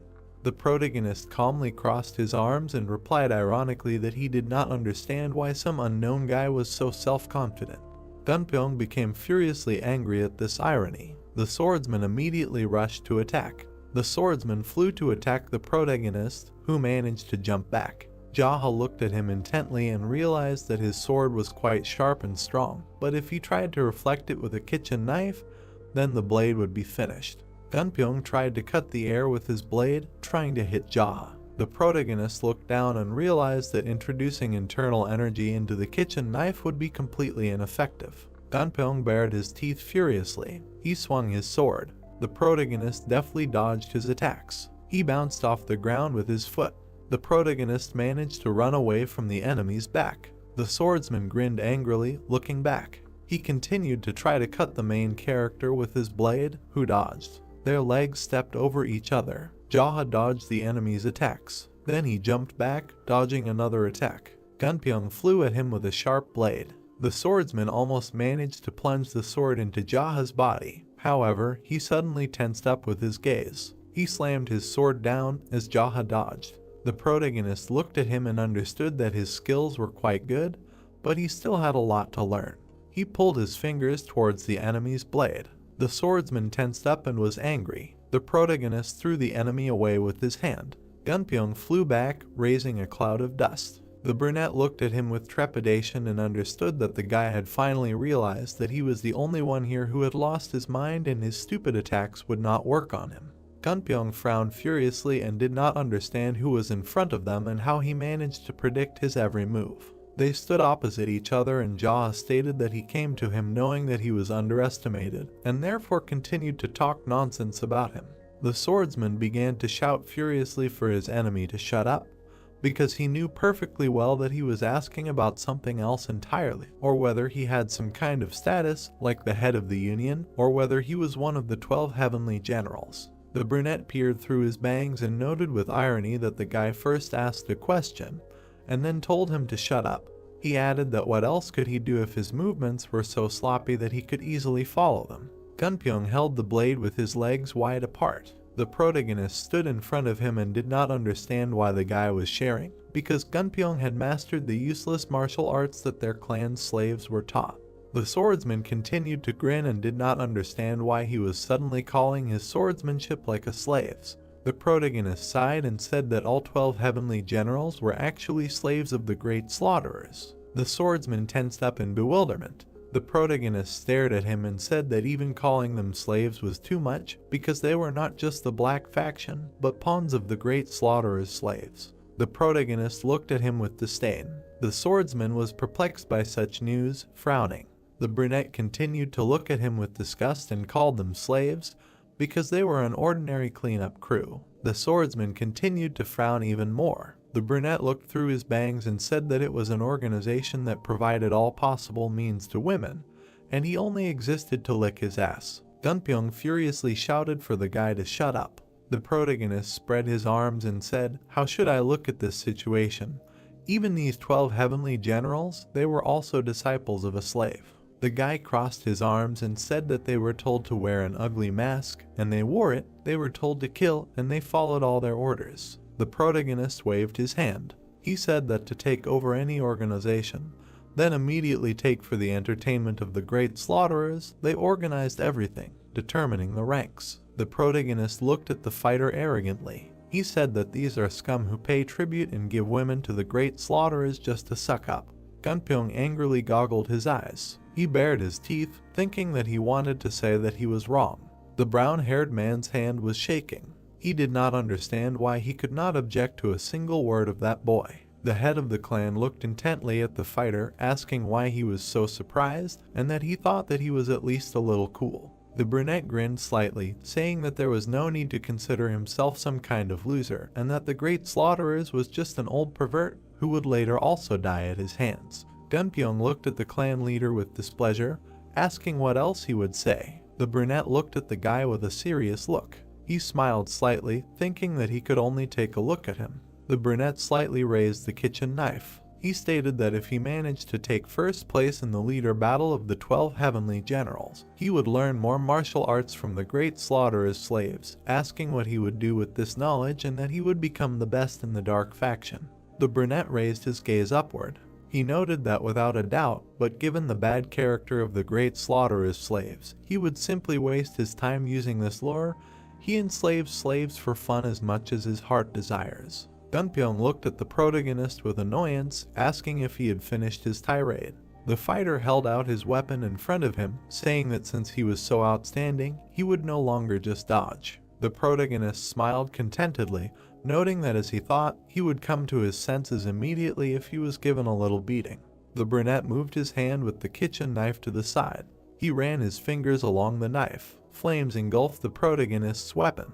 Gunpyong's eyes widened. The protagonist had made a fiery sword out of the kitchen knife. Gunpyong was slightly frightened, pressing his lips together. He thought that, as expected, he was a master that he could not defeat, but he would not retreat even if he died in this battle. The boys stood opposite each other. The clan leader said that he called it the taste of fire. The brunette held out a fire weapon in front of him, thinking that the official name was chlorinated incense. Gunpyong began to fill his weapon with energy. A blue aura surrounded the sword. The brown-haired man smiled slightly. The protagonist narrowed his gaze, smirking.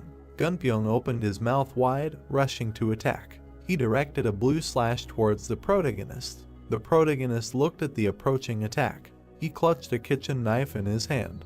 The clan leader sent a pillar of fire towards the brown-haired man. Gunpyong's eyes widened. The brown-haired man held out a weapon in front of him, blocking the blow. The blow sent him flying. He spun on the ground. The protagonist looked at the guy. Ryuksu watched what was happening in surprise. He smiled slightly, thinking that the clan leader was cool, and this was a real martial arts master's fighting technique. The brunette kicked Gunpyong in the body. Ryuksu watched as the protagonist kicked the guy. His face twisted in confusion. Ryuksu wondered what was wrong with him. Gunpyong was lying on the bed unconscious. The protagonist looked at Sungti, telling him to wake him up. Sungti said he would. He slapped the sleeping guy, telling him to get up. The white-haired guy slapped the sleeping Gunpyong in the face. He asked what he thought, that he could continue to sleep like at home and that he was not going to get up. The brown-haired guy put his hand in front of his face. He abruptly got up from the bed. Gunpyong looked ahead in confusion, wondering that he was still alive. The protagonist looked at the guy with a serious look. He said that since he came to his senses, he should answer the question, asking where the great Rakshasa was. The brown-haired man narrowed his eyes at Jaha. He asked how he knew, noting that even the leader of the union probably didn't know about it. The boys stared at the brown-haired man. Jaha asked what he knew about the leader of the Black Rabbit Union. Gunpyong said that he was most likely sitting in the room. The brunette narrowed his eyes. He noted that he was asking about what that bastard had been doing lately. A shabby Gunpyong looked at the protagonist, saying that the leader was training. The protagonist looked up thoughtfully, asking if this was a rank battle again. Gunpyong looked at the protagonist dumbfounded, asking how he knew about it. The boys looked at each other. The brunette asked what was so strange that he knew about it. Gunpyong said that it was exactly like that and only the masters of the Black Rabbit Union had this information. The brunette looked at the guy with a serious look. He said that their clan knows everything except what he doesn't know. Jaha thought that he only really knows it because he went back in time. Gunpyeong looked at the protagonist with a puzzled expression. Sungti looked at Gunpyeong with a displeased face, saying that there is nothing that their ignoble clan doesn't know. The white-haired boy looked at the clan leader. The leader said that this is not true and what they don't know, they don't know. Sungti asked what it is. The leader said that the most important thing is that they are able to quickly find out what they don't know. Sungti looked at the leader with understanding. Then he looked at Gunpyeong with annoyance. He said that there is nothing that the ignoble clan doesn't know and the strongest intelligence organization is their ignoble clan. Gunpyeong looked at the protagonist with an angry expression. He said that as he thought, he was an unusual person and it turns out that he was a combat puppet of an ignoble clan.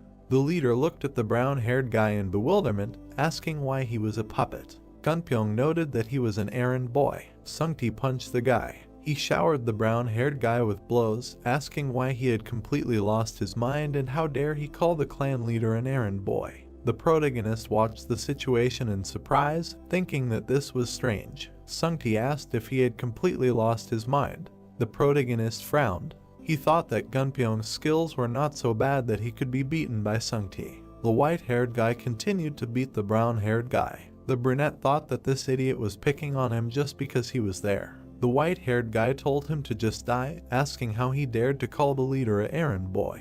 The white-haired guy sighed in irritation. He looked at the leader with a satisfied smile, saying that he taught him a lesson. The protagonist looked at Sungti with a serious expression, telling him to go out for a while. Sungti bowed his head to the leader, saying that he obeyed him. Sungti with a shining smile walked towards the exit. The leader turned his attention to the brown-haired man. Gunpyeong was sitting on the bed with his head down. Jaha asked if he wanted to join him. Gunpyeong said no. Jaha, with a serious expression, looked at the brown-haired man, asking that then he should kill him. Gunpyeong widened his eyes. The leader smiled maliciously. He told him not to answer rashly and to think it over carefully, and if he asked to kill him, he would do it immediately. Gunpyeong looked at the protagonist warily. The brown-haired man thought that, apparently, he would really kill him right away as soon as he said this. The brown-haired man twitched slightly. The protagonist asked how long he would remain silent. Gunpyeong lowered his head, asking for mercy. The protagonist smiled slightly, asking that he did not want to work for him, but asked for mercy. Gunpyeong looked at the leader with a smirk. He stated that if he spared him, then in the future, he would never disturb the ignoble clan again, swearing to this. The brunette looked at the guy intently. Gunpyeong noted that this concerned not only the ignoble clan, but also all those associated with it, adding that there would be no more difficulties with him, swearing on his sword. The brunette pressed his lips together. He thought that he had originally planned to make this guy his servant, but it seemed he would just have to send him back. The leader grinned wickedly. He thought that, however, no matter how stubborn he was, if you wanted to get someone, you had to catch him and beat him half to death 7 times. The brown-haired man was shaking slightly from the leader's malicious gaze. The brunette noted that this was what the great crouching dragon he admired said. Gunpyeong widened his eyes. The leader told him to go. The brown-haired man looked at the brunette in bewilderment, asking where he told him to go. The protagonist looked at the guy with a cold gaze. He noted that he was telling him to get lost. The brown-haired man looked at the leader in surprise, asking that he could seriously leave. The brunette told him to remember one thing, that he was ready to accept his challenge at any time if he suddenly returned after becoming stronger. The brown-haired man looked at the brunette with horror. The protagonist said that in return, if in the future he even briefly heard that he had killed any of the merchants or ordinary residents. The protagonist looked at the guy with a terrifying look. He said that he would finish him off by tearing him into small pieces, asking if he understood. Gunpyeong looked at the leader with fear, saying that he understood. He stood up and bowed before the leader. The fighter thanked the protagonist for sparing him despite his defeat, noting that he would keep his promise until his death. The fighter walked down the street. Sungti looked at the leader with displeasure, asking why he spared him, because he should have just killed him. The protagonist sighed in displeasure. He asked Sungti what he was telling the leader of the Life clan, to kill the man at the first opportunity. The leader turned away from the white-haired guy. Sungti asked that the name had such a meaning. The protagonist said, well, screw it. The fighter dragged his feet on the ground. He looked down dejectedly, thinking that he really lost. Gunpyong recalled the image of the leader of the Black Cat Union and his words. He frowned in annoyance, wondering why he had to take his own life. The fighter clutched his weapon in his hand. He looked down dejectedly, thinking that he was still hungry and he couldn't go back like this. The brown-haired man turned his attention to the side. Ryuksu looked at the fighter, noting that he still survived. He quickly covered his mouth with his hand. Gunpyong asked if he could have a cup of noodles. Ryuksu grinned nervously, apologizing to him, saying that unfortunately the noodles were over. Gunpyong raised his eyebrow. He threw the coins towards the cook. Ryuksu looked at the coins in surprise. There was a rope with money on his hand. Gunpyong said that he would pay for the food in advance. Ryuksu bowed his head, saying that he could pass. The fighter was sitting at the table, eating noodles. The cook approached the fighter, asking if he wanted anything else, noting that he had paid too much. The fighter asked if that was okay. Ryuksu said of course. The brown-haired man said that anything would do. Ryuksu smiled slightly, heading to the kitchen. He said that he would go and cook something else for him. Gunpyong looked at his plate. He thought that his future seemed bleak and the union leader would kill him if he returned. He frowned, thinking that he couldn't leave without saying goodbye to his subordinates either. The fighter slightly opened his mouth, saying that life was so complicated. The cook prepared the food. He told the fighter that everyone else had it no easier, asking who didn't have it hard. Gunpyong asked that he didn't either. Ryuksu poured soup with a ladle. He said that it was, however, since the Ignoble clan appeared, there were no more people demanding huge payments, and life became easier. The cook carried bowls of soup to the fighter. Gunpyong asked that they did not pay tribute. Ryuksu said that they did. Gunpyong asked what about the Ignoble clan, and that they did not pay them. Ryuksu smirked contentedly. He stated that the Ignoble clan did not demand money and protected ordinary workers like them, adding that the leader said that this was the reason he created the clan. Gunpyong looked at the cook with confusion, wondering if the protagonist was crazy. Ryuksu placed the bowl of soup on the table. The fighter asked what it was. He looked at the cook. Ryuksu said that it did not have a special name, so it was just pork bone soup, noting that it was very delicious. There were bones visible on the plate. Gunpyong asked if they were pork bones. Ryuksu replied that they were. The fighter stared at the soup, thinking that it looked delicious. The cook slightly opened his eyes, smiling maliciously. He said that it seemed simple, but it was really tasty and it would be more convenient to eat with your hands. The fighter took the pork bone, opening his mouth. The door to the establishment slightly opened. The protagonist entered. He looked ahead with irritation. The fighter looked at the protagonist in shock. The protagonist glared at the guys, asking how they dared to eat pork bones without him. Gunpyong held a pork bone in his hands. The guys looked at the evil leader with fear. The guys sat at the table, eating pork bones. The protagonist pointed the bone at the fighter. He said that he generously granted him salvation, asking what he meant by sitting and eating bones. Gunpyong widened his eyes. The brunette narrowed his gaze, asking if he had nowhere to go, noting that he had been kicked out of the Black Rabbit Alliance. Gunpyong looked at his plate, saying that he needed to think about something, so he decided to take a look for a while. The protagonist asked what was the matter with the subordinates who remained in the Black Rabbit Alliance. The fighter looked at the leader sadly, saying that they were like brothers to him. The leader stared at the fighter, wondering what it meant that he was very loyal to them. The fighter furrowed his brows. He stated that most of the people arriving in the Black Rabbit Alliance were subordinates of the former leader, who died at the hands of the Great Rakshasa, after which they surrendered, including him, adding that the Great Rakshasa killed the previous leaders and replaced them with others. The protagonist looked at the fighter curiously, asking how he survived. Gunpyong said that he did not hold any leadership position at the time.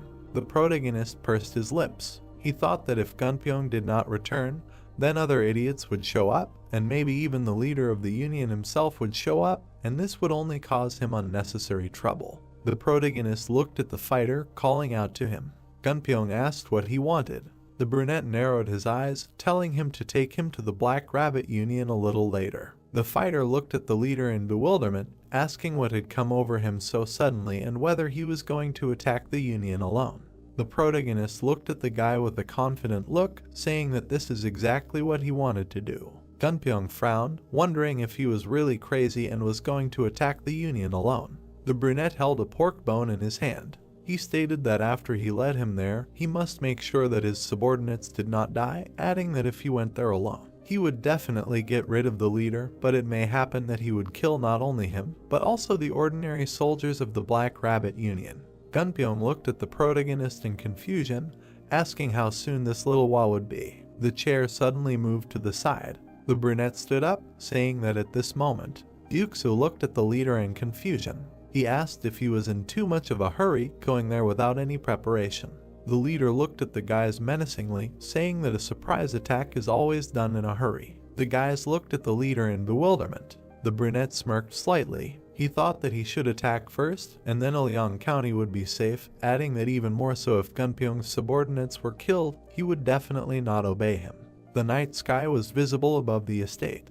Gunpyeong looked at the protagonist with a serious expression. The brunette told him to wait for a while, and when there was a chance, take care of his wards. The brown-haired man said that he understood. The protagonist stood near the gate. He put his hands behind his back. The brunette kicked the door with his foot.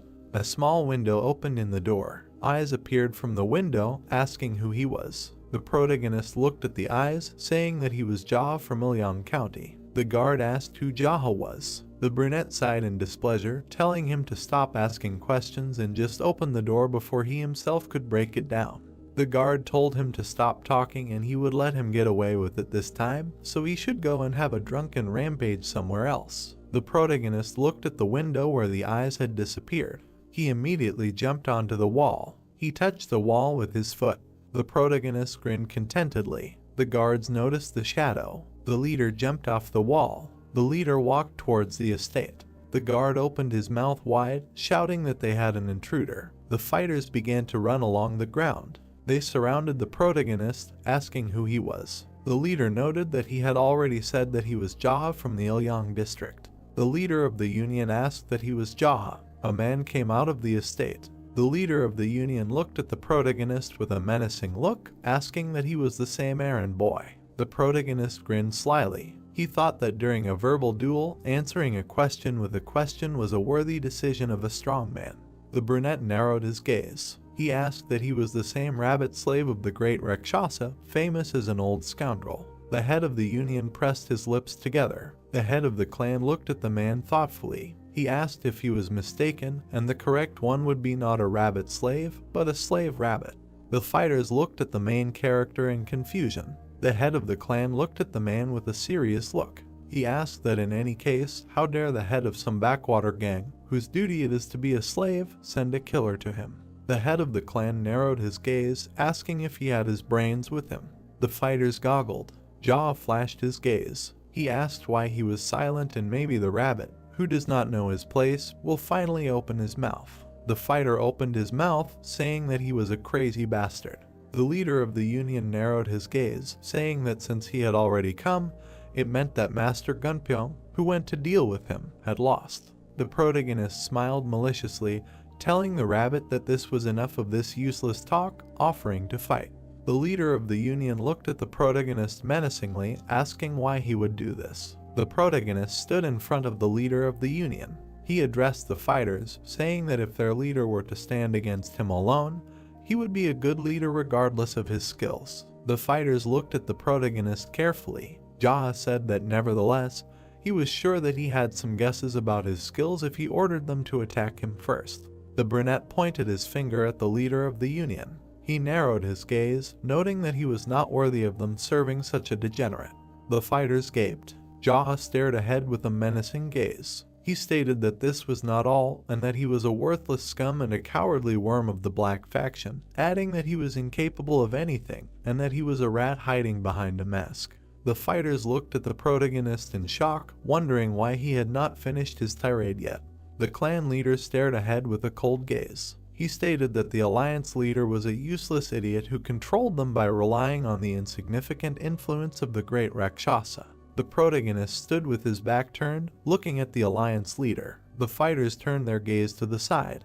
The alliance leader stared at the protagonist. He noticed that the protagonist was talking about wanting to fight him one-on-one, asking that he thought there was a single master who would so easily succumb to the banal provocations of an errand boy. Gunpyeong appeared in the courtyard.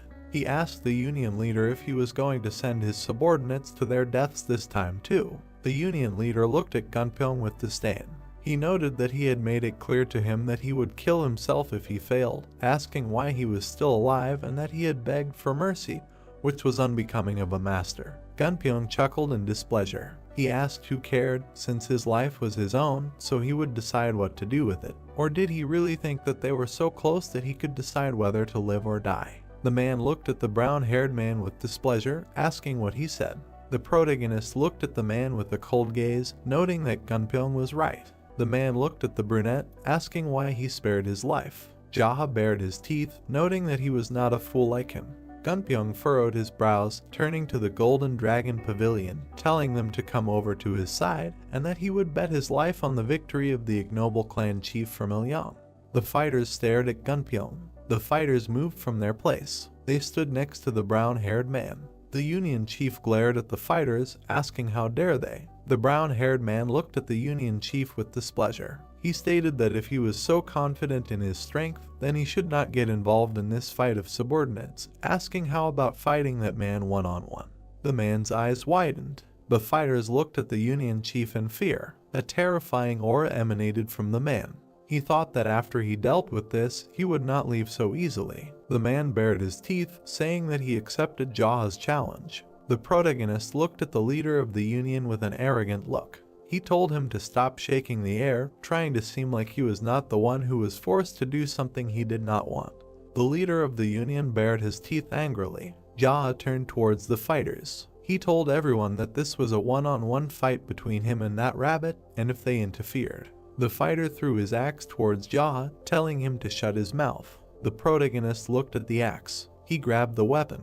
The clan leader threw the axe towards the fighter. The weapon flew through the air. The fighter's eyes widened. The axe sank into the guy's head. He lay near the wall, splattering the wall with blood. Jaha's red eyes flashed. He noted that he was going to say that they would die if they interfered, asking why he interfered. The leader of the alliance looked at the scene with confusion. The leader of the alliance exuded a terrifying aura. He narrowed his gaze, telling the protagonist that he was too noisy. The protagonist grinned maliciously. He turned his head to the side. Gunpyeong held out his sword. He handed it to the leader of the clan. Gunpyeong told him to use his sword, noting that the leader's sword was certainly sharp, but his was no slouch either. The protagonist looked at the fighter with a serious expression.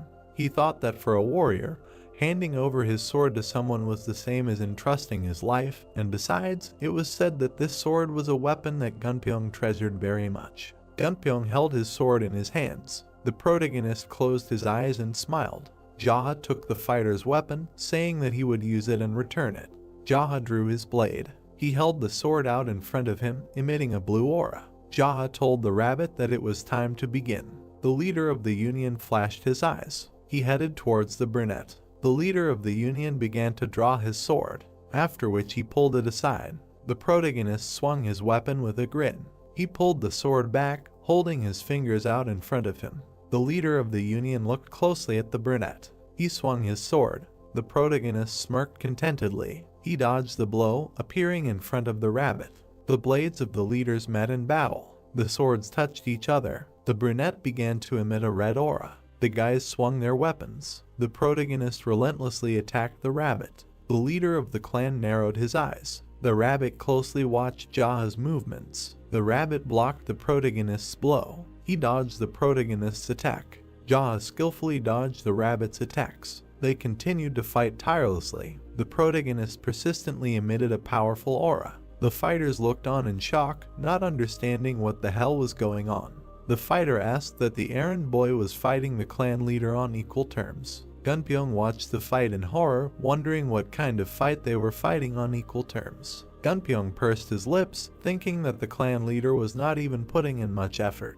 The protagonist dodged to the side. Brown-haired thought that he was deliberately allowing the collisions to discern the martial art of the alliance leader, the fighting techniques of the great Rakshasa. The protagonist looked ahead with an indifferent look. Brown-haired thought that apparently there was nothing else to see. The clan leader moved his hand to the side. He attacked the rabbit. The rabbit's foot hit the ground, causing it to crack. The leader's hand was shaking. He glared at Jaha, wondering if the bastard was hiding his abilities. The protagonist smiled bloodthirstily, asking what had finally dawned on him. The protagonist furiously attacked the rabbit. The leader of the union clenched his teeth angrily. The brunette grinned wickedly, noting that it was too late. He attacked the rabbit with a fiery aura. The leader of the union was thrown aside. The guys stood opposite each other. The rabbit held his sword in front of him, telling the fighters to kill him. Gunpyeong glared at the leader of the union. He noted that he himself told him to commit suicide if he lost, asking why he was acting so meanly. The rabbit nervously looked at the brown-haired man, telling him to shut up. The fighters pressed their lips together. Gunpyeong extended his hand forward, telling everyone to stand still, noting that if they ignored the leader's order and just stood there, he would settle everything. The fighters stood motionless. The leader of the union glared at the fighters, asking what the hell they were standing there for. The protagonist attacked the rabbit. The rabbit asked the leader to stop. The brunette smiled maliciously, asking why he called him the clan leader and not an errand boy. The leader of the union bared his teeth in anger. He immediately attacked the protagonist. The protagonist delivered a fiery blow to the leader of the union. Blood gushed out from the rabbit's fingers. The leader of the union glared at the protagonist, calling him a scumbag. The rabbit jumped to the side. He took a fighting stance, filling his sword with aura. The leader of the union sent a slash towards the brunette. The brunette looked at the approaching attack. He narrowed his eyes. The clan leader filled the sword with a fiery aura, thinking that if he dodged, Gunpyeong and his group of subordinates would suffer. Fire energy emanated from the protagonist and the sword. He directed a fiery attack towards the alliance leader. A slashing fire strike caught the rabbit. The attack sent him flying. Clouds of dust and smoke rose up. The alliance leader's hand was burned. He was slammed into the wall. The alliance leader spat out blood from his mouth. The blood flowed to the ground. The rabbit lowered his head, giving up his spirit. The fighters looked at what happened in shock. Gunpyeong gritted his teeth, thinking that he knew that the clan leader was hiding his true abilities, but he never thought that he was so superior to the alliance leader. The brunette stood with his back. The protagonist looked ahead with a menacing gaze. Jaha looked behind him, turning to Gunpyeong. The brown-haired man shuddered slightly. The night sky stretched out above the boys. The clan leader said that with his words, he saved many lives. The moonlight illuminated the courtyard. Gunpyeong bowed to the protagonist. He noted that thanks to his warning, he was able to save his comrades, thanking the leader. The clan leader turned his head to the side. He looked at the fighters. Jaha said that he was a man who respected the men's thirst for togetherness, and those who were deeply saddened by the loss of the union leader should step forward. He grinned maliciously, saying that with a pious heart, he would open the way to heaven for them to go there with the leader. The fighters widened their eyes. The protagonist looked at the fighters. He asked what no one wanted, noting that this was an ideal day to die, and it seemed that there would still be someone who wanted to go to heaven after the leader, and it was not every day that a chance arose to challenge an errand boy. The fighters looked at the protagonist with bewilderment. The brunette looked sadly ahead, noting how sorry he was, and this was the last chance to challenge the errand boy. The fighters looked at the brunette with confusion. The protagonist began to move on his own feet. The fighters looked at the brunette with curiosity. The protagonist reached out his hand to the mask. He put the mask on his face, telling the fighters to remember. The leader radiated a terrifying aura, noting that from that moment on he was the leader of the Black Rabbit. Blood from the mask flowed down the brunette's face. Jaha stated, whether they wanted it or not, he decided so. Jaha turned his attention to Gunpyeong. The protagonist put the sword back in its sheath. The brunette threw the weapon back to its owner, thanking him. The protagonist reached for the sword on the ground. He asked what the name of this sword was, noting that its memory was just like a fish. Gunpyeong presented an image of the sword, saying that it was called the Black Dragon's Fang. The brunette said that he understood that, noting how stupid the name was. He widened his eyes, saying that although no, he was taking it back now. The fighters looked at the protagonist in bewilderment. The brunette turned away, saying that first they had to get rid of the corpse of the former leader, who did not know his place, trying to resist him, and also wash the floors and walls. The clan leader looked menacingly at the fighters, adding that they should remember that if they wanted to succeed in the dark faction, they had to clean up well first. The fighters looked at the protagonist in confusion. Jaha narrowed his eyes, asking that they would remain silent. The clan leader looked at the fighters, who said they understood him. The boys looked at the protagonist. The brunette said that it was time to start the meeting of the leaders to celebrate the new beginning. Gunpyeong extended his hand in front of him. He said that he would go in as soon as he completely figured it out, and the other leaders should go in first. The protagonist watched as the leaders ran into the estate. The brunette moved his leg to the side. He extended his sword in front of him, noting that from that day on, he was the leader of the Black Rabbit Union. The brunette looked ahead with his red eyes. He thought that this was until the great Rakshasa revealed him. The protagonist swung his sword, emitting a golden aura, turning it into a fiery one. The fighters looked at what was happening, dumbfounded. Gunpyeong's eyes widened. He wondered if this was the sword technique that the former leader of the union used, and that he had mastered it in such a short time. The boys watched the protagonist. The protagonist sat at the head of the leaders. He stated that they should report on the current situation. Gunpyeong looked at the clan leader. He noted that as far as he knew, thanks to the leader's generosity, quite a few soldiers from the Golden Phoenix Pavilion managed to survive in Ilyang, adding that he should give orders on how to deal with them. The leaders looked at the leader. The brunette smiled contentedly. He stated that as expected, Master Gunpyeong was worthy of praise. They all should look up to him, adding that not only was he smart, but he also treated his comrades and subordinates warmly, and before that, he had shown courage in asking for the lives of the other leaders to be spared. The leaders looked at the master. The master lowered his gaze in embarrassment, wondering why the leader had always been such a good person. He thought that he knew that he was unusual, but not so much as to even acknowledge the rumor. The clan leader noted that he was also a man with unusually good endurance. The master looked at the brunette with bewilderment. Jaha noted that he had gotten it good. Jaha looked ahead with a serious look. He told Gunpyeong that he would take care of those guys. Gunpyeong lowered his head, saying that he would do so. The leaders looked at the brunette. The brunette said that as a talented person and a sage of the Black Rabbit Union, as well as a representative of the leaders in the future, he should train, adding that he would give him a bonus that day. The protagonist pressed his lips together, thinking that it was not his money anyway. The master looked at the clan leader with a wide smile, saying that he would try even harder. The leaders shuddered in fear. The brunette asked why they were sitting and where the applause was, and that they were afraid of breaking their wrists. The leaders began to clap their hands, after which they put their hands on their knees when the protagonist stopped them. The protagonist looked at the boys with a menacing look. He said that by training and motivating each other, as well as fighting, they all become stronger together, noting that this is the meaning of the dark faction. One of the leaders lowered his head, while the others looked at the clan leader. The brunette said that if in the process of all this they develop a deep attachment through bad or good, they will certainly have brothers in spirit, which they did not have before. The protagonist looked at the leaders with a menacing look, noting that this is the strength of the dark faction, adding that it was like that in his time. The protagonist turned his attention to the side. The leader slightly shuddered in fear, looking at the leader. Jaha asked that he found his words boring. The leader began to shake his head, saying that it was not so. Jaha said that if he was bored then he should get lost, and why should he be the leader, adding that he should then go and sit outside with the others, piling dirt on the ruined wall or disposing of the corpse. The leader bowed his head, asking for his forgiveness. The protagonist clicked his tongue in displeasure, saying that it was unheard of to act so impolitely while the leader was speaking. The leaders pressed their lips together in fear. Gunpyeong looked at the head. Jaha asked where he was. Gunpyeong said that this was the strength of the dark faction, noting that in this place. Jaha said that was correct, asking who the leader was. The old man bowed his head, saying that he could call him Commander Byok. Commander Byok.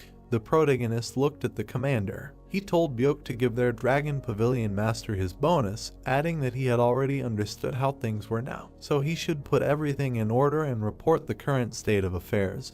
And if any theft or deception was discovered in the future, he would be the first to be sentenced to death. The old man closed his eyes. The protagonist looked up thoughtfully, saying that he had completely forgotten about the ranked battle, asking when it was. The leaders looked at the clan leader in shock. They wondered how he knew about this, adding that he had been speaking so naturally from the beginning, as if he had long been the leader of the Black Rabbit Alliance. Gunpyeong looked at the protagonist, noting that there was still no set date. But it was expected that one of the heavenly generals occupying a low position would issue a challenge in the near future. Gunpyeong imagined an image of a person. He noted that it would be the red monkey. The master raised his hand, saying that if he wanted to advance in rank, he would have to fight the White Rooster this time. The clan leader looked at the master, asking what place he was in now. The master noted that he was in 5th place among the 12 heavenly generals. Jaha looked ahead dejectedly, saying that this bastard's rank was high, asking where their respected mentor was. The oak looked at the brunette. He said that the heavenly general, the red snake, should find a blue-eyed beauty somewhere and present her to the mentor, the great Rakshasa, noting that he was probably with her. The brunette smirked slightly. He said that this old man still lacked stamina, noting that he had gotten his hands on the blue-eyed beauty. He pursed his lips in displeasure. Jaha looked up angrily, saying that something in him suddenly began to swell with anger. Cold sweat from horror was running down the leader's face. Gunpyeong narrowed his eyes, thinking that his thoughts were completely unpredictable, adding that he first called him a mentor and then called him an old man and got angry. Jaha emitted a terrifying aura. He said that the old man was still pestering poor women through his students, asking that the Murim did not know anything about this and why such a bastard was not caught. Gunpyeong shuddered slightly. The protagonist asked what he said was wrong. The master said that he did not at all. The brunette noted that this would not do. He abruptly stood up from his seat, saying that although the great Rakshasa was his teacher, this old man was obsessed with alcohol and women, so he intended to rebel against him. The leader's eyes widened. The oak looked back at the other leaders. He wondered if the leader wanted to commit treason just because he was old and led a dissolute life, adding that he most likely wanted to rebel just because he was in a bad mood. Jaha looked at the boys angrily. He stated that meanwhile, if there was anyone who was holding on to the great Rakshasa or was going to stand in his way of leaving them alive, he did not intend to. The boys looked at the leader in horror. The protagonist stood next to his place, asking how things were going in the Black Intelligence. Gunpyeong said that he knew that they were always busy with both gambling and auctions, noting that at this rate, it seemed that there was no force nearby that could fight their financial might. Jaha asked if they were still holding slave auctions. Gunpyeong said that they were. The protagonist looked ahead with displeasure. He asked how they dared to hold such an auction in their time, adding that as the leader of the dark faction, he could not turn a blind eye to such an atrocity. The executives looked at Jaha in surprise. The brunette clenched his hand into a fist. He declared that their Black Rabbit Alliance would defeat the Black Intelligence Service to put the dark faction on the right path, and in the future, they would become the frontline leaders to free the slaves from the onslaught of the strong. The executives looked at the leader in bewilderment, wondering how he could make such a decision so easily. The protagonist was beaming with determination. The executives wondered if the dark faction had any moral standards. The leader looked at the brunette curiously, asking why he suddenly decided to attack the Black Intelligence Service. The protagonist frowned, asking that he thought that buying and selling people was the right way. The brunette looked at the leader in anger. The man said that it was wrong. Jaha asked why he was asking that then, since he knew it himself. The protagonist sat with his back turned, looking at the men. He asked them why they studied martial arts in the first place, noting that he would not tolerate injustice. The protagonist looked ahead confidently, saying that wasn't this the way for those who walked at night drunk with their sword. The leaders looked at the clan leader in confusion, wondering what this had to do with it. The leaders shuddered in fear. The brunette said that they would have answered immediately, adding that they were embarrassing the person who was speaking, and now anger was getting the better of him again. The leaders bowed their heads, saying that they understood everything and would take note. The protagonist extended his hand. He stated that in their business, he would freely use elixirs, remedies, and everything else that the Black Rabbit Union had, adding that if anyone had an objection, they could settle it with a one-on-one battle. The clan leader looked menacingly at the leaders, asking if anyone was against it. The leaders looked at the floor. Jaha said that that was great. He smiled widely and closed his eyes. Jaha noted that he meant that it was good that he wouldn't have to get his hands dirty with their blood. The full moon was shining above the place. The protagonist stood by the open doors, looking at the night sky. He raised his gaze, thinking that this was such peace. Jaha remembered the faces of the leaders. He grinned slightly and chuckled. The head of the clan noted that he ended the meeting on a peaceful note and did not disappoint with its meaningful conduct, adding that he did not know that he had such a talent. A guy approached from behind the protagonist, saying that the preparations for dinner were complete. The protagonist stood with his back turned, saying that he would not eat dinner but just wanted to wash himself. He touched his mask, remembering that during the fight, blood splashes stained him a little, but he still had not managed to wash himself. The head of the clan took off his mask, looking at the fighter. The blonde looked at the protagonist, dumbfounded. The blonde bowed to the clan leader. Jaha asked what made his beauty so striking.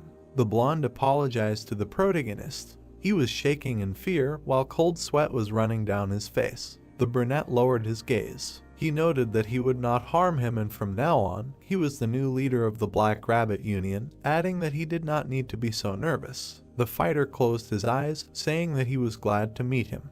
He raised his gaze, looking at the brunette. Jaha said that as he could already understand, this was his first day as their leader, so he should accompany him and show him where they had a room for private training and some kind of storage for miracle drugs, and then he would wash himself. The fighter bowed to the protagonist, saying that he would do everything. The brunette went to the room with a closet. He looked around the room, thinking that this was quite a large selection. The protagonist approached the closet with drawers. He was curious about what kind of miracle medicines were there. The protagonist imagined mountains and hands reaching out to small spheres. He noted that among all the miracle medicines, there was a rare kind that all the strongest masters had, but its use could not be seen even under the threat that it would simply rot. The brunette lowered his head. He noted that only a few took it, and most of the strongest masters took ordinary low-level medicines. The protagonist opened the box with pills. He lowered his gaze, noting that as he thought, there were only low-grade drugs, but this was also not bad. The protagonist opened the next box. Jaha moved to another box. The brunette opened the boxes again and again. He stopped at the cabinet, staring at the pills. The brunette grinned slightly, noting that this was a spirit-dispersing pill and that this medicine was a high-quality product of low origin. The brunette placed the pills on his palm. He opened his mouth slightly, bringing his hand to it. The protagonist noted that this was exactly what suited his condition, adding that the effect of this drug could be described as an additional accumulation of Kai energy in his body. The brunette put his hand to his mouth, swallowing the pills. The clan leader was standing near the lockers. He turned around and walked to the side.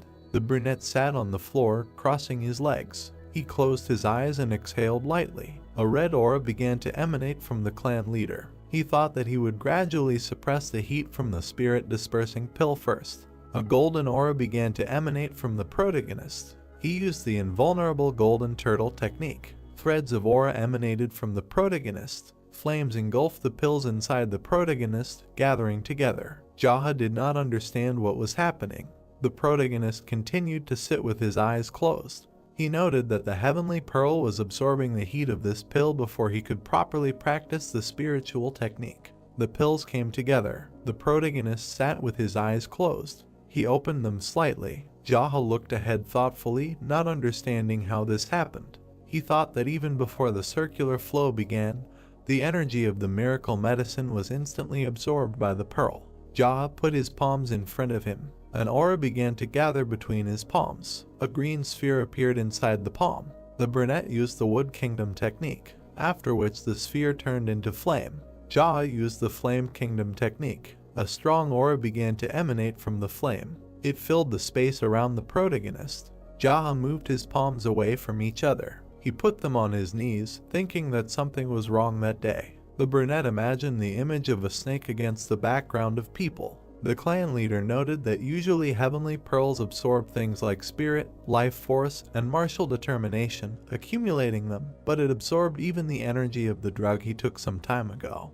The brunette narrowed his eyes. He wondered if the heavenly pearl had the amazing ability to absorb energy or the enemy's internal strength. The brunette smiled widely. He thought that it couldn't be, and he only wanted to live like a madman. He closed his eyes, smiling slightly. He noted that it was not really possible to be him and become some kind of monster like the founder of the demonic cult. The clan leader closed his eyes and exhaled, thinking that first, in order to understand the state of his body, he needed to observe it. He slightly opened his mouth. The brunette noted that he would still come up with a name for this technique just in case, because he never knew what could happen. The main character imagined many hieroglyphs. He went through the names such as all-consuming technique, energy absorption technique, spirit absorption technique, all-consuming technique of the heavenly pearl, divine technique of absorption of the heavenly pearl, Demonic absorption technique of the heavenly pearl. Divine technique of absorption of the heavenly pearl of the mad demon. Heavenly pearl absorption. The protagonist sat with his eyes closed, thinking that this was enough. He slightly lowered his head, thinking that he should throw this nonsense out of his head. Jaha abruptly opened his eyes. He noted that once he returned to the past, he was awarded an ironic fate, asking that there was nothing impossible for him. Jaha stretched out his hand to the side. He clenched his fingers. The brunette sat motionless in this position. The clan leader sat with his hand outstretched. He pouted his lips, scratching the back of his head. Jaha thought that perhaps his martial arts and internal strength were not yet at the level that he could control something in the air. The clan leader pursed his lips in displeasure. He wondered when he had ever adjusted to the others. The brunette looked at his hand. He thought that, no matter what, creating martial arts that did not yet exist in the world was the duty of a madman, and he should not adjust to someone else's opinion, and only in this case would something appear that did not exist until now. Jaha straightened his palm. He thought that he needed to discard the theory of ignorance that he had created, and on a clean sheet of paper, he painted an indefinite pearl with the brush of his mind. The clan leader closed his eyes, emitting a fiery aura from his hand. Dark energy began to appear in the space. The protagonist opened his eyes, ordering him to come. A dark aura in the form of a hand stretched towards the cabinets. A box flew out of the closet. The protagonist's eyes widened. The box flew into the protagonist's hand. He sat motionless with the box in his hands. Jaha grinned slightly. The clan chief noted that he had made up his mind, calling it a great technique of outstanding absorption of heavenly pearls. He looked at the box with a satisfied grin. The clan chief thought that having heavenly pearls was a secret, so he would omit these two words. The protagonist smiled widely. He noted that this would make a great technique of outstanding absorption. The sun was shining brightly in the sky. A man was sweeping up the fallen leaves. A girl passed by on the road, fluttering her hair. Gunpyeong stood in front of the protagonist. The protagonist tilted his head to the side, asking what he was saying, that someone was looking for him. Gunpyeong tilted his head, saying that a woman said that she came to tell him about the latest news in Ilyang County. Gunpyeong looked at the clan chief. He stated that if it weren't for that, he would have sent her away immediately, but he thought he would be interested in hearing about the affairs concerning the district. The brunette leaned on his hand. He wondered what news there could be, adding that as long as the Black Rabbit Alliance was under his leadership, the district shouldn't have any problems. The brunette shuddered slightly. The master asked that he let her in. The clan leaders stared at the brunette. The leaders looked at the protagonist. Jaha said to let her in. The doors to the estate opened slightly. A girl in green shoes entered. She bowed her head in front of the clan leader. She closed her eyes, trembling slightly. The protagonist stared at the girl from under her mask. He wondered if it was Mrs. Soso, noting that she hadn't been seen for a while, not understanding what she had forgotten there. Soso continued to stand motionless. Gunpyeong told her to tell him in detail about the leader, what happened. The brunette slightly opened her mouth, saying that her name was Sun Soso and she was from Ilyang County. The protagonist lowered his gaze, wondering what her name was Sun Soso. The girl looked at the clan leader in surprise. Jaha said that she had a beautiful name. He waved his hand, saying that it was nothing special and that she could continue. The girl stood with her back turned, looking at the brunette. Soso said that in the county there was a place called the Zaha Inn and a local errand boy. The leaders widened their eyes in horror. They looked at the girl, wondering what the errand boy was from the Zaha Inn. The brunette crossed his legs, looking at Soso. The leader noted that she was talking about the leader. Soso looked nervously at the brunette, saying that the servant dared to interfere in the management of the Black Rabbit Union. The girl stood motionless. She stretched out her hand in front of her, continuing her story. The protagonist stared at the girl, listening to her. Gunpyeong frowned, thinking that this woman was reporting to the leader about himself. The leaders lowered their heads, covered in cold sweat. They pressed their lips, thinking that they could go crazy. Soso stood with her back, looking at the clan leader, noting that this was the situation. The leaders looked away in horror. The protagonist lowered his head, saying that everything was clear to him. The protagonist looked at Soso, saying that he understood her. The brunette sat motionless in his place. He asked what it meant that the errand boy from the Zakin killed all the innkeepers and completely captured Ilyang, and that wasn't this good news. The brunette looked at the brunette with bewilderment, asking what he was talking about. The brunette smiled slightly, asking if their brave lady had a place to go. The brunette lowered her head, saying that she had nowhere to go. The protagonist looked up thoughtfully, saying that it was such a pity and how it happened that such a valiant girl was without her own shelter. The brunette extended his hand, wondering what to do and what could give her the position of managing servant. The brunette looked at the head of the clan with admiration, asking him if it was true. The brunette tilted his head to the side, saying that of course, because the girl was brave in spirit, very valuable, and if she did not mind, she could start working in the Union of the Black Rabbit. The brunette beamed with happiness. The protagonist said that she was of the right age, and besides, she worked at the Plum Blossom Inn, so she had enough experience, noting that it was perfect. Soso bowed to the protagonist, saying that if he left it to her, she would not let him down.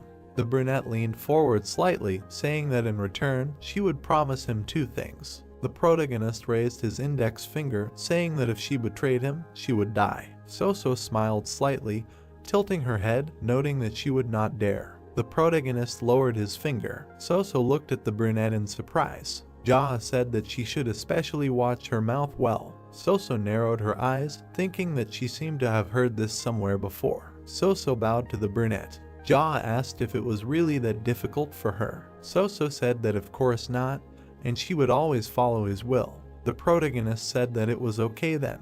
The brunette widened her eyes when Jaha said that she was accepted. The protagonist pointed his finger at the girl, saying that a woman with a brave spirit was accepted. Soso smiled widely, thanking the leader, saying that she would serve him wholeheartedly in the future. The brunette smiled widely. He stated that she should be grateful that he gave her another chance and hoped that they would work together. Soso looked at the leader in surprise, asking what he was talking about. The brunette touched his mask with his hand, saying that this idiot's mask always covers his eyes. His hair fluttered in the air. Soso widened her eyes in horror. The protagonist took off his mask, asking why his beauty was so stunning. The brunette rolled her eyes, falling to the side. She fell to the floor, gaping. Gunpyeong leaned over to the girl. Jaha asked why she passed out. Gunpyeong put his fingers to his nose. He looked at Soso with confusion, saying that it looked like she fainted from being so scared. The protagonist hissed in displeasure, telling him to tell the servants to take care of her. Jaha added that she fainted as soon as she saw the leader and how rude it was. The master looked at the brunette with confusion, asking them to take care of her. The protagonist narrowed his eyes. He asked if he was suggesting that they just leave the person who fainted outside, noting that she had nowhere to go, calling them empty-headed. The leaders looked at the clan leader with confusion. The brunette looked at the boys with a serious expression, telling them to remember well. He widened his eyes, noting how merciful he was. The leaders gaped. They stared at the clan leader, saying that they understood him. The man shouted that except for the Golden Dragon Pavilion warriors, everyone needed to do 500 basic push-ups. The man shouted to remember Dark Faction is training first, training second, and war third. The guy was sweating. Jaha looked ahead and said that from now on, they would only focus on growing their strength, except for the time allotted for eating and sleeping. He looked ahead and said that no one was taking them seriously now, shouldn't they become stronger, right?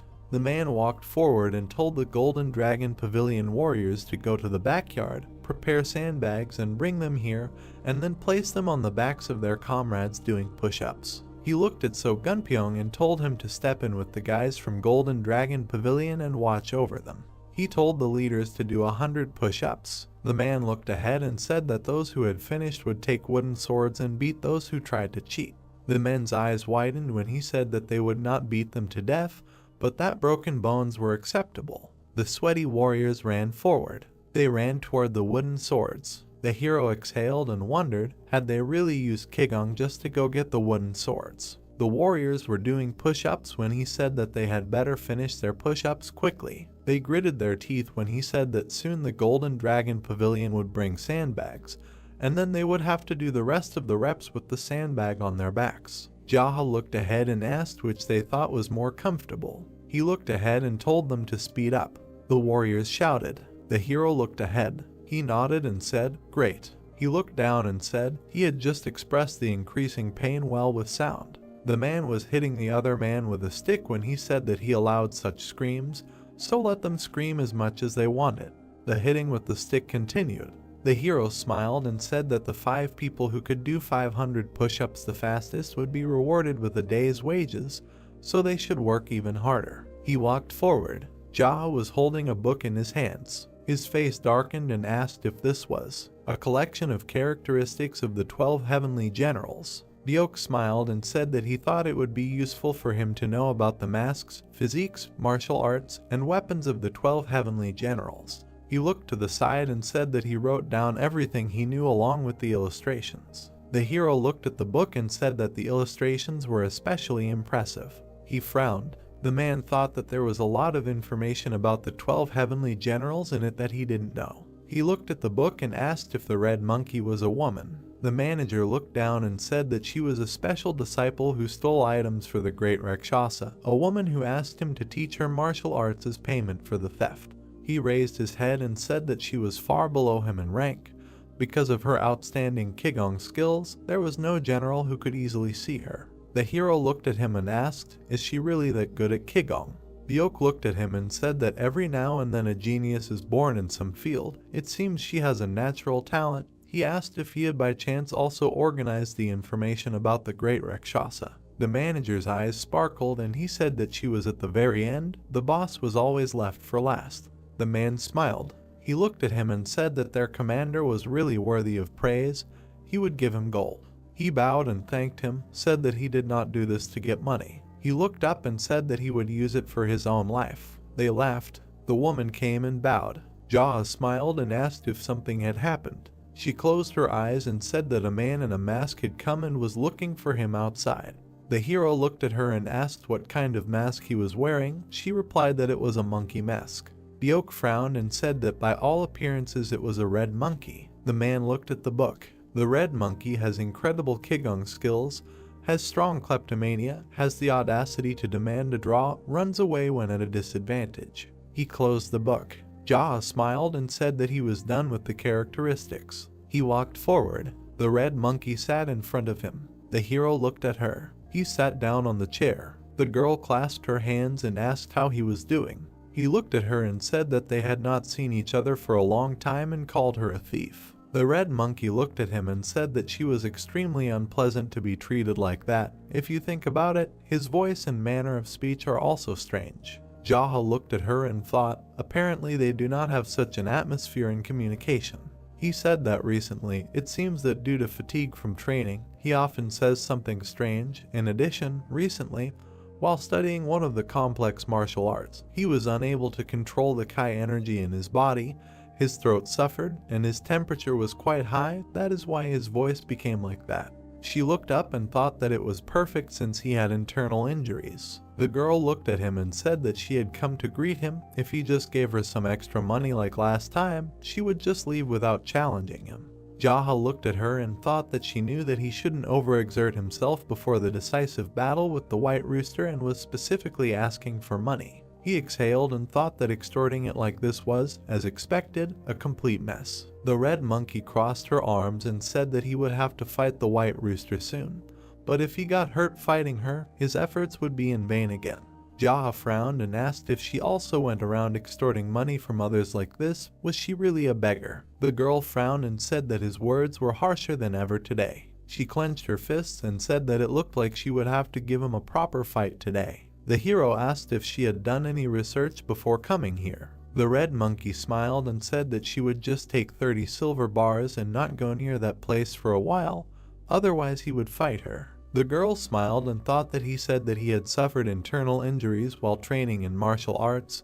He would probably try to avoid her challenge, maybe raise the price. The man smiled and asked if she would allow him to make an offer. He looked at her and said that if she gave him all the money he had embezzled, he would let her go safe and sound. The red monkey looked at him in shock. The girl clenched her fist and said that he was just joking.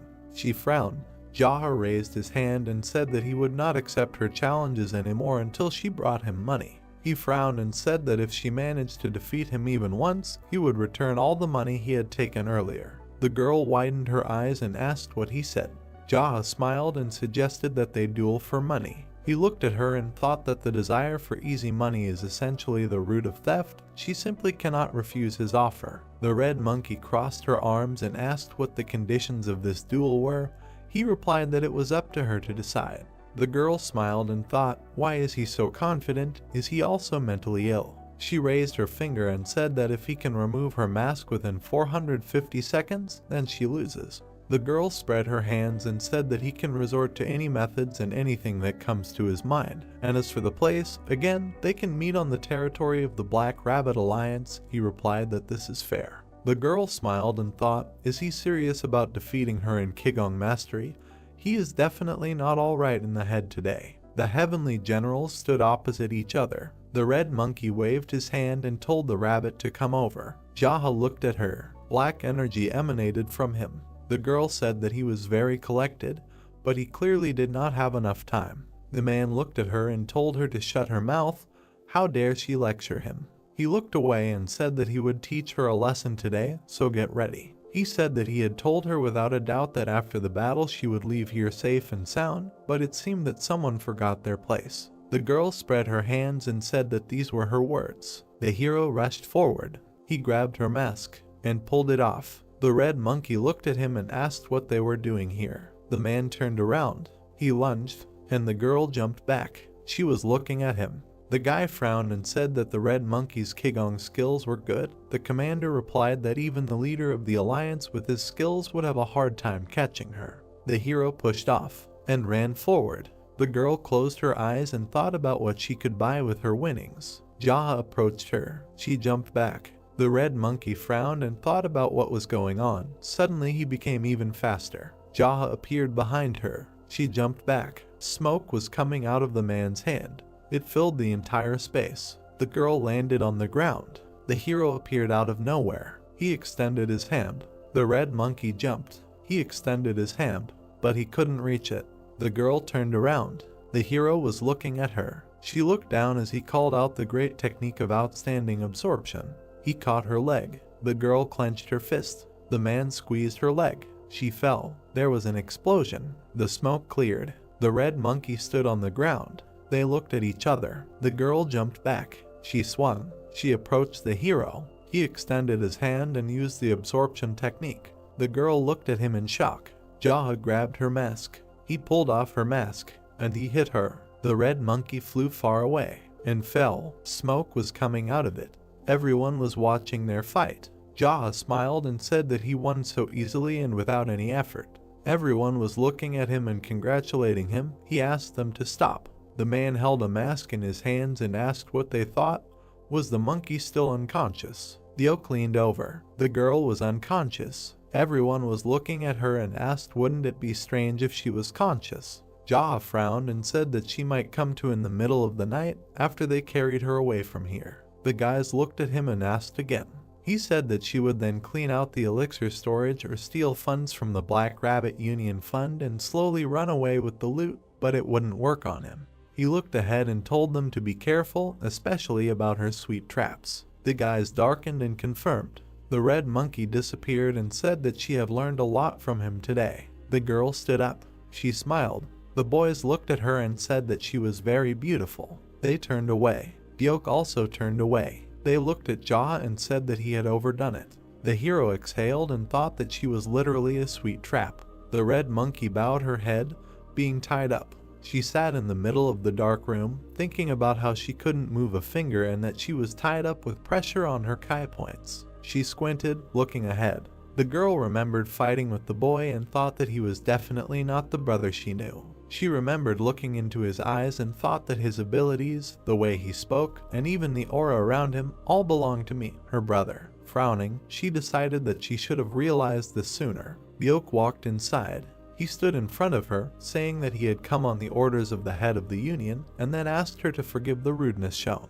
The girl looked at him in rage and asked what he was talking about. Suddenly, a terrifyingly dark aura began to emanate from her. The soldiers quickly stepped back and sat down near the chair. They smiled widely and looked at her, imagining the table. The manager thanked them and said that they had done a good job. The man sat at the table and picked up a pen. He looked sternly at the girl. She frowned and asked what he was doing. The man smiled and said that the head asked to draw the face of one of the heavenly generals and in great detail. The girl exclaimed in surprise, not understanding what he meant. The old man added that he was told to sketch, That's why he was drawing, and that their head is much scarier than she thinks, and he is only following orders, so she should not hold a grudge against him. The girl frowned angrily and asked why her face. The manager held out a brush in front of him and said that if he was not mistaken, then she became famous for being a thief. He was estimating the parameters for the sketch. They say that the head said that if she ran away or refused to help the Black Rabbit Union, then the portrait that he was about to draw would be given to the Murama Union. The oak began to quickly lean in different directions. He asked the girl not to move, saying that he wanted to sketch her in as much detail as possible. Red Monkey asked what he was looking at. The man looked at her sternly and asked how else he could draw her, despite these forms, because when you draw mountains, you have to look at the mountains. When you draw rivers, you turn your gaze to them. The girl clenched her teeth angrily. She shouted loudly, ordering him to stop. The man exhaled heavily and said that although she was the same heavenly general as their leader, it was very unpleasant to hear a person who was young enough to be his grandson address him as you, because it was extremely unpleasant.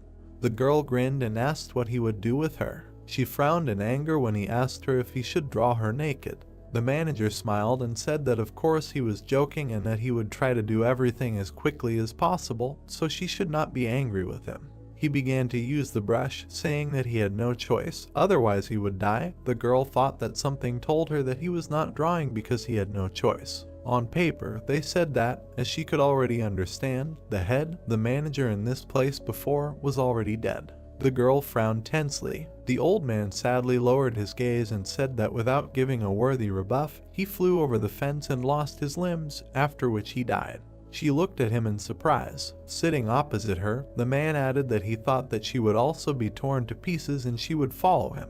With a serious expression on his face, he said that she should show respect to the master because he was so kind to her. The girl lowered her head tensely. The man tried on the parameters again and said that he liked this pose very much, after which he asked her not to move. The old man painted a portrait of the prisoner. He bowed to the master and asked how he liked the result. The young man replied that the sister looked just like in life. The manager bowed even lower, hearing the words that he had passed. The master looked at him and said that if the sister wanted, he should make more sketches and give them to the Murama Union, and also spread rumors so that a group of followers and influential clans would know about it, and the monetary reward would be at his discretion. The old man bowed his head and agreed with his order. He went out the door and bowed to the head once more. The girl frowned and asked who he was. The boy smiled and asked if she had already realized that he was not a rabbit. Looking into his eyes, the girl said that a mask alone could not hide the true essence, after which she asked who he was that he dared to behave like that with the disciples of the great Rakshasa,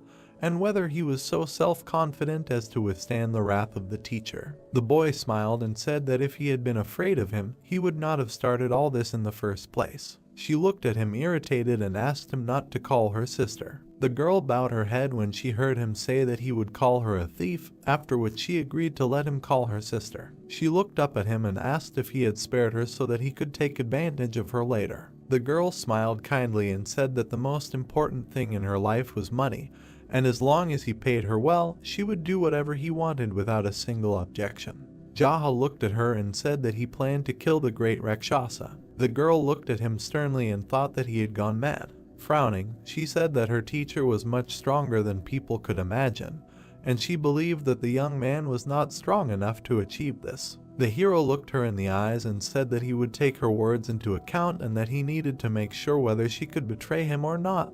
The girl offered to pay her to change sides. The young man looked down and sarcastically said that he already believed her. The girl gritted her teeth and asked what he wanted from her in that case, because in any case he would not believe her. Even if she said that she could really betray, the girl looked him in the eyes. The guy said that the general would soon bring the poison, after which he asked who she thought it was intended for. The girl jerked in fear, hearing the words that I was intended for her. She frowned tensely and thought that this madman was planning to poison her. She looked up at him and asked him not to act in such a way, after which she said that he could give her orders and she would carry them out without question. Frowning, she added that the guy even had her portrait. The gentleman looked down and said that he did not believe her. The general approached him and said that this was the very same purple dawn poison that he had asked for. She looked at it tensely. The swamp-colored ball lay on a white cloth. The general looked at the gentleman the guy ordered to feed it to her. The soldier approached the prisoner. The girl held her breath and closed her mouth. The general forcefully shoved the ball into her mouth. The prisoner quickly shook her head, thinking that she would never swallow it. The general looked at the gentleman and asked what to do if she did not swallow. The guy replied that he should beat her until she swallowed. The girl closed her eyes and swallowed the poison with effort. She exhaled heavily and said that she swallowed it, after which she asked what was needed from her. The Lord looked into her eyes and said that he would give her 10 days to kill a white rat, a yellow horse, or a green dog, and after that he would give her an antidote. Then he added that duels to the death were common among the 12 heavenly generals anyway, so she would not anger the great Rakshasa in any way. The red monkey frowned and said that these three brought evil to people and were bandits, murderers, and robbers. The Lord extended his hand towards her and said that she was very perceptive. He hit her on the back of the neck. The girl rose to her feet, stretched her shoulders, and asked who he was and if he was a former member of the Mirama League. The Lord looked at her and easily replied that he was a friendly neighborhood errand boy. The general frowned tensely and thought that the Lord had laid all his cards on the table so easily. The girl looked into his eyes skeptically. She closed her eyelids and said that he probably wouldn't tell, then added that she would return as soon as she killed one of the three, and then they would talk. The general quickly turned to her and thought that she hadn't taken these words seriously. The gentleman called out to the girl as she left. She turned to him. The young man said that even though she had swallowed poison, the choice was hers, because she could tell her teacher everything and get an antidote from him, and then lay all her cards on the table. Red Monkey looked into his eyes and asked what she got out of his victory. The young man put his hands behind his back and said that there wasn't much to gain, because she herself was tired of silently following the teacher's pathetic orders, doing all the dirty work for him, and giving all the money to such a young girl. The interlocutor looked at him silently. She turned away and said that she was leaving. The general approached the gentleman and said that he had prepared the so-called poison, but very carelessly, and then asked if it would do. Gunpyeong looked at the gentleman. The young man asked what the poison was made of. The man replied that he had simply mixed a laxative and stomach stimulant, and then molded it into a ball. He frowned and added that he would not be surprised if a car pinned her down while she was running.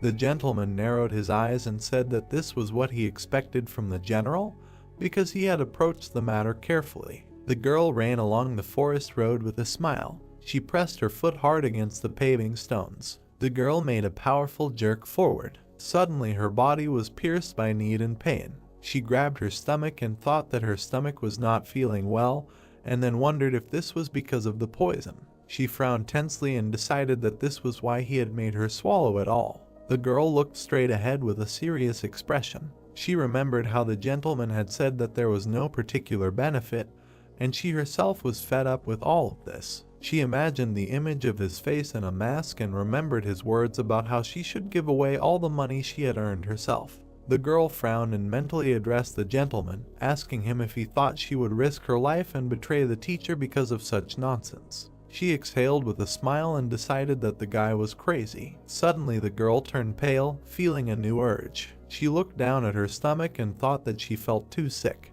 Suddenly she pursed her lips, realizing what was happening to her. The girl began to sweat, thinking that she was ready for anything, but not this. A sharp pain pierced her body. She bit her lip and decided that it was diarrhea. The girl grabbed her stomach and walked forward along the street, thinking that it would be better if it was an excruciating pain in her stomach, because in this place she definitely could not give in to weakness. She frowned deeply and decided that she would be a good girl for the rest of her days, after which she prayed. The image before her eyes began to shake. Her vision was becoming increasingly clouded. The girl quickly looked around. There was still a way to go. The people around her were looking at her suspiciously. The girl quickly turned away from the man. She bit her lip and decided that she was unlucky that it happened in this particular place. She swerved and walked forward down the street, thinking that she needed to get to where there was no one. She pushed off the ground. Her body was again gripped by pain. She thought that she needed to concentrate all her internal energy in her sphincter. She came out into a forest clearing. The girl quickly looked around, holding her stomach, and thought that the feeling was similar to her inner demon being released. Suddenly she felt something in the distance. The leaves on one of the trees rustled loudly. The girl turned around and noticed that someone was quickly approaching, at the same speed as her, after which she thought that it was her teacher. A man in a white robe flew over her. He landed softly on the clearing. The girl looked at him in surprise. The man turned to her and asked if she was okay or not, because she looked so pale. The girl stuttered and replied that it was the poison. The red monkey frowned tensely and thought that she shouldn't so recklessly tell just anyone that she was poisoned. The girl bowed her head and timidly said that she was looking for the restroom. The man touched his chin with his hand and replied that this was a very unpleasant situation. He took a step forward. The man sat down with his back to her and told her to climb on top of him because he was just heading to his favorite shop, and if she didn't want to relieve herself somewhere deep in the forest, he could quickly carry her there. The red monkey looked at him in surprise. Her body was again struck by pain. She asked him in a trembling voice to take care of her. The red monkey climbed onto his back and concentrated. The man smiled slyly. He took her legs and rose from the ground. The next second, the man rose into the air with explosive force. He smiled slightly. The girl clung to him in fear. The man asked her to remain calm, because she would be able to overcome everything as long as she remained calm. She looked at him in surprise and thought that, judging by the speed, he was definitely a master, and besides, he had a pleasant voice, after which she wondered where such a young master like him came from in this place. The guys rose high above the settlement. The man landed on the street. The girl quickly ran to the backyard, hearing words about the fact that there was a toilet there. The stranger watched his running companion. White doves rose into the air. The girl sat in a field full of red flowers, biting her hand. Bitter tears flowed down her cheeks. She thought that everything had happened too loudly. The girl walked tiredly down the street. She smiled softly and thought that she did not know how to look this guy in the eyes now, because he had definitely heard all this. She walked up to the entrance of the shop. The girl opened the door and looked inside. Jaha and if somewhere else in the region met her and asked if she was okay. The girl folded her hands, bowed and said that everything was okay, thanks to him, after which she would thank him heartily. Ryuksu put the pork ribs on the table and said that the guy was definitely lucky when it came to food. He smiled widely and added that he was going to use them in rice soup if the young man had not come today. The guy replied that he should be lucky at least in food, because in everything else, luck had definitely abandoned him. The girl looked at the dish with a wide smile and asked what it was, because it looked very appetizing. The cook smiled widely and said that these were pork ribs. Red Monkey repeated these words incomprehensibly. Jaha looked into her eyes, took a bite and again said that these were pork ribs. The girl's chin was dripping with saliva. She said that she understood everything. Suddenly she jerked in fear. Hearing the chef say that she should not stand there like a pillar and try a piece, the girl replied that everything was fine and that she had some stomach problems. Ryuksu put a small portion on the table and asked her to try his dish. The girl looked at the plate temptingly and thought that it looked delicious, after which she decided to eat a small piece. She scratched the back of her head and said that he shouldn't have done that. The man was annoyed but told her to take the bone with her hands and just eat it. The girl began to eat. The chef was beaming with joy. She bit off a piece of the bone with great appetite. Suddenly the girl frowned in surprise, then thought that it was incredibly delicious. The man leaned over and whispered in the guy's ear, asking him about the relationship between them. Chewing the meat, the guy replied that it was his sister. The girl froze tensely in place. She looked at him in fear and thought that now that she heard that voice, she remembered how she had relieved herself and remembered the appearance of the young master. Then she imagined Jaha handing her the fireball and noticed his eyes. She jerked in fear and began to stutter. The young man wiped his face with his hand. He smiled softly and asked if she was speechless from his incredible beauty. Blue lines began to spread across the girl's face. She thought that not only had he deceived her, but she had also relieved herself in front of him. Suddenly her body became paralyzed. The girl fell to the floor. The guy waved the bone and said that this was absurd, because she had fainted from her own brother. He looked at her and wondered if it was possible that she had fainted from the delicious taste of pork ribs. The men looked at her silently. Ryuksu looked at the gentleman and asked if he was now the head of the Black Rabbit Union. The guy confirmed it. The girl was lying on the floor with her mouth open. The guy said that she was one of the 12 heavenly generals, Red Monkey. The man smiled widely and said that now he understood why the guy called her sister, after which he asked him to take good care of her and said that she was quite cute. The youth frowned sternly and asked if this was love at first sight.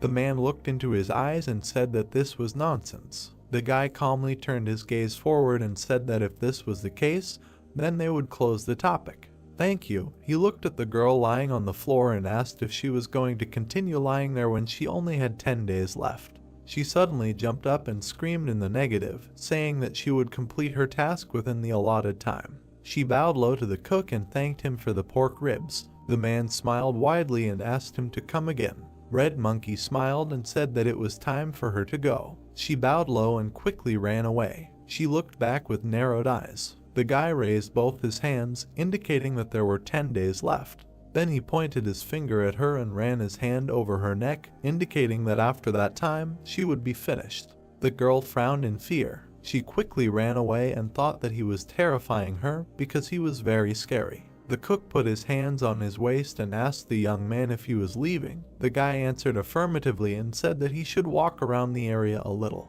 As he walked away, he waved his hand at the man. Dukes agreed and asked him to come again.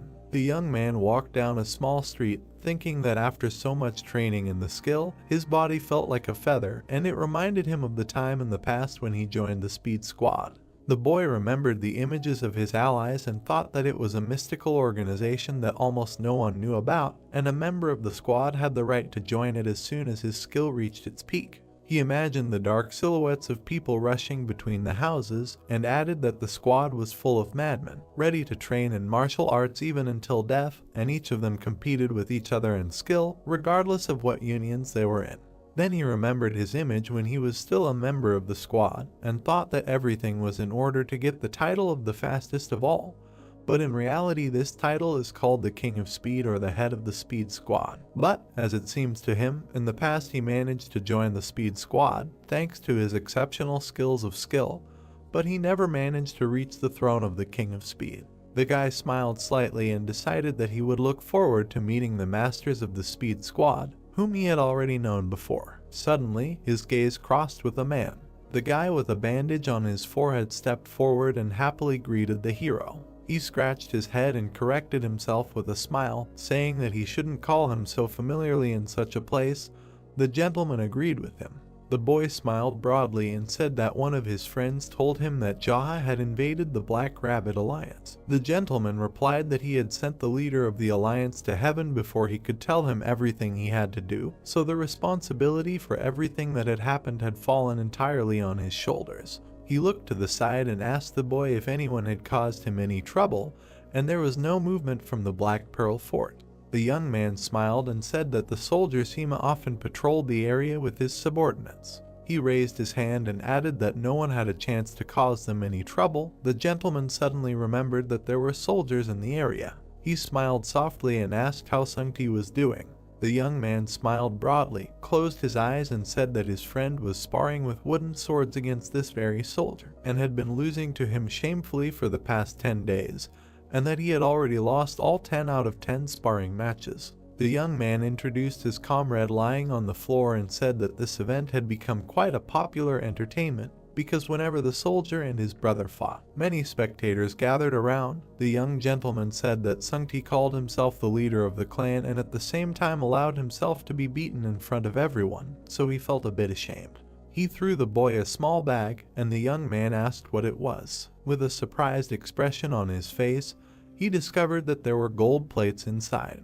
The gentleman smiled and said that the boy should always keep them with him, and buy the people a drink from time to time, because they work to live, but if they overdo it too much, they will definitely fall ill. The boy asked with a shocked look if it was a little. The gentleman walked away. The boy bowed low to him. The gentleman said that there are quite a lot of people in the clan of builders, so with this you can treat them all. The young man thanked him and asked him to take care of himself. While the gentleman walked away, the boys were happy with the gift they received.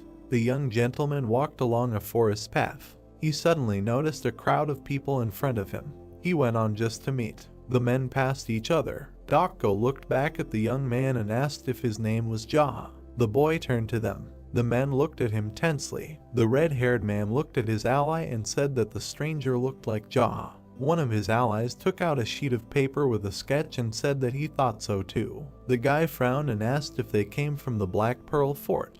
The man looked him in the eye in silence. One of his allies approached and said that they did not expect to meet him here, and that he heard that the guy had recently left this place. Yahello looked at them silently and thought that they came to sow discord in the land as soon as they heard that he was not there, after which he added that dark groups often resort to such methods because they get to the person's surroundings, not giving him the right to escape. Dokgo firmly stood on the ground. He looked at the interlocutor and introduced himself to him.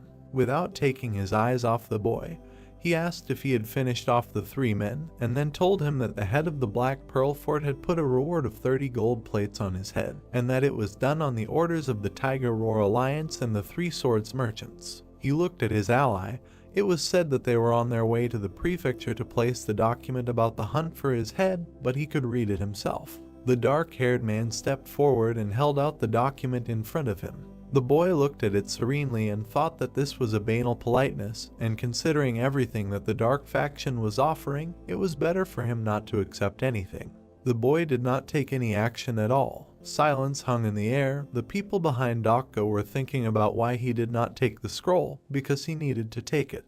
The red-haired man called out to the boy and said that they had been looking for him since rumors of his disappearance from the prefecture surfaced, and if he came to Black Pearl Fort himself, the leader would remove the reward on his head after he paid a decent amount to the Tiger Roar and 3 Swords Merchant Alliance. He frowned deeply and asked what the boy was planning to do. The master looked at him and replied that there were too many of them to just hand him a wanted document. The man replied that they had heard about his skills and so they decided to gather together. The boy exhaled heavily and said that this was an acceptable excuse. The wind blew past the leaves. The hero thought that there were days when he felt strange. There were days when he could feel nothing while beating crowds of people to death. The man with the document sweated in fear. The boy added that there were also days when he tried to avoid senseless killing, and apparently today was one of those days. He looked sternly at his interlocutor and decided that the reason for all this was unknown to him, but he would certainly not be called a mad demon if his actions were not contradictory,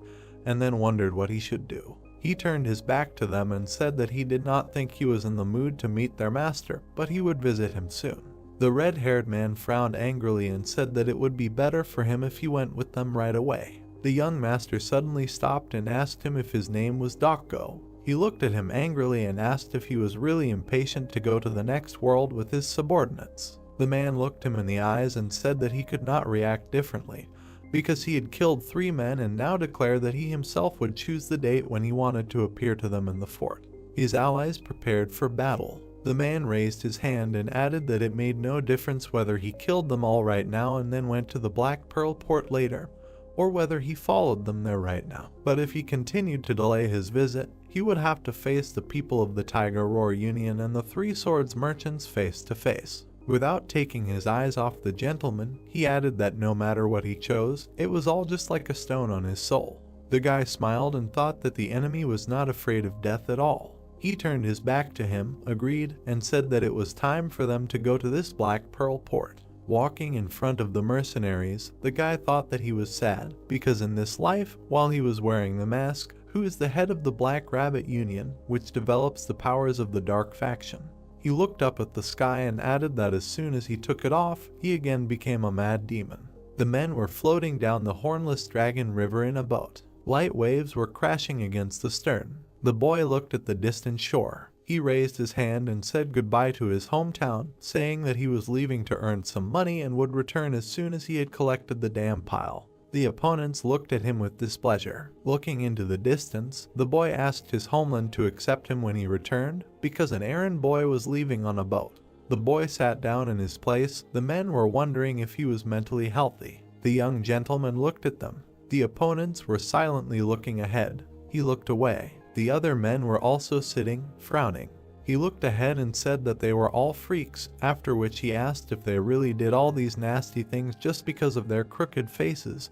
The boy noted that he could not understand how this world even works. He touched his chin and looked down. The boy remembered the left hand of the messenger of light, the sex demon, and thought that there was a handsome man he knew, and at the same time he did many nasty perverted things. The young man put his hands on his knees. The men lowered their heads in annoyance. He said that he thought the nasty actions had nothing to do with their faces. He raised an eyebrow and said that he did not understand why they were so ugly, and then asked if he could think that it was because they were literally mired in vile deeds that this affected their faces. Dako frowned and asked what that meant. The gentleman looked him in the eye and gave the example of the slave auction trade, saying that he had heard that the Black Pearl Fort dabbled in such things. The man with the protruding jaw frowned and asked him to close his mouth. The young gentleman looked at him with annoyance and said that he was not finished yet, then insulted the men with a few swear words and asked what was going through his head when he saw slaves at the auction.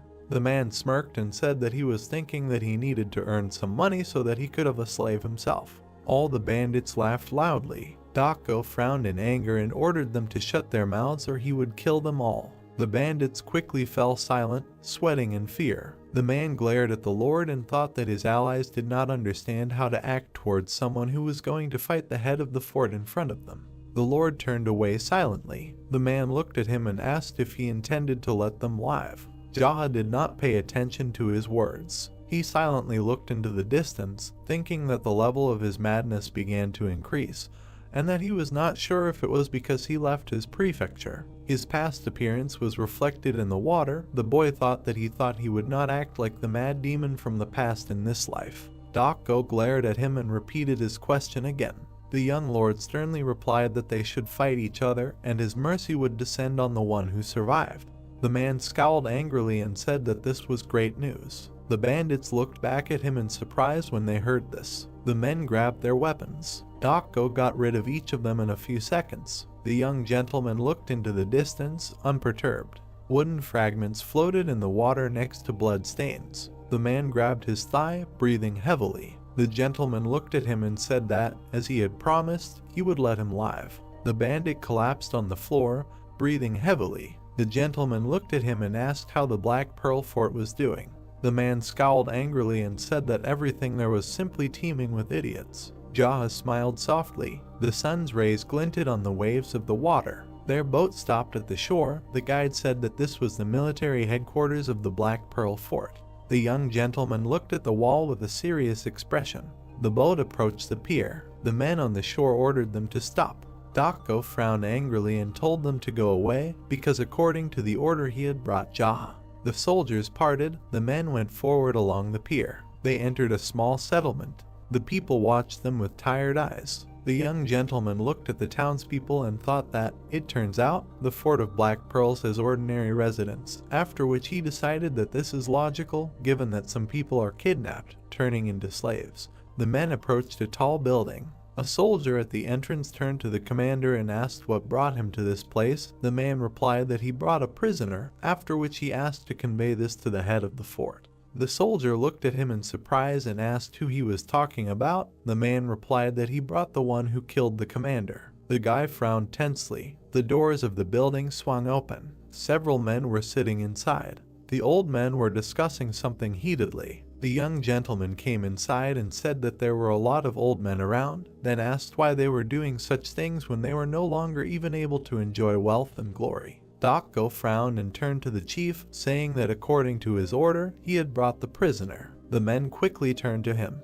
The chief looked at the commander with an unperturbed expression. The young gentleman approached the bald man and asked him to move away. The next second, he hit the old man in the face. The man fell to the floor and twisted several times. The people present frowned tensely. The guy threw the table to the center of the room. He sat down right in front of the chief of the fort.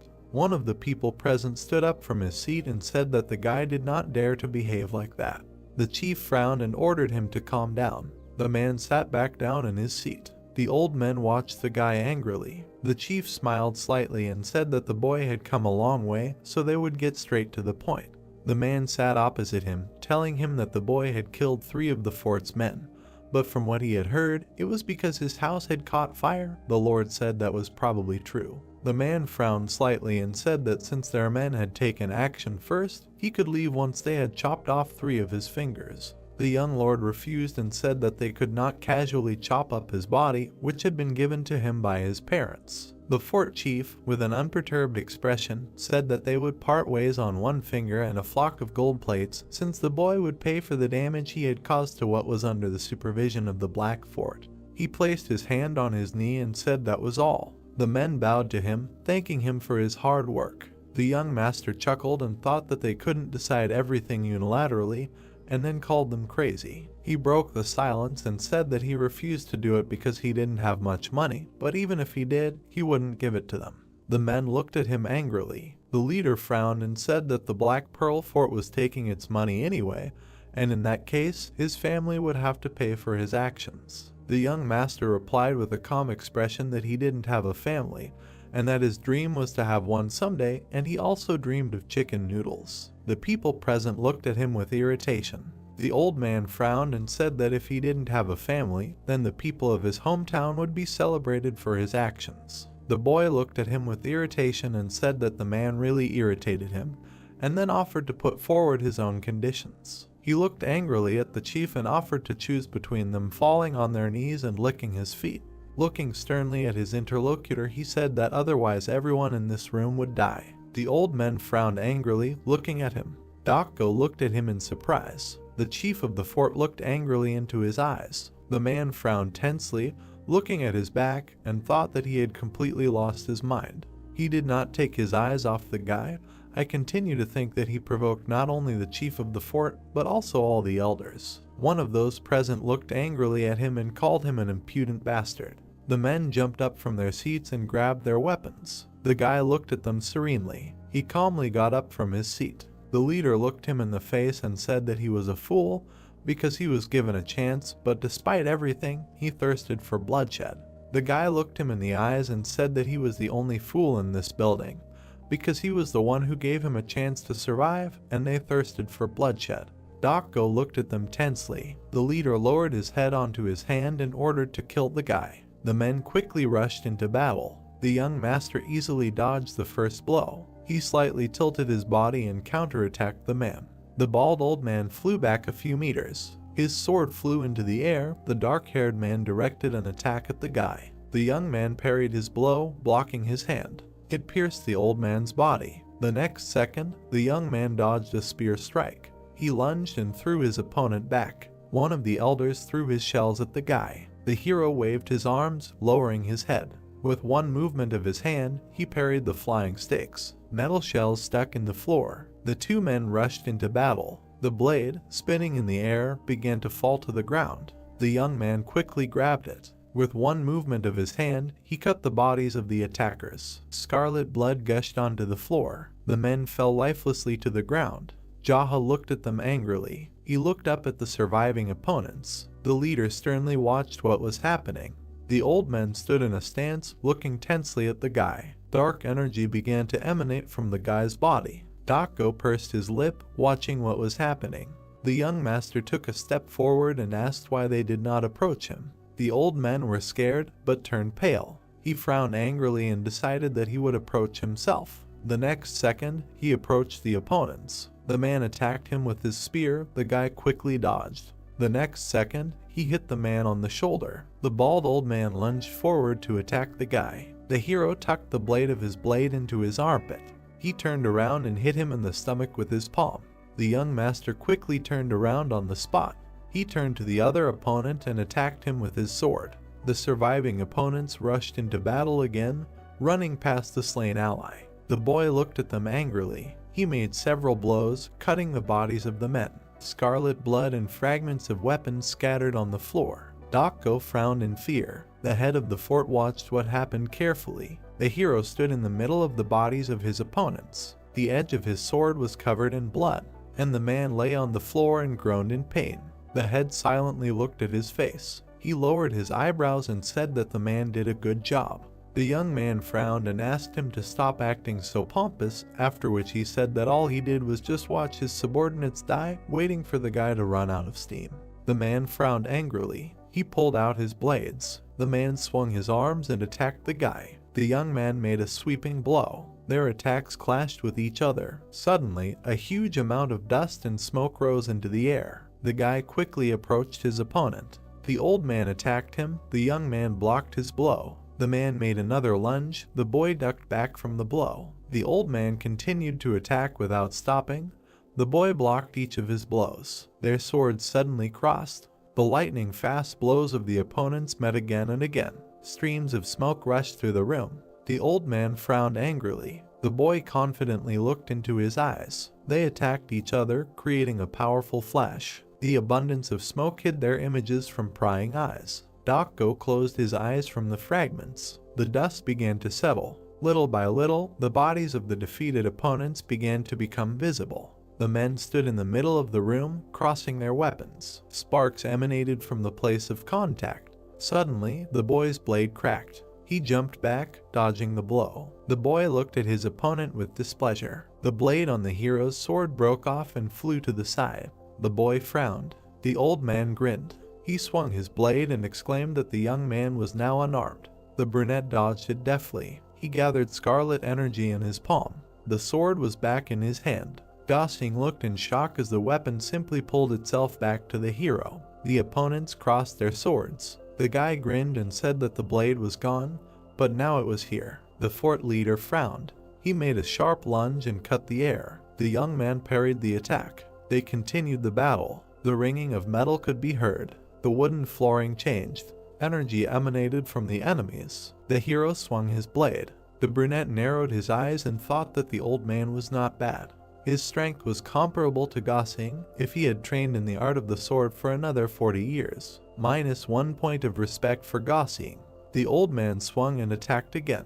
The blow was parried. Another block with the blade. The old man did not give up his position. The hero's eyes flashed. He squinted and thought that, apparently, his opponent was ill with something. The old man swung. Because of his weakness, his movements were constrained and his breathing was uneven. The leader raised his weapon above his head. The enemies rushed towards each other. The man frowned and breathed heavily. The young man was focused. He parried the attack. The guy sharply extended his hand towards his opponent. Energy emanated from his fingertips. The old man shuddered and jumped back. Jaw pushed off and quickly approached the enemy. The man shuddered. He covered himself with 2 blades from the hero's blow. His knee rested on the floor. The leader was breathing heavily. The weapon trembled in his hands. The young man continued to press. The brunette swung his hand again and released energy. He delivered a sharp blow to the enemy. A powerful beam threw the old man back. The guy's eyes flashed menacingly. The young man launched the blade. The old man stared at the oncoming attack. The sword pierced him through. The leader was slammed into the wall. He grimaced and coughed. There was blood everywhere. Gosling turned pale and opened his mouth in shock. The surviving elders watched in silence. The young man approached the old man.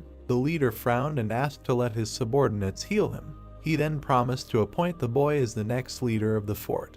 The brunette stood in front of him. The man continued that if he killed him now, he would not be able to completely subjugate the Black Pearl Fort. The old man turned pale. He muttered that since all these guys were nothing more than imbeciles, a man should lead them. The hero looked down at him and noted that his speech was filled with horror. Apparently, he did not want to die. The leader's eyes widened. The young man's expression darkened and he asked if he had lived a good life with the money he had earned from kidnapping people, selling slaves, and making everyone's lives a living hell. He must have killed countless people who were begging for mercy like he was now. The old man tensed up. The young man extended his hand, radiating an aura. He looked at his opponent with disdain and declared that such trash was better off dead. The man watched in horror as the massacre approached. Blood gushed. Gosling looked on in fear. In front of the young man, there was a bloody mess on the wall. The hero turned around. The elders turned pale. Gosling frowned and said that Jaws should be the next head of the fort. The young man beckoned with his finger. The man came closer. The brunette hit him sharply in the face. Gosling fell to the floor. His face was covered in blood. The hero grabbed the man by the hair. The young man looked at his interlocutor with a predatory expression and asked why the hell he was still pestering him. Did he really want to go after the fort leader? The man clenched his teeth in anger. They looked at each other. Gosling looked at the young man angrily and exclaimed, "What else should he do when he killed the leader?" The guy looked at him carefully. He narrowed his eyes and remembered the old man's words. Jaha let go of the man, who collapsed on the floor. The hero ordered them to return to the hall as soon as they gathered everyone under their command, and also healed all the old people who were lucky enough to survive. The young man turned around and headed for the exit. He thought that if all the Jianghu people were gathered here, like in the Black Rabbit Alliance, it would easily absorb their organization. But since they were too mixed in with the crowd, it was hard to tell who was Jianghu and who was not. The hero crossed his legs and sat down. The boy exhaled and thought that he would have to pay for beating someone to death. Jaha sat at the head of the chair. Men sat on either side of him. The boy said that he would be brief. All his clothes were covered in blood. He said that he thought the best solution would be to appoint a fort leader and thus take all of Black Pearl under his control. Those present looked at him silently. The hero looked at Gossing and said that he would appoint him the next fort leader. The brunette turned to the man and said that his first task as leader would be to mobilize all those who could help in destroying the fortress walls. Gossing looked intently at the new master. He frowned and asked why. The boy scratched his chin in displeasure and asked if he really needed to have everything explained to him. Everyone present answered in the affirmative. The brunette leaned on his hand and exhaled. He explained that while they may believe that the walls protect them, they are absolutely useless against the Jianghu martial artists. The fact that the leader of the Black Pearl Fort, the strongest among you all, could not stand up for his life proves all of this. The people present continued to look at him silently. The young man propped up his cheek and continued that due to their isolation, they could not even negotiate with anyone outside the walls. Don't they think that they need to understand all of this for anything to begin to change? The men of the Leo looked on emotionlessly. The hero assumed that they did not buy what he was saying at all. Jaha sighed heavily and muttered that he was tired. He closed his eyes and waved his hand. The boy suggested that they start by tearing down the fortress and also advised going out more often. The world is much more spacious than the Black Pearl Fort. The subordinates looked at the master and agreed. The brunette held his head. He warned that if on his next visit he saw any slave trade, gambling, racketeering, or anything that would piss him off. The new leader shuddered. The hero smiled grimly and clenched his fist. He continued that he would kill Gossing, and then all the captains whose faces he had managed to memorize here. Everyone looked at him in fear. The guy glared and asked him not to forget to convey his respects to the head of the Black Pearl Fort in the afterlife. The subordinates fell silent in fear. One man raised his hand and asked for more details on what needed to be done. The brunette looked at him irritably and hissed that he had already written down a ton of things on what to do and what he was listening to him with. The guy angrily clenched his teeth and said, "Is it really impossible to turn on your brain and think over the details yourself instead of asking again?" The man turned away and sweated. The hero continued to grumble that if he couldn't even do that, then he should go clean up the bodies and dismantle the fortress with the rest of the mercenaries. There was no point in sitting around on his ass, calling himself a captain and asking about what needed to be done. The subordinate awkwardly looked away. The brunette continued to complain that it was because of such morons who became captains that their organization had sunk to this point. Jaha grinned and raised a finger to point at Gossing. He informed them that from now on, they would ask permission for everything from the bastard sitting over there before doing anything.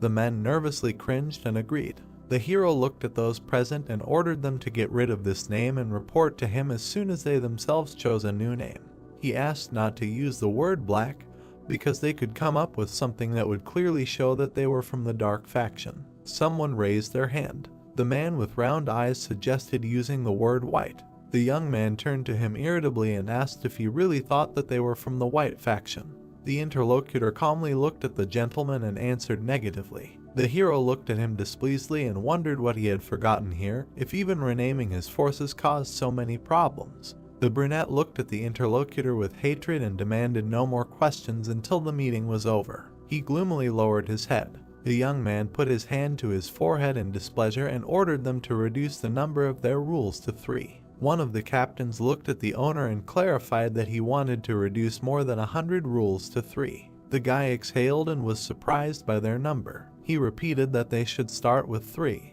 If they really needed to add more, they should discuss the pros and cons among themselves before adding anything.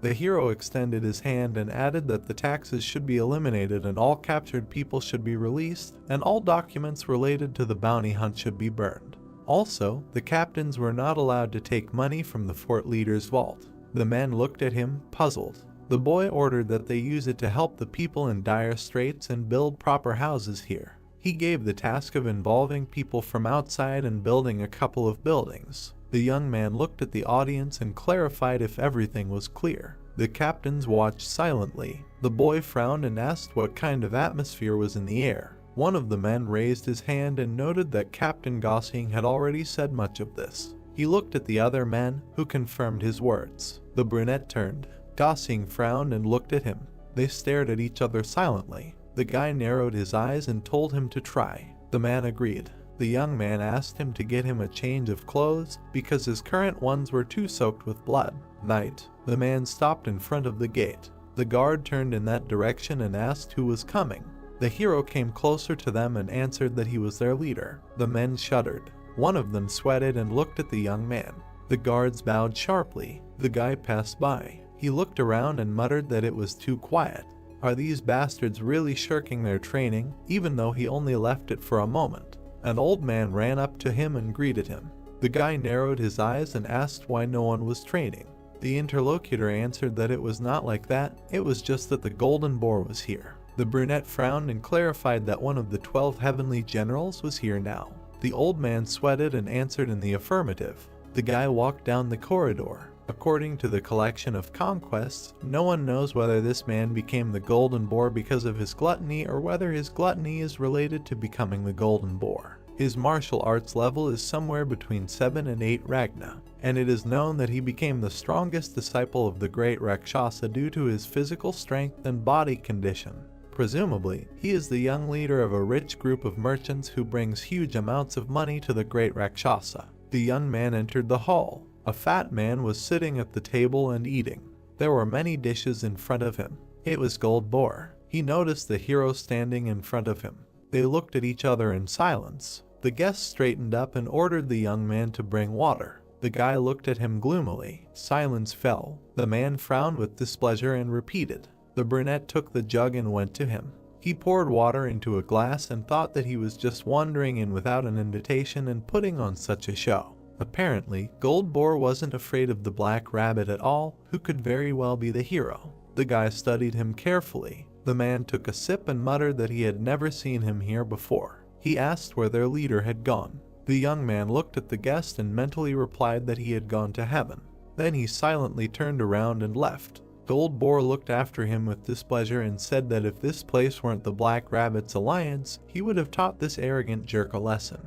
The hero walked down the corridor, the old man keeping up with him. He bowed and said that he had prepared some clothes for the leader. The fat man burped. He turned towards the sound. The hero entered in a new kimono and mask. Gold Boar smiled and greeted Brother Rabbit. The brunette looked at him silently. The young man looked at the guest with disdain and asked what he wanted here. He raised an eyebrow in displeasure and asked again. The guy came closer and asked what business he had. The fat man turned around and said that their trading guild had gotten hold of some elixir. Since the battle with the rooster was just around the corner, he thought he should find out if the rabbit would be interested in buying it at a reasonable price, of course. The hero looked at his interlocutor and asked what kind of elixir it was. The man replied that it was a 300400-year-old white flame herb. The young man asked about the price. The guest put on a mask. He stood up and said that since he had a trustworthy buyer in front of him, he was ready to sell it for 50 gold bars.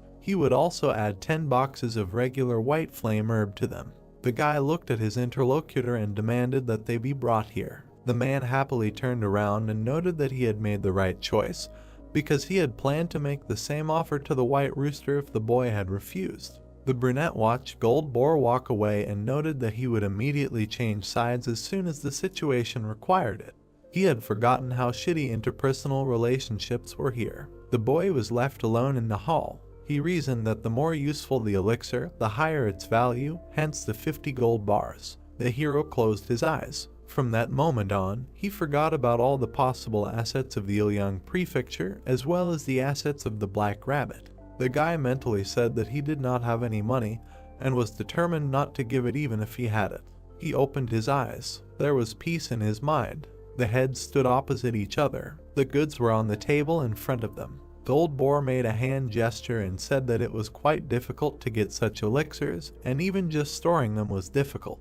Therefore, the guy should use them as soon as possible. The young man took the root and put it in his mouth. The interlocutor looked at him in surprise and replied that it seemed like the hero had eaten white flame grass before. The brunette chewed and thought that in his past life he had a whole bunch of them. The problem was that it was a 100-year-old grass, and it was impossible for a fat man like him to eat one so easily as he had just done. Manager Byok stood next to the hero. The guy ordered him to check them. The old man looked at the young man with puzzlement and replied that he would do so. Gold Boar looked at him and asked if he knew how to check elixirs. The brunette clarified whether the interlocutor really looked down on the manager. The fat man answered in the negative. The young man pointed his finger at his subordinate and declared that he was Elder Jongho, who had dedicated 30 years of his life to Jongho. The old man looked at his master in surprise. He bowed deeply. The boy called him an elixir expert, an elixir mage, a wise elixir master, and also an elixir genius. The old man exhaled and smiled. Jaha looked at the other man and told him how his ward could find an elixir hidden 100 kilometers above the clouds and could even smell it 100 kilometers away. He became one of Jonghu's men only because of his skill in appraising elixirs. The young man looked at the merchant with confidence. The servant bowed low and muttered that this was an incredible honor for him. Gold Boar scratched his neck tensely and replied that it was incredible. The old man put on his gloves and suggested that they begin. He looked at the box with the goods. The man sharply inhaled their scent. Manager Byok examined the elixir from all sides. The old man then bowed to the master and said that all three of the sprouts smelled the same, but upon closer inspection, a piece of the root had been torn apart carelessly. He squinted and noted that it looked like someone had already tasted the root. Gold Boar shuddered. The fat man clenched his fist in displeasure and exclaimed that he should just evaluate it and say whether it was real or not. The merchant was already showing his generosity by giving them away for only 50 gold bars. The manager bowed and apologized. He looked at the owner and said that the white flame grass was real. It would be difficult to obtain grass of this quality, even if he sent someone to Namling County to buy a few. The man looked at the youth carefully and added that due to the difficulty of transportation, if there were even one more route, the Heavenly General would ask for at least 100 gold bars. Gold Boar laughed and noted that the manager's knowledge of medicinal herbs was just as deep. The hero nodded at the chest and asked the interlocutor to accept the payment and take it. The fat man opened the box and checked the gold bars. He replied that it was correct. The general nodded to the servant and ordered them to load it into the carriage. Gold Boar turned to the hero who was quickly absorbing the herb. The brunette muttered that it was definitely a genuine white flame herb. The man looked at him in confusion and said that no matter how much he was in a hurry, he needed to sit in a quiet room first and prepare all the preparations for cultivation and the like. The youth chewed carefully. Because of the sky pearl, he did not need to cultivate immediately after absorbing the elixirs. It absorbed all the energy from the elixirs, and the hero could take it from the pearl at any time convenient for him to cultivate.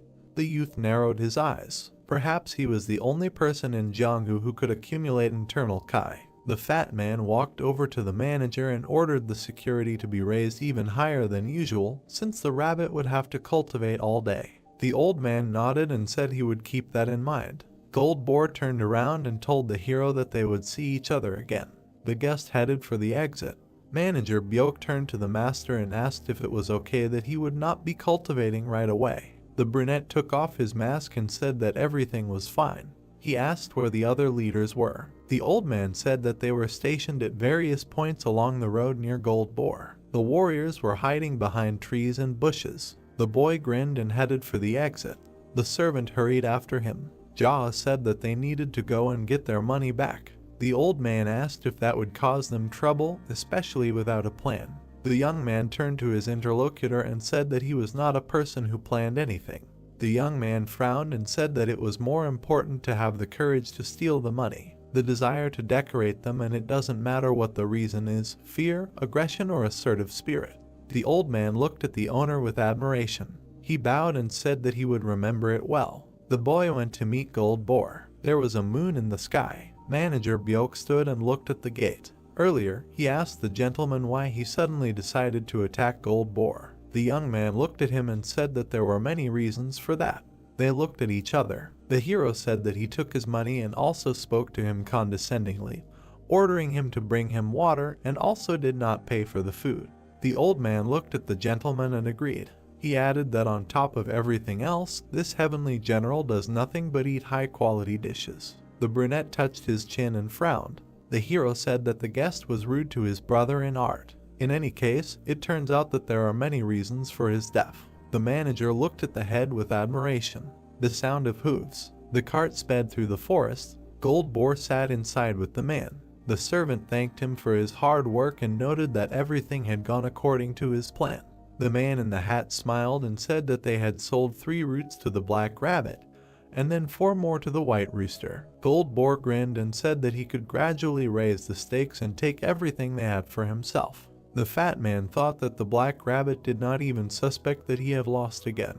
The horses went crazy. The driver shouted at them and yanked on the reins. The cart shook. A wheel ran into the mud. They skidded along the road and turned around. The fat man rubbed his bruised head and asked what had happened. The man in the hat looked out to the driver and asked him a question. The driver silently looked ahead. In front of them, people were changing a wheel on another cart. Gold Boar looked at the servant with displeasure. The servant went outside.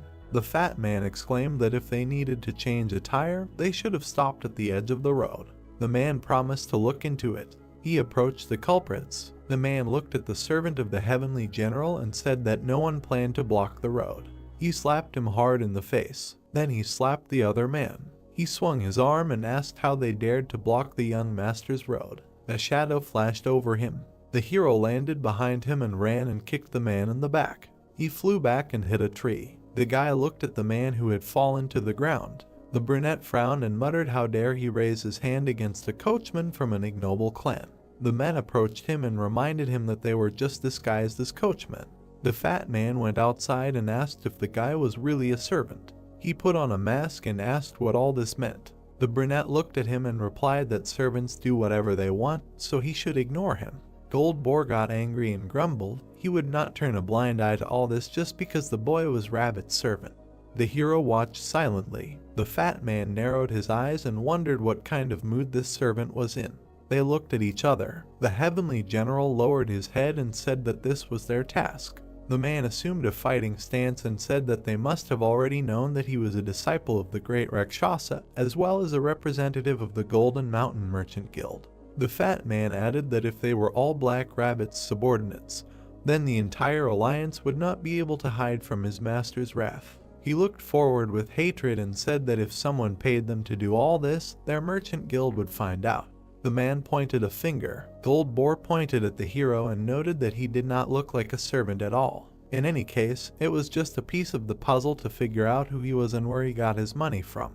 The young man walked towards his opponent and said that he didn't care what he was going to do. The fat man frowned. He put out his hands and rushed at the boy, emitting yellow energy. The brunette put his hands forward. Their palms froze a short distance away. The road beneath them cracked. Energy emanated in all directions. They looked at each other. Light continued to emanate from their palms. Both felt the pressure. Gold Boar grinned and was surprised that the hero decided to challenge him, the one who ate countless elixirs from the wealth of the Merchant Guild, to a duel of internal Kai. The boy knitted his brows and remained silent. The fat man stood and smiled. He declared that if this was a battle of internal Kai, even if he stood against any of the disciples of the great Rakshasa, he could not lose. The man shuddered in surprise. Jaha emitted scarlet energy. Ghostly hands reached out to his opponent. The brunette looked closely and thought that this must be the ability of the Sky Pearl. Golden light, the enemy's energy, penetrated his body. The youth narrowed his eyes and straightened his arms. Gold Boar was nervous. His Kai was leaving his body. He exerted more strength and shouted for him to move away from him. Waves of light and air emanated from them. The boar's mask split. The man sweated. He realized that his opponent was not pushing away. The brunette looked closely at the enemy and thought that it was absorbing the enemy's Kai much more mercilessly than the youth could have expected. The fat man closed his eyes and tensed up. The hero was focused. If the guy suddenly stopped this, he could receive many internal injuries from Gold Boar's palm art. Jaha frowned. The guy thought that if he did not stop now, the enemy would part with his life. His death would not be such a big deal, but he did not want his vengeful soul to be locked inside the Sky Pearl. The opponent turned pale. The brunette narrowed his eyes and thought that at this rate, he would be no different from the leader of the demonic cult. He exhaled. The guy broke the connection. His body was surrounded by golden and scarlet energies. The enemy flew back. The hero brought his palms together and concentrated his power in front of him. A ball glowed in his hands. Flashes of fire spread around. Everyone watched as the young man extinguished this energy. Goldbore sat on the ground and stared at his opponent in fear. Jaha looked down at him. The guy wanted to steal some money, but stole some Kai energy. The fat man looked at the hero in shock and asked what he had just done to him. The brunette watched silently. He lifted his chin and declared that he had saved him out of his great kindness. The man began to sweat. Is this how his enemy sees the whole situation? The guy looked mysteriously into the distance and thought that he couldn't find any more noble warriors in the whole wide world than himself. Jaha approached his subordinates and ordered them to search the cart. Since he had started all this, he needed to get his hands on everything that was there. The fat man nervously leaned forward and exclaimed that there were things in there that would go to the White Rooster. He asked if the guy was sure he could handle the consequences. The hero glanced at him with displeasure and asked again. The young man demanded that his men make sure they would get everything out of there. The brunette noticed the chest in the hands of the servants. It was a box that contained 100-year-old roots. He demanded that they bring him this small box. The fat man shuddered and protested. The servant put the chest on the ground and opened it. Inside were roots. Jaha frowned and said that the enemy's way of doing business was unfair. Having sold 3 roots to the Black Rabbit, he intended to sell 4 to the White Rooster. The fat man frowned tensely. The young man looked at him and said that the other man was involved in gambling on death matches and had also been caught fixing matches. The hero asked if he wanted to completely eliminate the Black Rabbit from the game with these actions. Goldbore looked at him with a smirk and asked if he had any evidence. The brunette came closer. The heavenly general recoiled. The guy slapped him and replied that there was, of course, no evidence. The fat man was shaking and holding his face. The young man leaned over him and said that if the head of the Black Rabbit clan had something on this matter,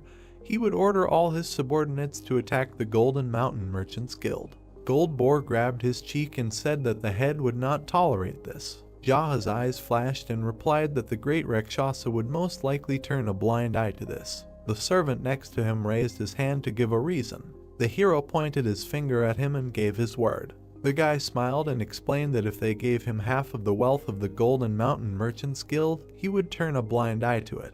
The guy confirmed his words. The servant clenched his fists joyfully, and they applauded him. The fat man looked at the hero with fear. He turned to his subordinates and asked who he would rather talk to, the Black Rabbit Union or the Great Rakshasa. The men crossed their arms and replied that it made no difference to them. Another young man raised his hand and suggested telling both. The brunette shook his head and replied that it would be a little more difficult that way. He was doing all this to enjoy life, but if the guy did something like that, it would be boring.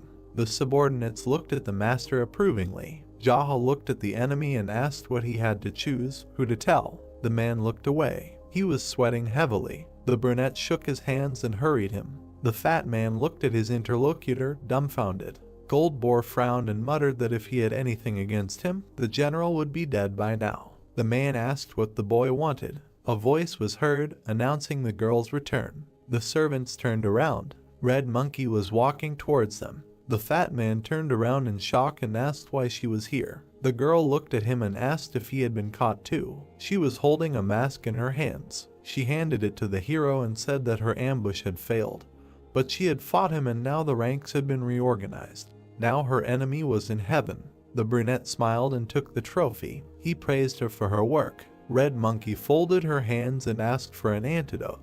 The fat man looked at them in surprise and did not understand why she was calling the boy brother. The hero looked at his interlocutor. She complained that she could not fight normally because she constantly needed to go to the toilet because the diarrhea did not go away. Goldbore stared at her, dumbfounded, surprised that the girl could talk about diarrhea so easily in front of everyone.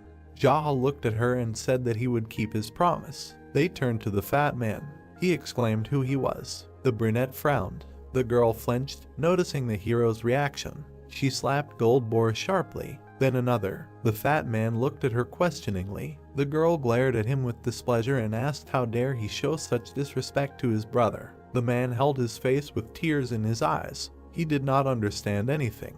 Red Monkey bowed to the boy. He praised her. The hero turned to the servants and ordered that all the boxes be loaded back into Goldbore's carriage. The rest could clean up and return. The boy asked to take those who were unconscious and later he could be released. Jaha looked at the fat man and demanded that he call his coachman because the three of them had somewhere to go together. The interlocutor was about to protest. The brunette exchanged glances with the girl. She approached the heavenly general and swung her arm in warning. She demanded that he stop bothering their brother. They exchanged glances. The fat man received another slap. He grabbed his cheeks and asked what it was for. The hero approached them and noted that fighting brothers and sisters should not hit each other so hard. The girl nodded and replied that she would take this into account. The mask in his hands glowed. The young man put it on. Green energy emanated from him. The fat man stared at him in shock, trying to understand what he was planning. Red Monkey bowed and greeted Brother Dog. The hero narrowed his eyes and noted with satisfaction that she grasped everything on the fly. The girl looked menacingly at Gold Boar. He winced and repeated her bow. The guy looked at them and said, "At ease." The interlocutors straightened up abruptly. The three of them were sitting in the carriage. The fat man looked at the hero and tried to understand who he was and how he managed to become such a strong martial arts master. The man glanced sideways. The girl smiled awkwardly in front of the young man. Gold Boar thought that she did not dare open her mouth in front of the great Rakshasa, but she behaved this way with him. The fat man winced. The brunette turned to him. He quickly turned to him. The young man was looking out the window. He made a remark that Gold Boar thought too loudly. Just because he was smart did not mean that a man was able to understand everything in the world. The girl threateningly swung at the fat man. He shielded himself and exclaimed that he would clear his mind. Red Monkey narrowed her eyes and lowered her hand. Moyang Clinic. Two servants led Gold Boar inside. Jaha and the girl followed. The doctor ran up to them and asked what had happened. He turned to his assistants and ordered them to take the young gentleman inside. The man looked at the others. The boy looked at him silently through his mask. He was examining the man with glasses. The boy narrowed his eyes. The poison demon, Moyang Beak. The man who saved him in his past life from Kai reflux. Moyang Beak lost his entire family because he dared to argue with the great Rakshasa. How much can the heart of the one who survived be defiled while he nursed his hatred?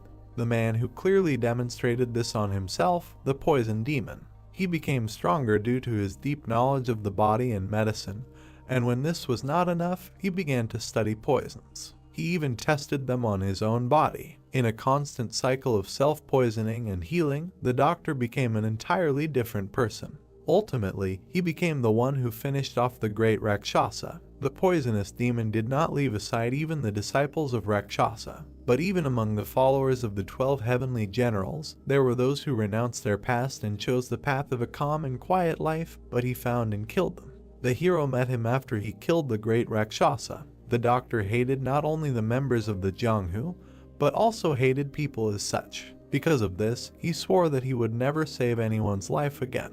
Moyang Beak cured countless people, but none of them helped him in his endless fall into madness, and all because of fear of the great Rakshasa. He and his disciples were also once his patients, and because of all this, the doctor simply hated people and sank deeper and deeper into the Jianghu. The reason why the hero is grateful to the poison demon is because he threw away his oath that he would never save a man again, and saved him from Kai reflux. The man who was slowly sinking into the abyss of madness was able to sympathize with him, a man who had long been mired in it. It can be said that only two crazy people can experience such sympathy. The hero always wondered if there was a time when the doctor was a normal person. The boy turned to the girl and spoke to her. She bowed. The young man sent her to heal her wounds too. Red Monkey quickly ran after the medics. Dr. Beak approached the brunette and said that he had never met him before. He asked if he felt unwell. The boy took off his mask. The man smiled. The hero looked at him. They were both silent. The doctor tilted his head questioningly. Jaha smiled and thought that of course he would not recognize him, because they had never met before in this life. The young man grinned and introduced himself as the leader of a small group of clans called the Ignoble. The doctor looked at him with a puzzled expression and asked if he was one of the 12 heavenly generals. The boy squeezed his mask and replied that the Ignoble clan was currently at war with the great Rakshasa. The true owner of this mask had been killed by Red Monkey. Beak stood in front of him and asked if the other man was feeling unwell. The brunette smiled and said that he had only come to pay. He was simply curious about the doctor's incredible skills. The man took off his glasses and apologized for forgetting to introduce himself. He smiled and said his name, Moyang-beek. The boy nodded and asked for just a second. The boy opened the box with the roots. The doctor looked at the contents in surprise and asked why he had brought them here. The hero asked to evaluate them. The man sat down at the table and said that, judging by the diameter of these roots and the number of petals, this was at least 100-year-old white flame grass. The brunette asked if it was 300-400 years old. Beek smiled and said that was too much. They were quite expensive, so everything they found was delivered to the Central Plains. Even 100-year-old grass was quite rare these days. The guy frowned and thought that he knew Goldboar had lied to him. He had assured him that they were at least 300-400 years old. The two men sat opposite each other. The hero said he had already eaten 3 of them. The doctor congratulated him. He said that because of the huge amounts of energy contained in the roots of the white flame, the boy should be careful of the disease of frenzy that could follow eating them. The young man looked at him and replied that he was always angry, so everything was fine. The man said that if the hero had a tendency to frenzy, he should be especially careful. The brunette leaned his elbows on the table and replied that he released his anger in the right way. The interlocutor specified how exactly. Moyang-beek smiled and noted that those who practice medicine have no right to reveal the secrets of their patients. The boy looked at him and said that his house once caught fire. It served as a simple dwelling as well as an inn. The hero was filled with anger. The doctor sympathized and said that this was truly something he should be angry about. Jaha nodded and said that was why he killed the arsonist. He smiled and added that he felt so peaceful after that. The doctor looked at the boy awkwardly. Later, the hero learned that those he killed were trying to become a sect in the Dark Faction, having obtained permission from the Black Rabbit Union.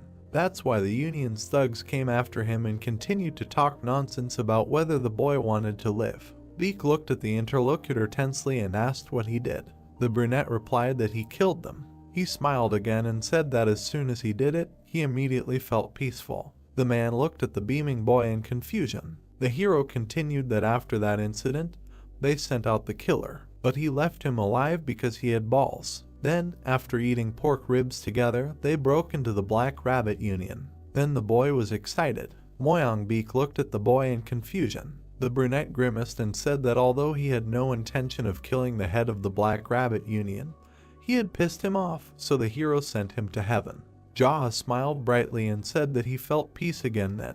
The doctor grinned and said that he had done a great job of releasing his anger. The guy turned to his interlocutor and asked if that was true. The man replied that it was evident on his face. When the hero met the poisonous demon who had carried out his revenge by killing the great Rakshasa, he was absolutely devastated inside. At that moment, when everyone had already been killed and the blinding desire for revenge was fading, what should he do next? The people he loved and the people he had to kill were no longer in this world. The guy frowned and thought that he would not let all those misfortunes that awaited Moyang-beek happen, because he owed him. The brunette took a sip and thought that there was no need for the man to become a poisonous demon again. He put the cup down and looked ahead resolutely. One madman of him would be enough. The guy turned to the voices in the next room. The girl was thanking someone. Jaha smiled and noted that her deepest gratitude was showing itself, because now she had hoped that her shit would erupt along with the rest of the diarrhea. The doctor returned to the room. He smiled and said that none of them had received serious injuries, so there was no need to worry. The brunette nodded. The man came closer and added that, although their injuries were mild, their mental state was very unstable. He thoughtfully touched his chin and explained that Red Monkey, apparently, had not slept for days. And she also kept asking about what the main character was doing. In addition, the girl was suffering from diarrhea. The brunette was sitting opposite him. The doctor said that Red Monkey begged him on her knees to stop her diarrhea. The two men looked at each other in silence. Beek chuckled. The hero looked at him and said that he had fed her laxatives and made her think they were poison. The young man said that he had fed her a ton of laxatives and nothing had stopped them. The boy had ordered her to deal with one of the 3 most vicious heavenly generals, the green dog, the yellow horse, or the white rat. The young man clenched his fist. He frowned and said that he would have had no choice but to kill Red Monkey if she had continued to resist him, just as the leader of the Black Rabbit Alliance had done.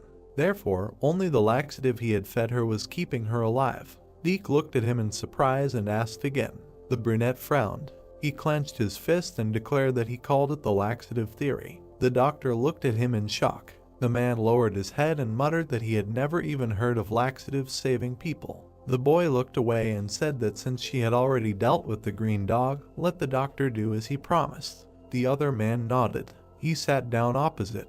The young man suggested changing the topic. Beak looked at the hero and said that Goldboar seemed to have suffered some kind of mental shock. The brunette looked at the man and explained that he had lost a huge amount of his internal money energy while fighting him.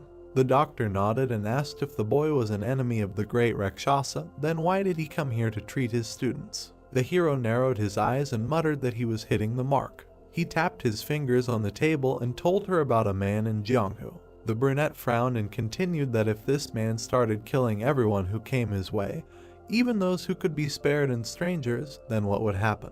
The boy looked at the doctor. He narrowed his eyes. Jia frowned and replied that he would become part of the demonic faction. The man looked at him in surprise. The boy ran his fingers across the table. He said that if you only kill the cruel bastards and the people who burn the house to the ground, and leave those who can be useful alive. The brunette looked ahead and said that there were many people he had spared. The man looked at him and asked if this was the way of the dark faction. The boy objected that this was his position regarding their paths in life. The doctor touched his chin and repeated. The boy stared at him and explained that he treated people in the hope that they would improve one day. Even if he could be betrayed in the future, he was ready to endure it. Moyang-beek looked at the boy and asked if the hero was a member of the light faction. The boy replied that it would be difficult for him to join them now. The doctor asked why. The brunette replied that he was not a virtue. The bespectacled man narrowed his eyes and noted that it was unlikely that everyone in the white faction had valor. The guy exhaled and added that there were a lot of such people among the clan's founders and top officials. In addition, they were also very strong. Jaha looked closely at his interlocutor and explained that people who lacked valor were part of the light faction because they were their students and the students of their students. This is the power of heritage. If you look at it this way, the hero is not like that. His house served as an inn and became ashes, and he was an errand boy. They looked at each other. Jaha said that because he lacked heritage, he needed time and strength to become part of the light faction. The doctor thought about it. The brunette looked at him with a smile and thought that the poisonous demon was a normal person. The man shuddered. The young man opened the chest with gold. The doctor asked what it was. The hero answered that it was payment for treatment. The brunette smiled and thought that giving such a huge amount to the one who saved his life was not a pity at all. Moyang-beek bowed and muttered that this was too much. The boy objected and asked to prepare a quiet place for him to sleep while he waited for their treatment to be finished. The man took 3 ingots and smiled. He noted that even this was excessive. The boy frowned and insisted that the doctor take all of them. He refused with a smile. The brunette frowned and thought that the man was stubborn even before becoming a poisonous demon.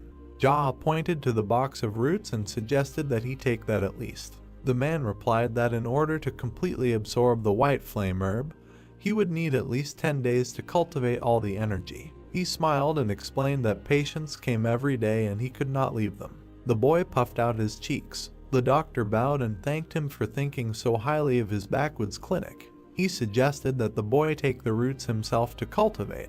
The boy frowned. The doctor smiled and beamed. Jaha sighed and thought that he had lost the argument of words again. That was the kind of person he was. Night, Moyang-beek looked at the sky. The girl bowed and said that the hero had started cultivating in his room. The man asked her to be especially careful with him. He turned away and muttered that the boy had some special kind of anger disorder. He thought he saw the hero's face on the clouds. The doctor left. The discussion of diarrhea was still in his head. Petals fell on the water. Jaha was meditating.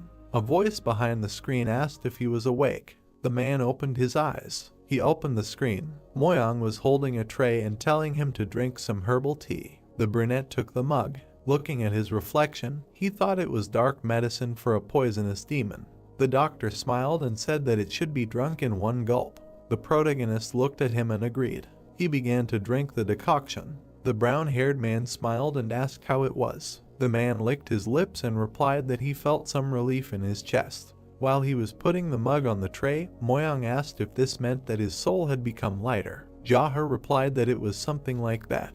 The doctor smiled contentedly and said that he was glad, and then asked to visit them from time to time so that they could monitor his pulse, even if he was busy. The brunette, standing opposite, said that he would come with a light heart as soon as he killed the great Rakshasa. He pursed his lips and thought that only by doing this could he cross the line of misfortunes that had haunted Moyang all this time. The men went outside. Standing in front of the brown-haired man, Jia thanked him for these 2 days. The doctor smiled and wished him luck, asking him not to hesitate to visit them if he felt bad. The protagonist smiled back and asked him to be wary of the Jianghu people and to contact him if anything went wrong so that he could help in person. Moyang closed his eyes with a smile and asked what could happen to a simple doctor, then noted that his word would be enough. The man pursed his lips, thinking that he was in the midst of a war now, and anything could happen. He was sitting in a carriage with people. The old boar began to tap his fingers and asked if he could go home. The brunette smiled and noted that it was good at home, and the fat man began to thank him. He asked what he was thanking him for if he did not let him go anywhere. The man grimaced in displeasure. Red Monkey began to laugh and asked if she would receive an antidote. Looking at her, Jahar replied that he had already done so. She began to compare when it was. The protagonist gritted his teeth and replied that the poison of the cursed purple fog was a laxative, and the doctor had already cured her diarrhea. The girl's eyes widened and she wondered if it was poison. With a shocked expression on her face, she began to think that it was no wonder that she had such severe diarrhea, and that on top of that she had made such a rampage, thinking that the laxative was poison. She perked up when the man asked why she couldn't control herself. The brunette began to laugh nervously. Looking at his comrades, the brunette turned to Red Monkey's sister and Gold Boar's brother. He narrowed his eyes and asked if they found it funny that someone like him, who had just met them, was calling them brother and sister. Their faces darkened and they answered in the negative. The protagonist, sitting opposite, said that if the two of them took the side of the great Rakshasa and the streams against him, then he would stop this cart right now. The people listened in silence as they were told that since the poisoning and the incurable wounds had been somewhat cured, they would have to leave the cart and they would go with different bullets. Jaha looked at them and said that they were not his slaves or the slaves of the great Rakshasa, so they were free to do whatever they wanted. Red Monkey asked with a surprised face if it was true that they would not get away with it. Gold Boar waved his hand and said that his entire house could be slaughtered if he betrayed the great Rakshasa. He asked if he could reveal his full strength to him, as well as the size of his army. The man grinned and said that he believed that he was not a merchant from nowhere. He asked if he wanted to make a detailed analysis and comparison of their forces. The fat man apologized with a sad look, noting that it was not only his life that was at stake. The brunette looked at him and asked that if they were on the side of the great Rakshasa and he lost, would their lives have any meaning? The interlocutors froze. Continuing to look at them, the protagonist said that he would continue to order them to believe and bring him money, bring women, and they would have no choice but to be his slaves until they died. Leaning against the wall of the cart, he said that comparing their military power was not the most important thing. Jahan narrowed his eyes and asked that even if he was weak, do they want to live as slaves or not? Gold Boar lowered his eyes. The man turned to him and noted that he was born into a rich family and received everything he wanted, and he should have at least some pride in the clan, but just look at him now. He asked if he thought that this money belonged to him. The merchant perked up. The brunette asked, "Isn't his house now the warehouse of the great Rakshasa?" He bowed and asked him to answer if he disagreed. He asked if he really was rich, then wouldn't the method of spending money be more important than the endless, pointless collection of money? The fat man looked away and apologized, then asked him to buy him some more food. The protagonist frowned. Red Monkey perked up when he addressed her. She exclaimed that she was also a little hungry. Gold Boar clenched his fist and explained that he was asking her if she would side with Rakshasa. The girl smiled and said that no matter what happened, she would side with her brother. The man asked her why, with a gloomy expression. She replied that he had taken her to the toilet and to the doctor and then fed her pork ribs. The merchant listened with an indignant face to her words about how she had been a little sad that he had fed her some poison, but it had turned out to be only a laxative. The brunette looked at the floor and asked what would happen if the great Rakshasa fed her poison. She asked if she would definitely die, because it would not be a joke, and he would not take her to the toilet, and she would have to hide in the bushes. Red Monkey smiled and said that she was afraid to even think about it, so she would be on her brother's side. Jaha narrowed his eyes, thinking that he was again reproaching the girl's heart with a laxative. While the sun was shining in the sky, he offered to have lunch. They entered the courtyard. There was a wrestling training session. The warriors saluted. As the man walked forward, they greeted the leader. Gold Boar nervously spread his arms and then asked if he really was the Black Rabbit all this time. Remembering the two masks, he asked if it turned out that the servant in the rabbit's palace was Brother Dog. Sweat was pouring down his gloomy face, and the merchant asked if it was true that he was the servant. He wondered what kind of incomprehensible situation this was. The girl bowed when the brunette called her, noting that he had Kai reflex again. She slapped him in the face and ordered him to come to his dreams. The fat man perked up. The protagonist and the brunette began to beat him. When they left, he wondered how many times they hit him in these moments. After a while, they ate. Jaha watched his comrades and then called them. They looked up at him. Sitting at a large table, the man said that they must become stronger. There is nothing more pitiful than being weak in Jianghu. They entered the room. Dunpyong stopped and said that the heavenly generals, Yellow Horse, White Rat, Black Ox, and Red Goat were at the gate. The brunette narrowed his eyes and asked if he had been exposed. The guy stood opposite and said that he was not sure. When the leader asked him about the troops, he replied that they were the only ones there. Looking at his comrades, the protagonist said that he wondered why they all came together. Gold Boar frowned and said that White Rooster must be on his way, and the rest probably came to watch the battle of the four strongest heavenly generals. Jaha stood up and said that they had to go. The man walked forward. He was wearing a rabbit mask. Black Ox and the horse were looking at him.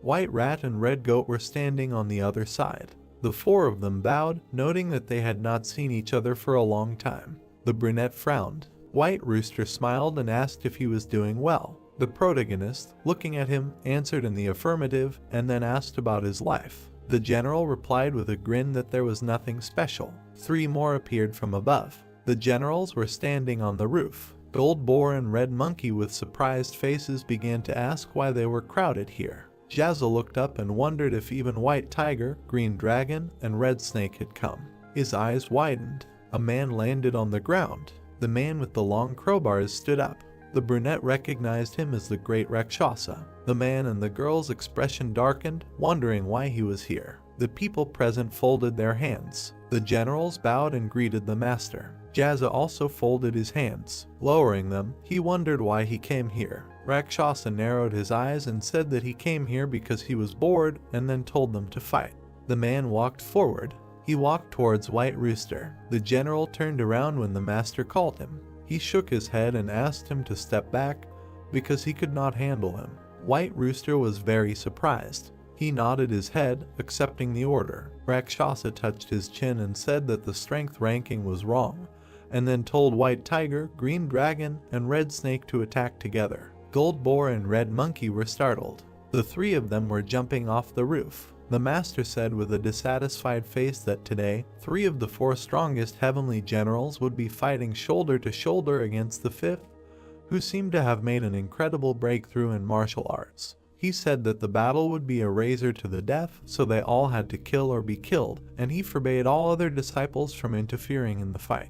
The protagonist narrowed his eyes and wondered if he had noticed. He raised his hand and spoke. The master asked if he was really going to say something without any conscience. The fifth one with his hand raised said that the humors were a little wrong. Rakshasa lowered his head and asked if he should adore one or crush White Rooster. The man, looking at him, said to do as he wished. He lowered his eyes. Then he began to laugh loudly. Red Goat and White Rat froze in confusion. The brunette smiled and said that in a fight to the death, the master should take part personally and not force his own students to do it. Everyone fell silent. Gold Boar and Red Monkey darkened. Rakshasa grinned and said that he could not imagine that he would become stronger in his beliefs. However, he did not think that one of his students could say something like that. He asked to show his face. The protagonist frowned and exclaimed that he was not his servant. He asked why he was forcing someone to film something when he had just met him. His companions' mouths dropped open in shock. The master closed his eyes and laughed. His gaze darkened as he told all four generals to fight. Jaha bared his teeth and asked if he was going to stand aside while his disciples fought.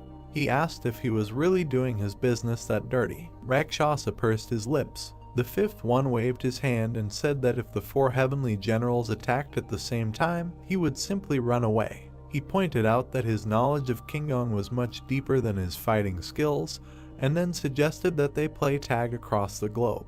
Looking at the master, he said that however, if he were to challenge him as a man, he would accept the battle one-on-one. The brunette pointed his finger and said that rumors of him being afraid of a fight would spread far beyond Manhwa Prefecture since he was quite talkative. Rakshasa continued in a darker tone. The protagonist stood and spoke to the 12 heavenly generals. He asked them why they thought their leader was making them fight first. He noted that it was obviously to find out how strong he was as he beat them to death. Jaha grinned and asked how much wealth and prosperity the old man planned to enjoy when he sent his disciples to hell. He pointed to Black Ox and noted that he was obviously young, then asked how old he was. He asked if he thought the old man would be sad if he died. Looking at the generals, the man said that all he would do was give his mask to someone else since they had already replaced more than 1 or 2 generals. He asked if they were really going to die like this, obeying their master. Rakshasa smirked and said that apparently some madman had been hiding under the mask of some disciple all this time. The brunette smiled and agreed. He said that the masks increased their madness, then asked the brothers to remember that. His comrades froze in shock, trying to understand what he was saying. The master said with a smile on his face that he would fight him. He looked at White Tiger. The protagonist pursed his lips, mentally noting that he had signaled his students with his eyes after telling him that. He thought that he knew he would do it before he was surrounded. He reached for his weapon. Jaha began to take out his sword. He struck. White Rooster covered himself with his fan. The 5th jumped. He began to run. The 3 rushed after him. Then the rest of the generals beat him. They complimented the man. Looking at White Tiger, he said that they did not need to worry about anything. Looking ahead, he added that this was all because he would finish off the master, and so they should react accordingly. The generals ran, and the brunette asked them to trust him. Red Snake and Green Dragon perked up. The master with an angry face loudly asked why they were just staring at him. The protagonist's eyes flashed and asked how dare he butt in the middle of brotherly bonds. His feet raced along the ground. Red Goat and Black Ox ran, hearing the order to find him. The generals rushed ahead. People looked at them with fear. Pouring water into a glass, a man asked if there was really a grand battle going on somewhere. The man sat without a mask, muttering that there were a lot of heavenly generals here. Seeing Yellow Horse, the employee greeted him. He grabbed him by the neck and began to ask if he saw someone running in a hurry or suspicious people. The man trembled and replied that he did not see anyone. The general dared the brunette and asked him. A dark aura grabbed his neck. The protagonist pulled him towards himself. Looking with angry eyes, he asked how dare he raise his hand against an errand boy right in front of him. He was squeezing Yellow Horse's neck. Jaha swung his fist. He hit the general. He flew to the side. The employee watched this in fear. The 5th one dared him and told him not to be surprised because this was commonplace for Jianghu. The guy looked down and agreed. The man poured alcohol on his wound. Then he began to pour it into a glass. Holding out the jug, he offered to pour. The frightened guy held out the glass and thanked him. Looking at him, the protagonist said that they thought that the errand boys were weaklings, that's why they yelled at the slightest thing. The employee answered negatively. He asked him to shut up and drink. They both drank. The guy was shaking with horror. Jaha looked at him and told him to go rest, and later he would send his man to pay for the drink. He said that he would finish the rest himself. The guy exclaimed that he understood everything. He ran into the building. On the ground lay a beaten Yellow Horse. Looking up, Black Ox noted that he was dead. Red Goat said that he must be nearby, so they should be more careful. At this time, the 5th was chewing on a stick. Black Ox looked at him. He indignantly asked what he was looking at.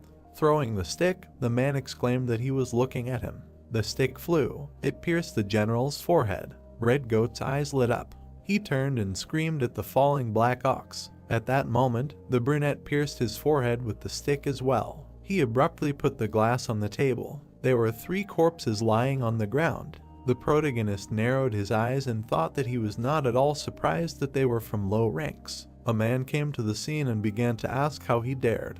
Jaha crossed his arms and asked how he was doing.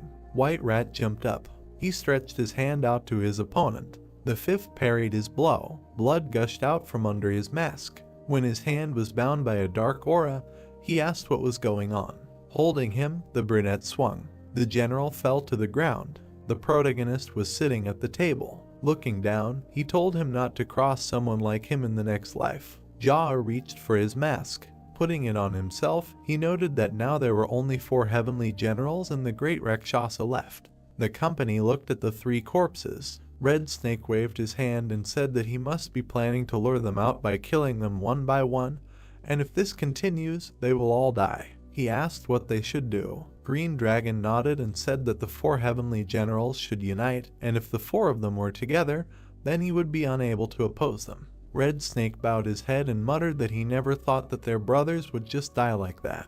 He looked at his comrade and suggested that they return to their teacher immediately. The general replied that if they just went back like that, the teacher would get even more furious, and not only would they come back empty-handed, but they would also have lost their brothers.